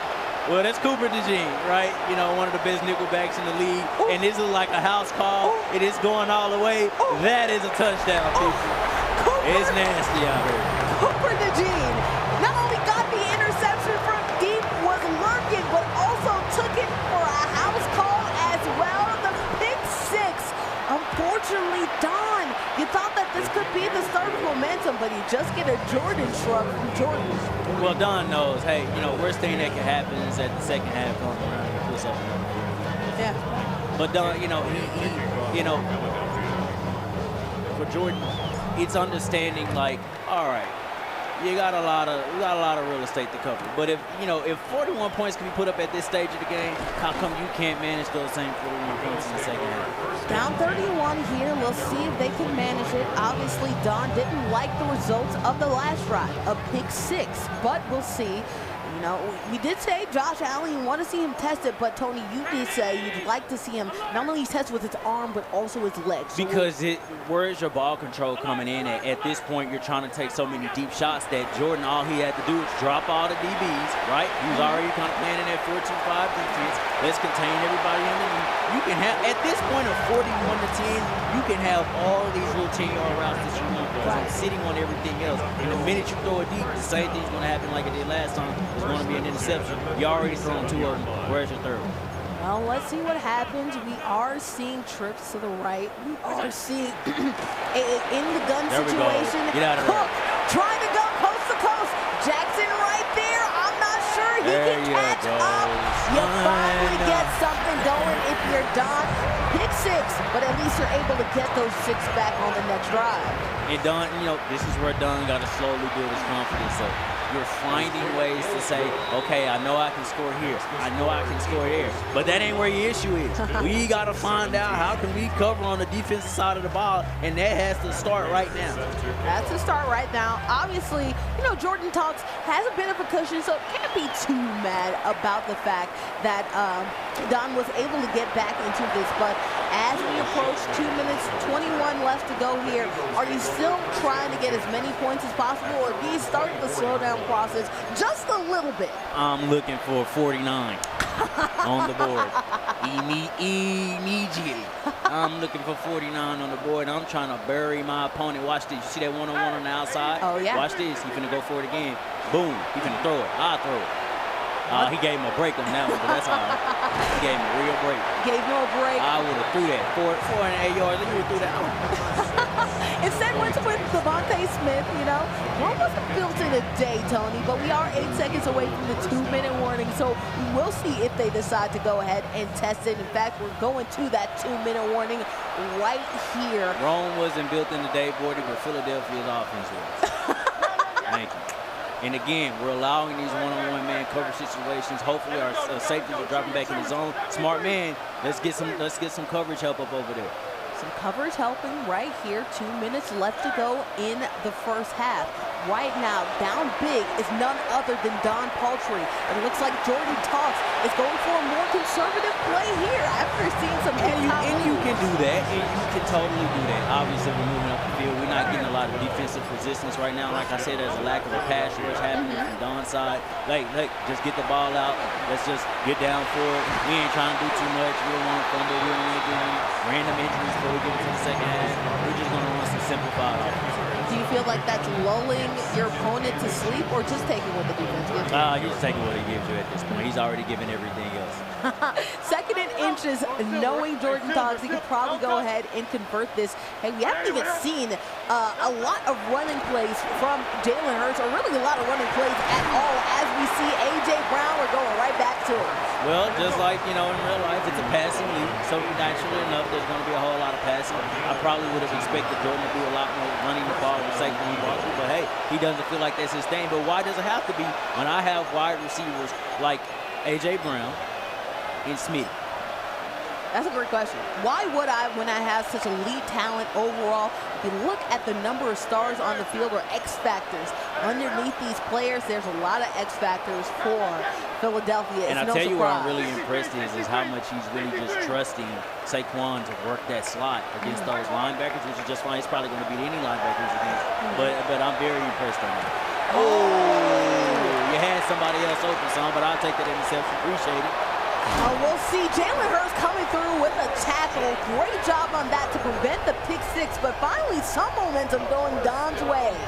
Hey, finally, one turnover can turn into two. Two can turn into three. All I needed was that one so I can figure out, get myself on the board. Hopefully we can get 24 points in. Yeah, down a big, but we'll see if they can go ahead and get some momentum going.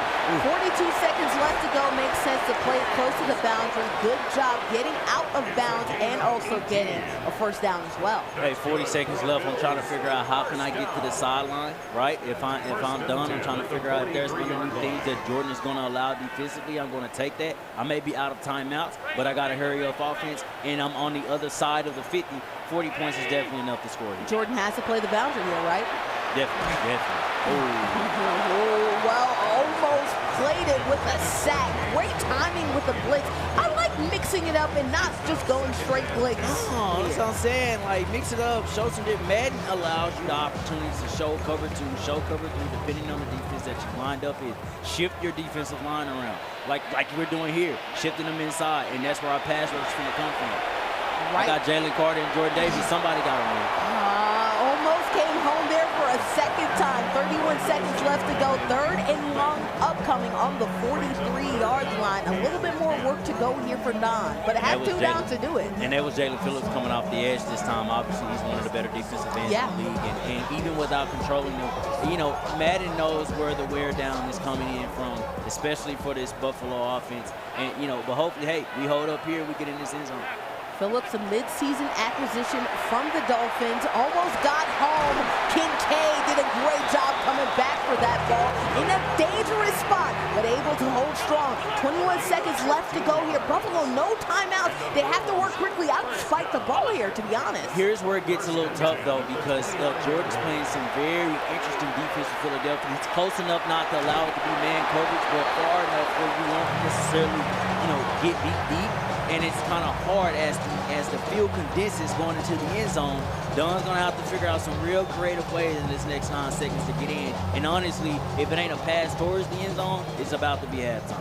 Lucky that wasn't called as a ground. Either way, though, we are 29 yards away from the pay dirt. 9 seconds left to go. Only a couple more shots here for Josh Allen and crew. The blitz is coming. Boomstick coming. And that wouldn't have been a great play right there for Cook anyway. Well, that would have been it and sent them straight into the second half. But hey, it could be the football gods allowing that, because it allows you to try to get 3 points on the board to at least help your chances going into the next half. Field goal kicking a little bit harder in this Madden, but all the more good. 1 second left to go here, and at least Buffalo was able to make it a 21-point game. I'm kicking it smooth through the stadium if I was him. I'm not allowing Nathan. Unfortunately, doesn't get it, but no return right here. That's because he went through a deep. Will they be able to get a pass off right here? A Hail Mary. We've seen Aaron Rodgers get a lot of these Hail Marys to go. I've been on the bad receiving end as a Cowboy fan of a lot of those Hail Mary passes. But I think he's just running to look for somebody and just try to make it shut down. Prevent defense, smart play right there, no hit stick, and we're headed to halftime. 21-point game as we have Jordan going ahead with a 21 lead over Don, but plenty more time to come here in this game. What did you see in that first half, Tony? Well, again, the over-reliance on man coverage, and that happens a lot. But if you're going to be in that type of man coverage, you got to be aware if we're forced into these open, these wide-open offensive formations, man coverage sometimes isn't the best thing because it's a space game at this point. Right. Who's eating the most space? A.J. Brown, space eater. Smitty, space eater. Even the tight end, Saquon Barkley, space eaters. If they get a chance to get 15, 10 yards to just run and beat the next linebacker or DB in front of them, they're going to do that all day. Well, on the other hand, you got the Buffalo Bills, and we know that their offense is competent enough, but the receivers are not on the same class as what Philly is working with. Yeah, and also, too, if you look at the fact that their DBs don't have as much speed as the A.J. Browns, as the Dotsons, as the Skinny Pimp, none other than my friend Batman coming through and doing his job. So we'll see what changes in this first half. Obviously, looking at the sets, 4 touchdowns from Jalen Hurts. Not a lot of run plays actually by Jordan Talks at all, but he's been getting it even with the lack of run plays. Great job getting touchdowns. On the other end, though, Don has been integrating that pass and that run game. Do you see more of that, or do you see more reliance on that pass game in order to make sure you can get some touchdowns? Well, I think Don's going to try to stick, at least for now, with what's been working, right? 7 rushes for 98 yards, so obviously the run game has been efficient to the fall. I think it's still a little bit more ball control from Don's side, but again, a lot of the issues haven't too much been offensively. We can score, but can we hold them when we get on the defensive side of the ball? But here, maybe we just need to try to keep them off the field, and that helps. Well, we'll see what happens. Gun right here, 3 receivers to the left side. That's been the bread and butter move right there. Just going ahead, a safe play, so you don't have to worry about it too much. Jordan on the flat, going ahead, getting some easy yards, 35 here. Well, hopefully we don't get to the point of mercy rule, right? But, in this case, you score here, and there may not be anything we ever have to worry about. Again, we're doing some motion things. We're trying to confuse our opponent. How can we get open? There we go, right there. Perfect. Use your skills. Let's go. Use the user skills. Doing a 7-round right there with none other than Kincaid. You can see Don. He looks focused, man. And honestly, gotta lock in here, man. You gotta have a good mentality when you're down 21. Well, again, now we're forced into a point where it's less running the ball. And again, I know he's not going to go away from it, but I don't want him to get to a point where we're running the same route slide, because this is what happens. And we got lucky on that one. Almost got 2 feet in bounds, but not quite. I think it hit the chalk, but either way, that's got to feel a little bit scary there if you're Don. Because Cooper has some great ball skills. We saw it earlier. Oh, definitely. Well, Madden gives you limited situations as far as going deep all the time, right? It's a lot of seam routes. It's a lot of just go routes. And you know that's where you throw, because the only thing I have to do at this point is watch James Cook. Yeah.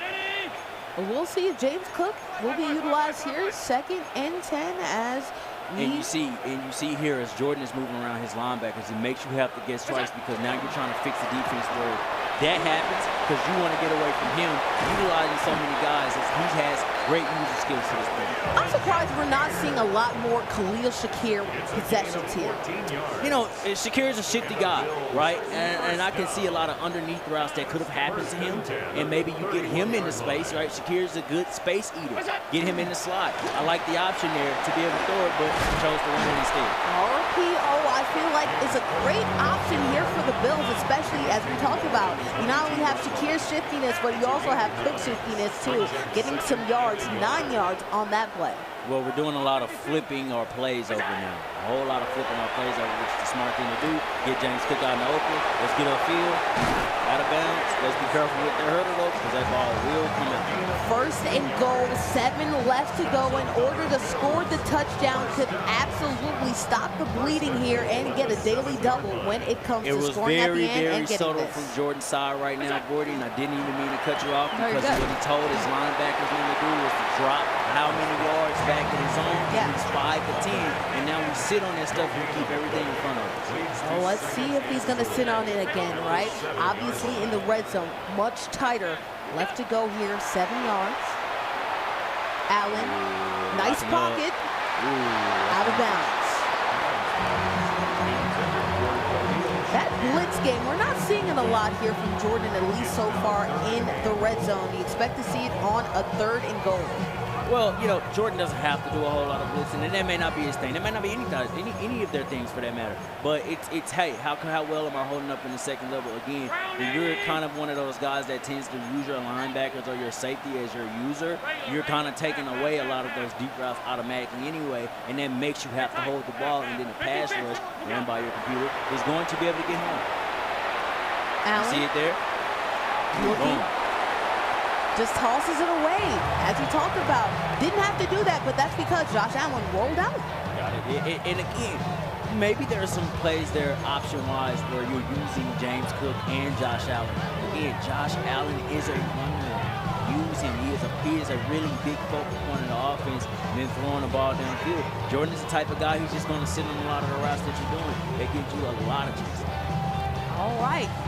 Well, if Philly scores another touchdown, then mercy rule is in place. So we will see. Buffalo has an opportunity to make this close and avoid the mercy rule. We will see here, 4th and goal. You don't want the time to go out using a precious timeout here. I don't like that while you're down, Tony. Boy, they're putting some bread on the table. Don not going to allow the mercy rule to happen. Let's go. You want to go Come down on, there? he ain't going to allow the mercy rule to happen. I got 5 on it. Got 5 on it right here. Well, we'll see if he doesn't allow it to happen. 4th and goal, 7 to go. I think that he's benefited from a great pocket and should trust his linemen to do a good job and hold it down. Well, here we go. We want to see what this defense looks like. Here we're using Josh Allen, trying to see what's out there. And there we go. That works because we got our receivers shifting to the way that we're going. All they got to do is sit there as all the other players crash downfield. And I like that because that looked like a real-life Josh Allen play, not only rolling out when he had to, which is the difference in some of those other plays, but also to rolling out to the heavy wide receiver side of the field. There wasn't only one receiver there. There was that tight end that was sitting in the backfield that really drew away those DBs. Well, you know, I actually like Don's offensive package. You know, I'm not mad at him, and I really feel like this is one of the better offensive plays that he's ran as far as this series goes, because he really kind of utilized a lot of his shorter passing game. And then, hey, if I am going to roll out with Josh Allen, I'm at least having my receivers going in the direction that I plan on going out, which is to my right a lot. Well, mercy rule not on the docket because Don responded. Will Jordan respond and put him in the danger zone again? We'll see as we're seeing Philly go for it another time. What do you like about this formation for Jordan? Well, it hasn't changed much for Jordan, right? We're going to go 4 to 5 wide every time. We're going to use A.J. Brown to get out of there. And when he's gone, he's a hard man to catch. And use your skills, right? Use your skills. Come on. Right. Hey, every day. Guess what? Stick, skills, kill. And right now, Jordan, it looks like that wasn't going to go for many yards, but able to manipulate, twist and maneuver his way out those tackles. Tony is on a tear. Again, it's open. You know what I'm saying? But the problem is, Gordon, is running the dime defense can be tough on you because it forces you in a lot of those one-on-one situations. And it works for a lot of reasons, so long as your zone is right. But, you know, it's Philadelphia, and it get really hard to guard these receivers. Isn't that a weird situation? Damn if you do, if you don't, because unfortunately we talked about the fact that he probably did need to go to dime in order to prevent the over-the-top play. But as soon as he does that, then A.J. Brown is able to squirrel his way down the field. Well, again, how you positioning your safeties? He did one of the better things that we saw him do in the last half. He's kind of spaced his safeties out just a little bit to take that zone away. And when they are going deep, at least your cornerbacks have some help. Now that does leave the seam of the middle open. But again, where Don has to figure out is how do I just really try to make this defense work? But unfortunately, really haven't done much of that all game. Again, mercy rule back on the docket. If there is a pick six somehow, some way, there is an opportunity for Jordan Talks to close this game on down. But good job by Campbell. Strong hit right there. A tackle for a loss. And even worse, if not a pick six, it could be a fumble, and I'm sure that's never what you want. Oh, absolutely not. Hit stick is in order. And now on the docket. We've seen it. Done right here. Back defense here with Green. He played a little zone on that one, but he brought it down. Yeah. Obviously, inside zone 1 didn't end up working out there. 3rd and 11.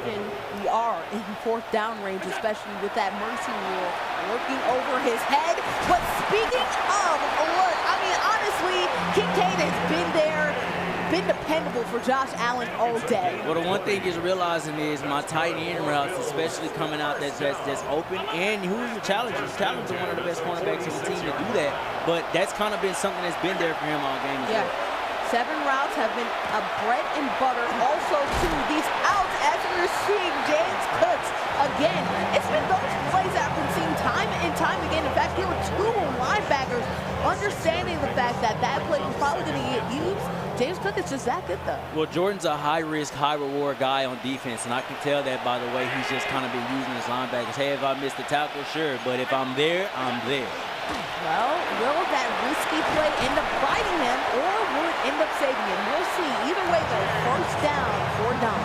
Well, power versus finesse is the name of the game here, right? I'm using James Cook a lot. I'm doing a lot of jukes, I'm doing a lot of spins, all those different things. Obviously, he's testing those usual skills when he's coming at him instead of just trying to throw at him and allowing him to adjust in the air. But be honest, that time is ticking. Do you start to feel like you need to switch up your strategy with the amount of time left? Well, offensively, you don't really have to switch up your strategy. You're moving the ball. Moving the ball, they are going to continue to do. Let's see if they can get one more play off before the 4th quarter begins. 2 seconds left, able to get it off in time. Josh Allen, will we see him run? We see him twist around. James Cook a little bit off kilter, and now we are headed to the 4th. A really big blowout right here for Don, but a good recovery and good bounce back, at least in this 3rd frame. Well, Bordy's in football, they always tell you put your foes up, because it's the point where you got to lock in a lot, right? You put your foes up and you got to pray to the football guys that they can find a way to bless our defense. Maybe we get 2 or 3 interceptions in this quarter, and maybe we can get back in the board. We aren't out. We down, but we not out. We did see an interception from Jordan, so we'll see if we see another one again. There you go, rolling. It's Josh Allen time, man. And look at that, man coverage all across the field. That's a great safety valve to have Josh Allen running down the middle. And that's when Josh Allen is at his best, right? Utilizing man coverage to get the DBs back turned, and I'm running straight at him. Well, we'll see if we see a lot more of that. Josh Allen, RPO, interception. Who else but Phillips? Big reward right here. If I'm there, I'm there every time. And that's a 3rd interception of the game right there, and utilizing the defensive end no matter at this point. And you see that cheeky smile right there from Jordan Talks. He knows that he just needs one more touchdown to wrap this game on up. And well, judging on how things have been for Don, defensively, Jordan may not have to work too hard. That's a good stop right there, though. Jordan may not have to work too hard to get downfield. We know who he's going to look for, A.J. Brown. And Don should know that, too. And to be honest, do you play super soft here if you're Don, knowing the fact that you are in that danger zone? Well, you have to. But at the same time, now you can kind of, trying to cheese the game a little bit. Yeah. And not that that's a bad thing. Who doesn't cheese the game a little bit? You're throwing across the field and stuff because you got to play back. You can't play man coverage no more. Can't play yoke because now we got to keep from getting hit over the head. And what? Mercy rule. Mercy rule on the docket. Has a lot of yards left to go. Let's say about a good 65. Will he able to get it? That's the question. Jalen Hurts, speaking about throwing across the field, doesn't end up getting complete to God. If I knew Jordan, I would tell Jordan, you know you didn't have to do that. You could have ran. And he know he could have ran. I just think he wants that big play on purpose. Well, big play chasing can be dangerous, but it can be rewarding too. Gotta go ahead, get off Anthony able to center himself right now. 31-yard line, 31 yards to go to wrap this game on up. Hit his safety blanket deep, Dallas Goedert. Obviously, we know Dallas Goedert can definitely be one of those yak guys. Smart play there. We'll see, as we're seeing, again, testing down the field. That's what Jordan has done all game long. Jalen Hurts throwing across his body. Very dangerous, but guess what? We talked about it. He's living in the danger zone and loving it right now. He is, and you can flirt with danger at this point of the game. Only over 3.5 minutes. It's virtually over at this point, boy. And you can tell in the style of play that Jordan is taking at this point. Oh, we will see as we're finally seeing a run play. We haven't seen that ever since, what, a halfback dive for a touchdown way earlier in the game. I think Jordan wants to revel in this victory. Well, that's Jordan's swan song and his love letter to the crib, man. I'm just kind of running out. You know what I'm saying? I ain't got to do too much. You got the fullback in the game. You ain't seen the fullback all game yet. Come on, man. Play action here. Jordan finally running with Jalen Hurts. He's pulling out all the stuff we haven't seen all game. Again, now I can just kind of go to plays I ain't been to this whole time. And now you see kind of done out the corner. Now he kind of want to hit me with the basic plays after he's had me spread out this whole entire time. He's just going to ease his way in his own, or at least attempt to ease his way in his own. Workshopping, right? Workshopping for, I'm assuming, the next game, the next play that he might be playing in. But it's looking like Jordan. False sense of security. It could be that. Either way, it looks like Jordan feels like he's going to win because he knows he's going to win. Jordan talks, and Jordan not only walks it like he talks it, he gets the win, the dub. He is your grand champion for Madden 2026. Well, hey, what I will say is, even from Don's standpoint, man, good game. Great game from Jordan as well. You know, these were definitely two competitors. Obviously, one guy just kind of jumped out offensively before you could actually blink. And it's tough when, you know, you're leaving yourself in so many of those one-on-one situations with somebody like A.J. Brown that's just to kind of run free and get to the end zone. Yeah, as you see these gamers go ahead and giving their adieu to you and you and you. Jordan Thought's already waving to the crowd. We have the highlight package ready for you to go. Obviously, this is the best of one series, and this game is basically all but done. So highlights ready. It is on the docket, and we'll switch to it very soon. But just for giggles, we are going to see Josh Allen running on out. Well, again, it's, you know, much like all of the games that we've seen tonight, whether that was Platoon, whether that was a Smash, you know, you got these best of threes, best of five. All right, in the pistol right now, Josh Allen, as we talked about, this is all for formalities. Jordan Talks already knows that he's going to win. Oh, we got a tight end pass. A trick play. Don getting a little bit cheeky here, too. Why not have some fun? Don just like, look, at this point, so gotta work. So gotta work. They're here to put on a show, right? Don probably not even really using defense at this point. He's like, look, we just gonna play it out, man. I'm just gonna jump on somebody and see what I can do. You see him put up the one. You see him put up the one. What is he getting for the one right here? Was one interception as Mitchell goes ahead and gets the interception. If it wasn't already done before, it's double done right now. Well, Bordy, a wise man once said, send them boys home, and that's what's gonna happen. And as we're seeing victory formation, Don Paltry did a great job coming back. But Jordan Talks goes ahead, is in the best formation in football. Well, hey, man, somebody needs to make sure they buy this man's food tonight. You feel me? Because he done put on the show here. 55 points of offense. Really incredible, man. A lot of defensive turnovers here. Again, Don played a game. Yeah. Don did play a game. You can't let your opponent get out of it so early where you can't get back into it. And you know what? Shout out to Don for going ahead, doing this alone, the only representation for his school. But you see it in the corner because it's reality. Jordan Talks will now anoint him as the winner for the Madden Series for TechSep. Our your grand champion for Madden 2026. Well, it's all love at the end of the day, man. You know what I'm saying? They might even run it back later on, you know, Yeah. just on the friendly, you know what I'm saying? He Yeah. understands what the game is at this point. He understands how tough he can be. But these were two competitors at the end of the day, and they both deserve to be here at this point. And you know what? I like the fact that you could tell it wasn't hard feelings, obviously, with that trick play we saw at the end, but we saw a lot of tricks early on here. A.J. Brown, head top, really getting past the defense time and time again. Well, you know how A.J. Brown is. As soon as he gets open, he gets gone, and that's an easy walk-in touchdown right there. Yeah, coast to coast, post to post right there. Double post in order to get that score.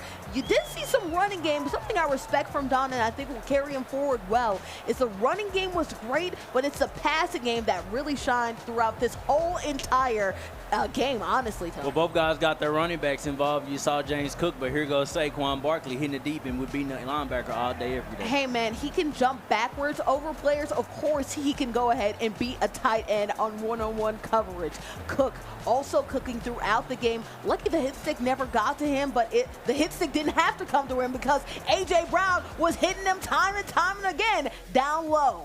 Easy little wiggle room right there, but you know what I'm saying? We're going to manage to kind of get in there. And Jordan knew what time it was. It's just too easy, man. It's too easy. Scuba. Diving for plays, diving for action. Go ahead, hit them with the scuba now. Scuba, scuba. It was an excellent play by Jordan.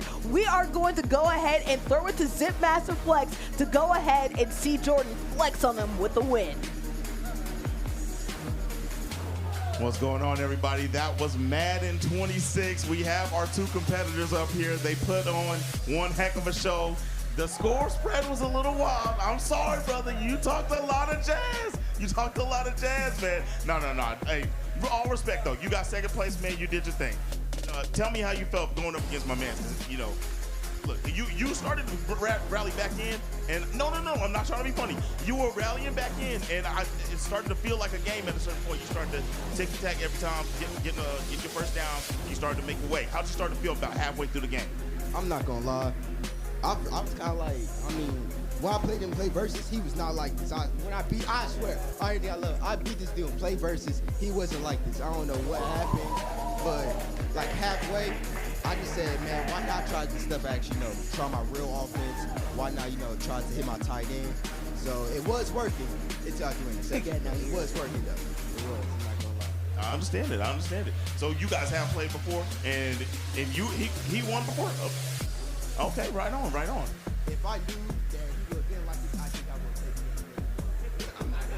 Hey, I understand. Hey, be proud of yourself, man. You said you're gonna be able to come back for another year, right?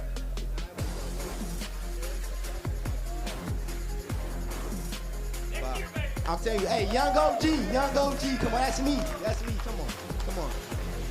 For sure. Shout out to the Swarm for the second place. Thank you very much, man. All right, let me get to him. How you doing, Chief? I feel good. I feel amazing. I got a question for you, man. What was all the showboat, man? What was going on with that? I got to put on for the city. A17 Fort Worth, North Crowley. We do it big out there. We the best at everything, and I just want to put my city on the map and my people on the map. That's why. I believe it, bro. I feel the Fort Worth energy on you. You know what I'm saying? I got some people out there. I understand. I like it. So where did you learn how to play like this? You know, if you said that your skill has upped that much in such a short amount of time, how did you get that good? I'll say just I play for North Crowley, football powerhouse. So they just taught me a lot of football and like basics, ins and outs, and I just kind of apply it to actual Madden. So I think that's why I'm so good. Do you actually play football for the school also, or do you just play Madden? I was a linebacker for him, but I'm a senior now, so that's over. But yeah, I play for North Crowley. That's real, definitely. All right. Anybody want to shout out real quick before you get your trophy? Shout out to my mom's right there. She made the drop from Fort Worth. Her right there, that beautiful lady. Beautiful stuff. All right. We got you. Oh, one second. Shout out to my homeboy Jeremiah. He got in a bad car accident. Just pray for his recovery. And yeah, and also all my other homeboys, my dad, my family members, my coaches, football coaches, teammates, all that. They the reason why I was able to do this. So thank you to everybody and everybody watching. Beautiful. Get the belt, put it in the air. Y'all already know what it is. Everybody out there that's for his school in the crowd, get up, go ahead and yell out the school name. North Crowley. Nobody gonna yell it. Come on, y'all. North Crowley, there we go. All right, we're going back to the casters, y'all.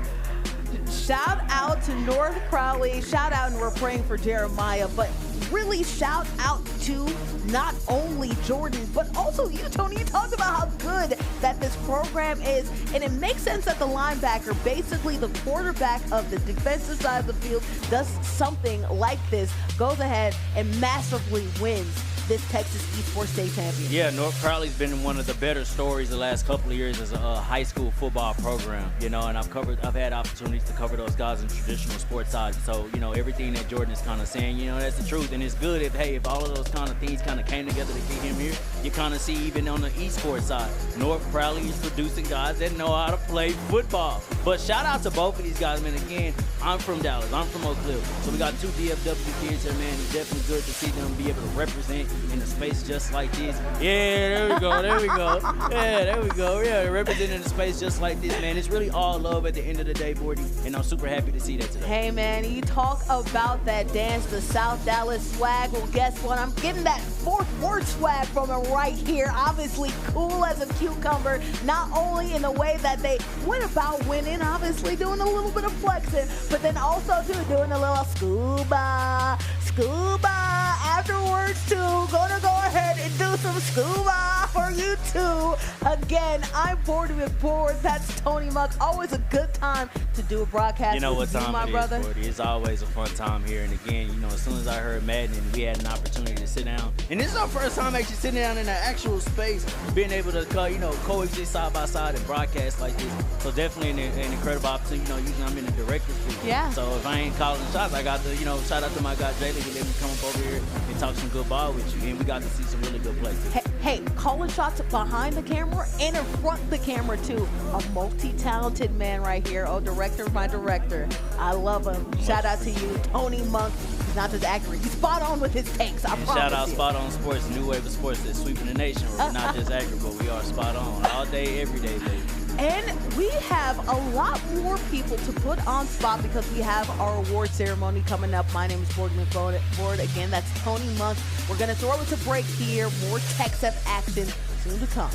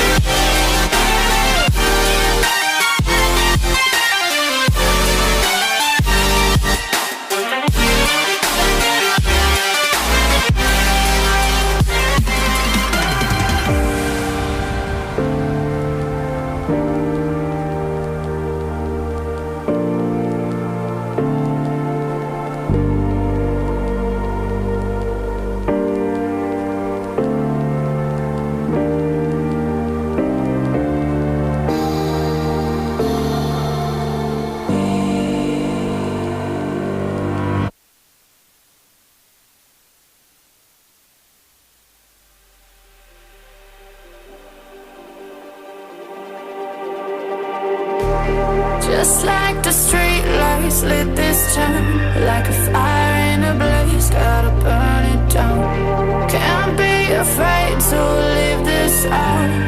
We got this far, don't know how. I see danger in your eyes. They know we'll burn down the night. Coming just like the sunrise. You know that we gonna let it away. Tonight, we gonna let it away. Tonight, we gonna let it away. Just like the sunrise, we gonna let it away.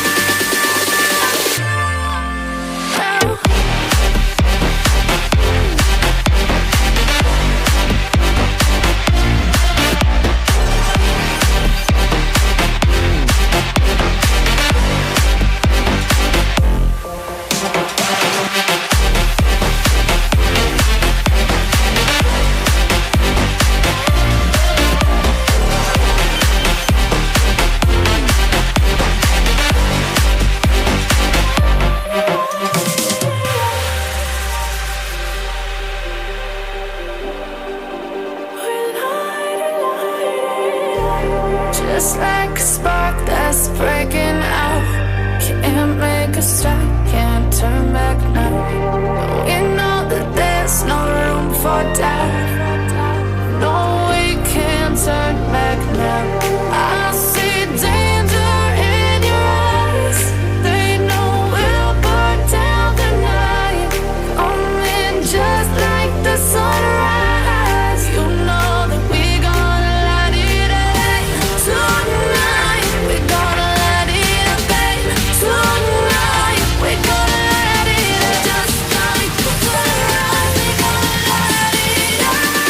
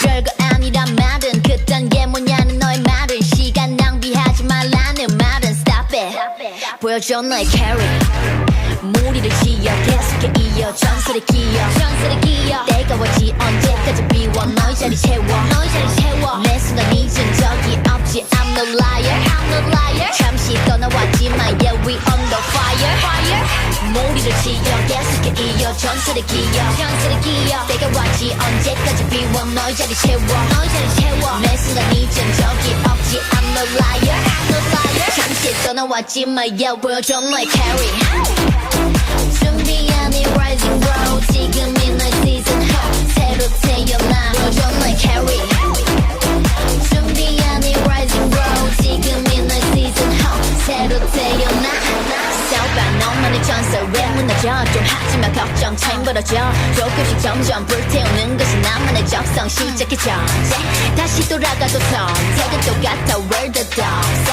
무시했던 놈들에게 보여줘 너만의 번개 성공의 대가 yeah 벌티 꾸준하게 성장해 네가 뭔데 나를 재단해 난 앉아있어 내 책상에 지나긴 시간 지나 red eye 오고 있어 내 때가 막소린 뒤에 who am I ain't no free anymore 보여줘 너의 carry 준비한 이 rising bro 지금이 너의 season 새로 태어나 보여줘 너의 carry 준비한 이 rising bro 지금이 너의 season 새로 태어나 보여줘 너의 carry 무리를 지어 계속해 이어 전설의 기억 때가 왔지 언제까지 비워 너의 자리 채워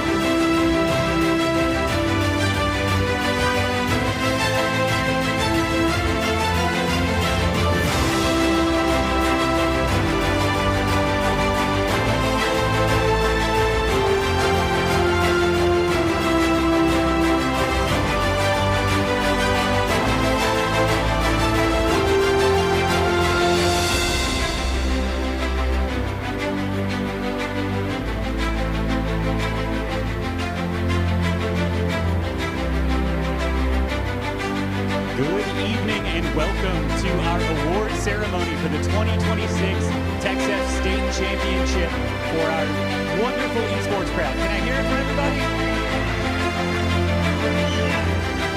There we go. That's what I like to hear. Sorry to keep you waiting, but we want to give everybody time to file in. I will take a couple of minutes to kind of talk about what we're doing up here and why.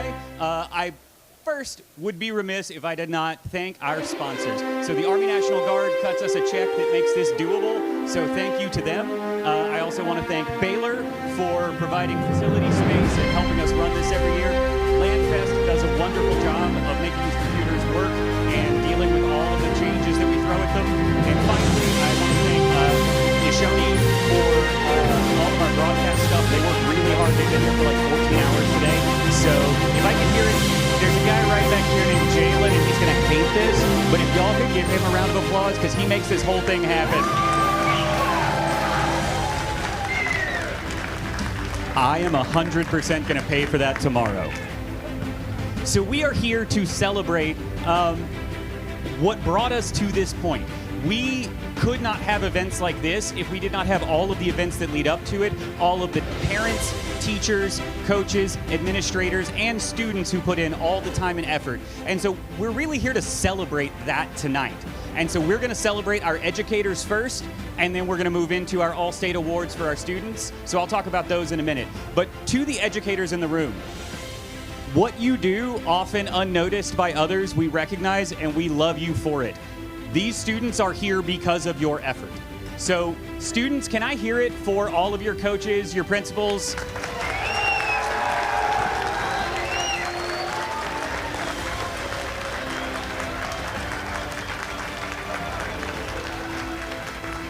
Many of these coaches are giving of their time that they could be spending doing other things to spend it with their students, often without pay. And that needs to be fixed, first of all. But for all those of you who are putting the time and effort in, we do appreciate you. We know how hard you work because we have also been coaches. And so I'm going to hand it off to Danielle, who is one of our founders, our executive director, because she's going to be doing our Educator Awards tonight and saying something about each of the awards that we're giving out. Yes, I demanded that I be able to give the Educator Awards because I really value what you guys do, and I see it every day. There were so many educator nominations that these were hard to choose, and I know every awards they say that, but it really, really was. And so we are going to start today with our event of the year. This was one of 27 lands that we had this year. Y'all, that is more than twice the number of any other state. Yep. So year one, in the lead up to our state championship, we had 7 lands. Then next year we had 10. Then we had 17. And this year, 27. We are killing it. Y'all are amazing. It is your teachers and your administrators and your school districts that run them, and your region service centers, region people that are here. We really, really appreciate it, and it is what makes Texas so unique, even among all of the other states that have organizations like ours. And so, for event of the year, the Stafford Showdown at Stafford High School. Come on up here and get your award. Where's Colt? Colt, get up here. Where is he at? Cool. No speeches or anything. We're just gonna hand it to him.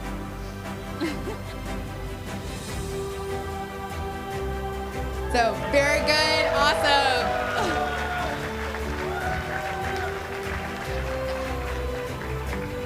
Now, this next one, I am super excited to give. It is our School Administrator of the Year. Now, this administrator has gone to war for her school. It is unbelievable that the school district doesn't quite understand the value of the program that these teachers have built. And this administrator definitely does understand it. She goes to battle for them with the school board. She pays for stuff out of her own pocket to get them here. And she is fully supportive of the teachers, even when they are getting some hostility from outside places. So this award goes to Dr. Amy Bowden from Hebron High School.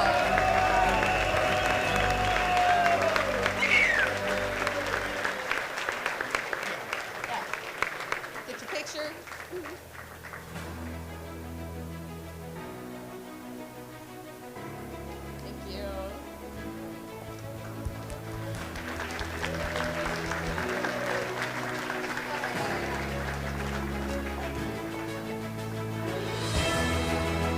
for District of the Year, this program has only existed for a year.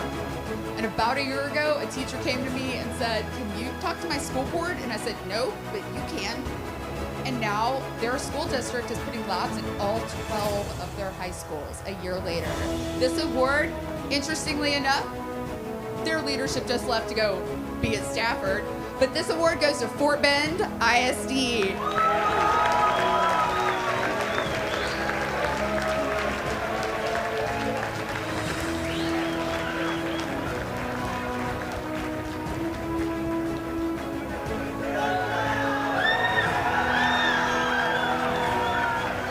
You guys have done a wonderful job this year in building this program.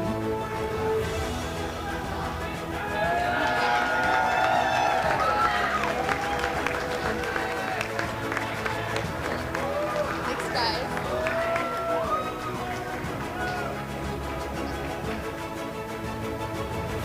For our new Coach of the Year, this is kind of a non-traditional coaching team, but they are forging the way and pioneering a place for our homeschool students in esports in Texas.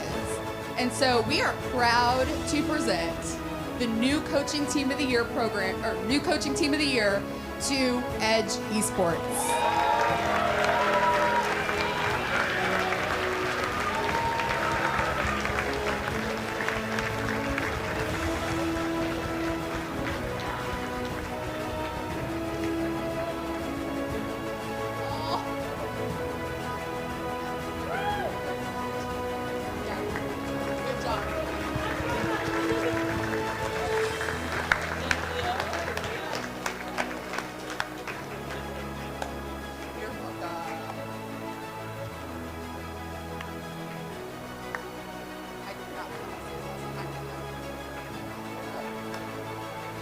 This one is super special to me.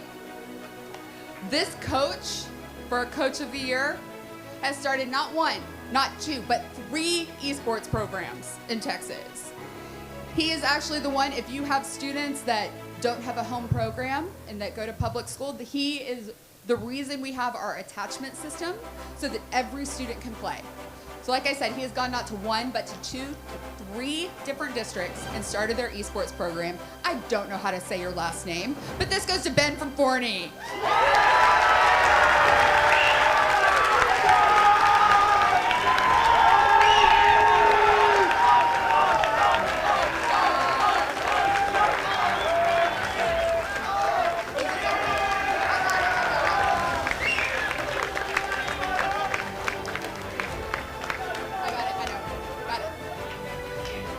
Now, might seem like I'm playing favorites, but I'm not, okay? Like I said, we have some programs that have some outside forces trying to keep them down, but their coaches keep building and building and building. They have the highest girl population of any school program, and they have for several years, which is incredible. They keep winning and winning, but their students are super high achieving at the same time. The Program of the Year award goes to Hebron High School. Chris, get up here and accept this award. Also, if you guys didn't know, Chris filled in as head TO over at the Convention Center and just killed it. We are running ahead of schedule with Valorant and Overwatch. Congratulations.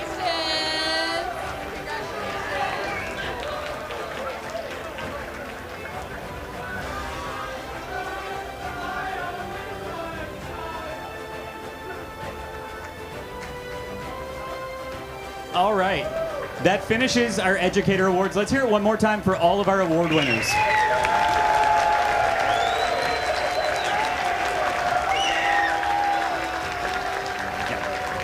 So, for this next section, we're going to be recognizing some of our student athletes who have played all year, who have done a great job.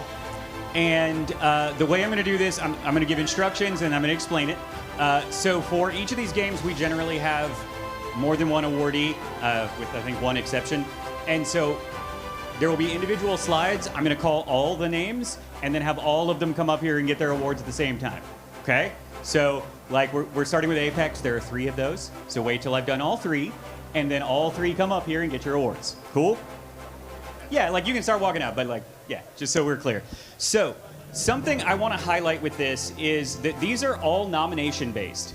We didn't just pick random kids out. Most of these students got more than 1 nomination. Their coaches put in, like, if I read all the stuff about all of our award winners, we'd be here till tomorrow. There are some phenomenal award winners, and I think my favorite thing about this is, in most sports, all-state, like, first team, second team, those things are about achievement on the field. And there are a lot of high achievers that are going to get an award tonight. But also, every one of these, coaches talked about keeping the program going or starting the program, being the positive force in the room, having a great GPA, working hard. Like, it's not just one thing, it's all the things. And so as we recognize these students tonight, just keep that in mind, that they worked really hard to get here and they deserve to be recognized. And we're so excited because this is the first year we've gotten to do this. So I'm going to start with Apex Legends, and I'm going to go ahead and say this. I'm going to mispronounce some names. And when I do, I apologize. They're probably spelled right, and that doesn't mean I can pronounce. So, to start with, our Apex Legends All-Star team. James Jack Cool from, oh, I don't actually have the name on that one. Braden Arnold from Springtown. And Tristan Drennan. Come on down.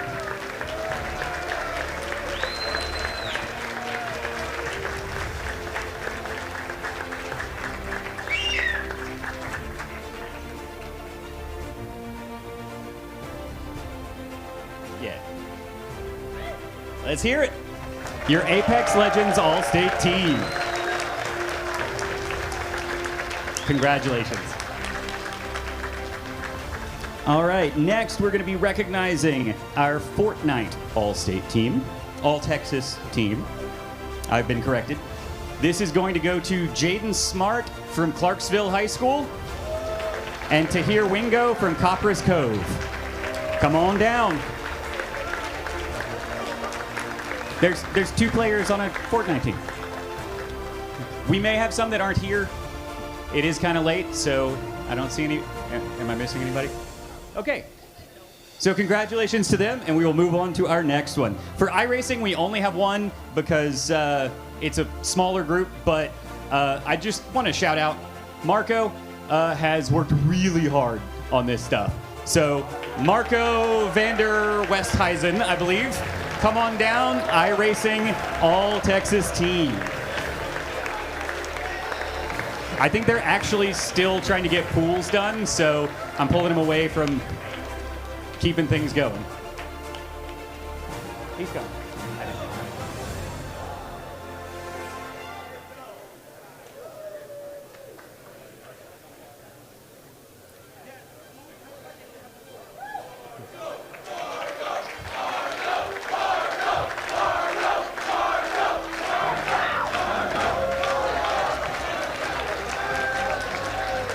Congratulations, man.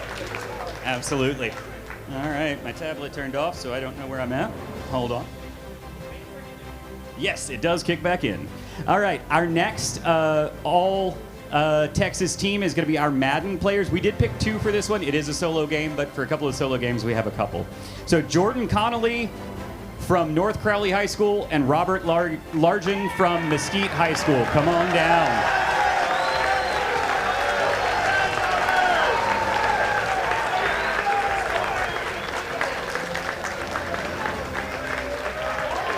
Congratulations.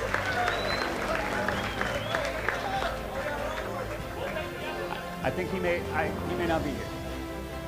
I don't know. I'm blinded by the light, so if somebody is coming down and I move on to the next one, stop me. All right, next we have our Mario Kart 8 All-Texas team. I have Jaya Burkhalter from Stafford High School,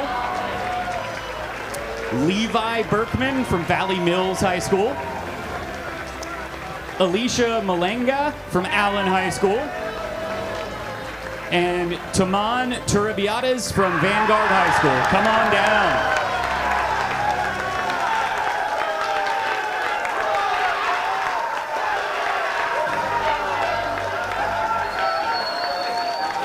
I think we got at least one more coming. Keep it going for him.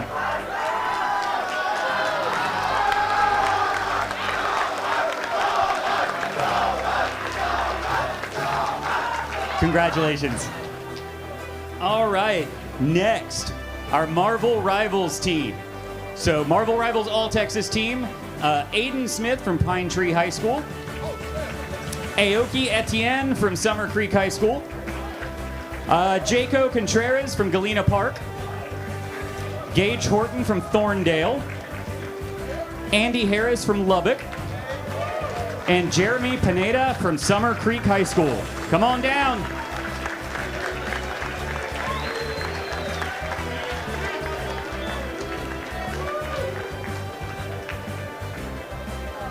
Yeah.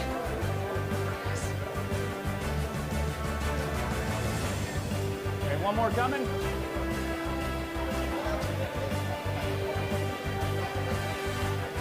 All right, congratulations.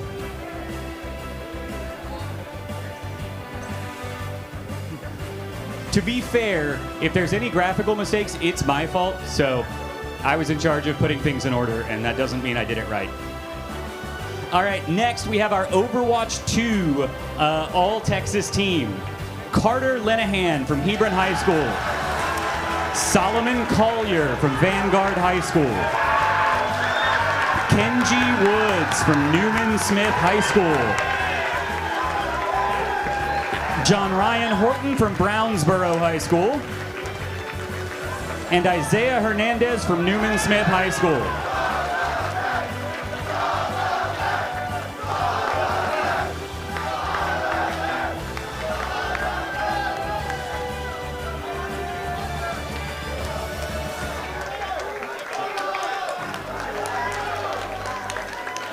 Congratulations.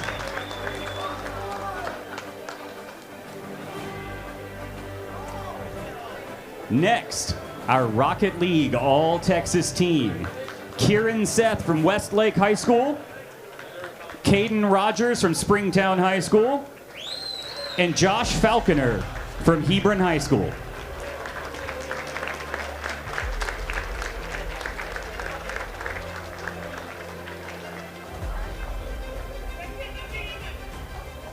Wait.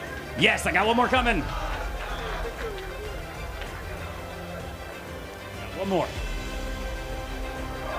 All right, your Rocket League? Yeah, say Rocket League. Yeah, Rocket League. Let's hear it for it. Congratulations. All right, next we have our Splatoon 3 All-Texas team. So I apologize for this one. All I have is one name. I guess this is like a Madonna or Cher kind of thing, but Goliath from Aubrey. Bryn Pretty from Longview, Alan Sands from SciTech, and Diego Hernandez Maycott from SciTech.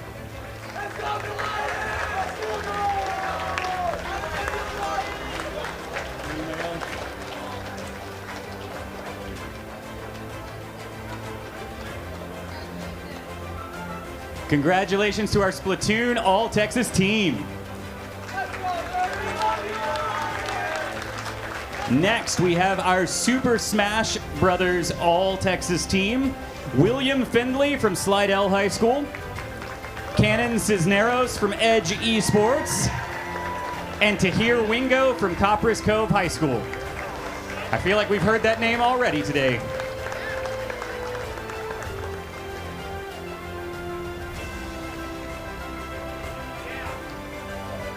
All right, guess I just got the one. Let's hear it. Congratulations again.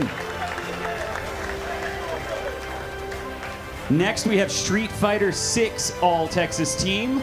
I know it's a solo game, but this is one of our top fighting games, and we have such great competition. We went with 3.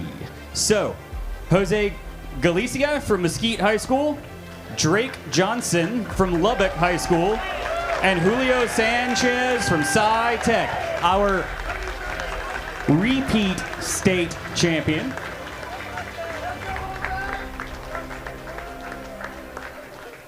Congratulations to our Street Fighter 6 All-Texas team. And last, only because alphabetics, is our Valorant All-State team. Abby Pham from Hebron High School. Roy Cho from Hebron High School. Maximiliano Gonzalez from Cast Tech High School. Mark Jason Othen from Cast Tech High School. And Logan Lane from BCTAL. Do I have any of those? Are they actually probably still playing, a lot of them?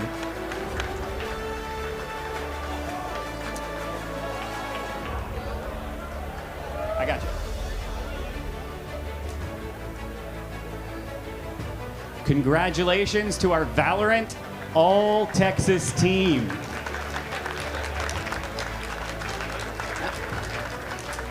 I got one more coming.